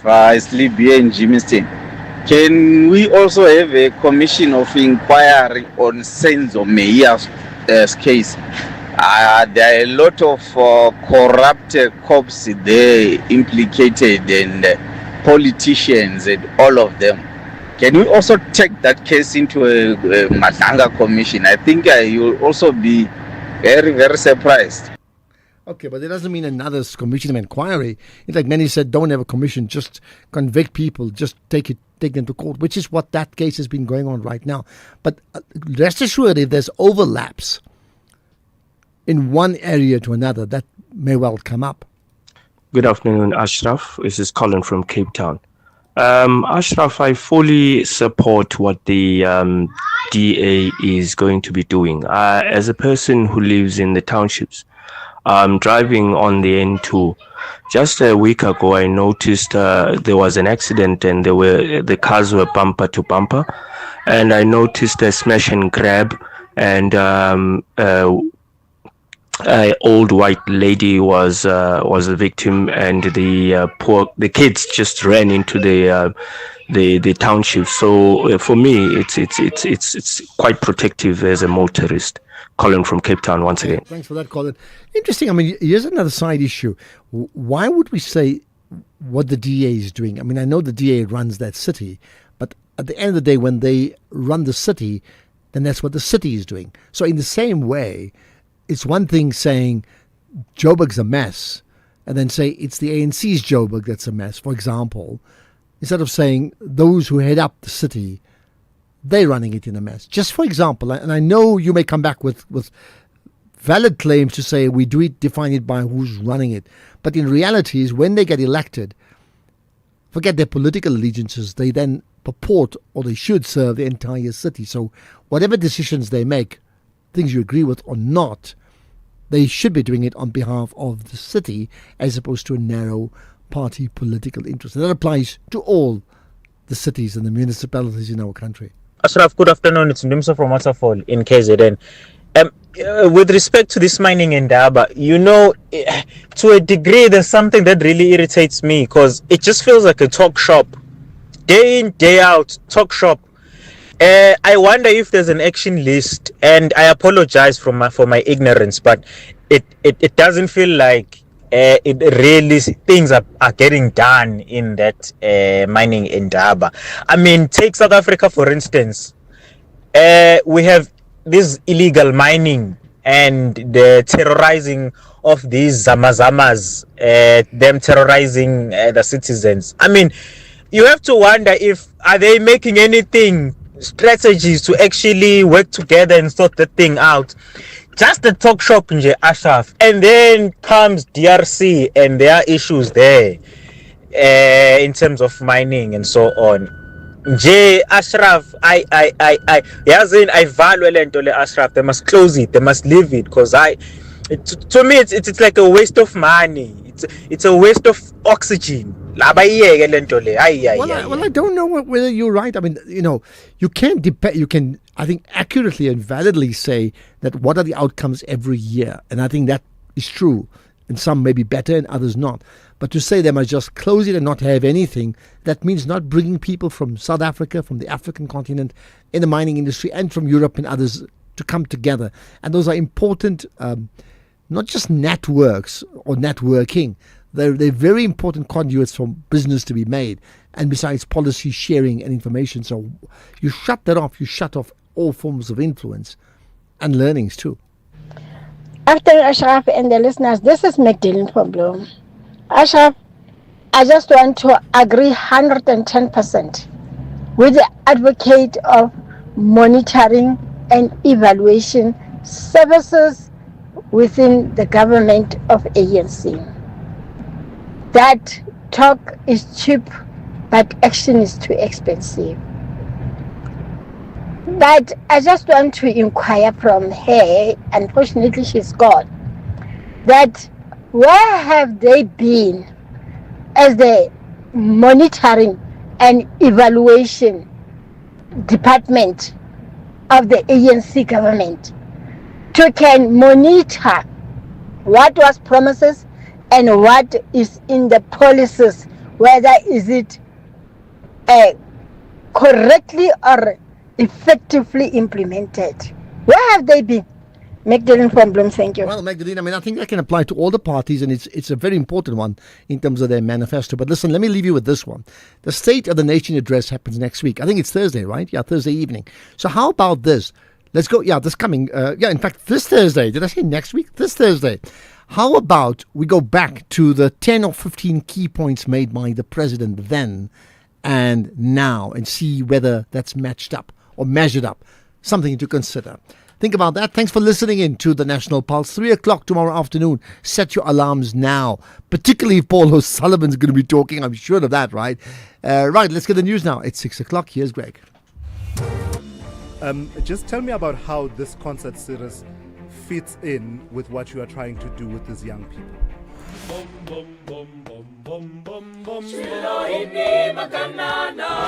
The reality is that private funders do not just thoughtlessly throw their resources around. It is one thing to get a backtrack like that for a finance guy, hey? Yeah. Somebody just WhatsApped me to say that she has a daughter who has hearing loss. Corruption in South Africa has reached disgraceful levels. First thing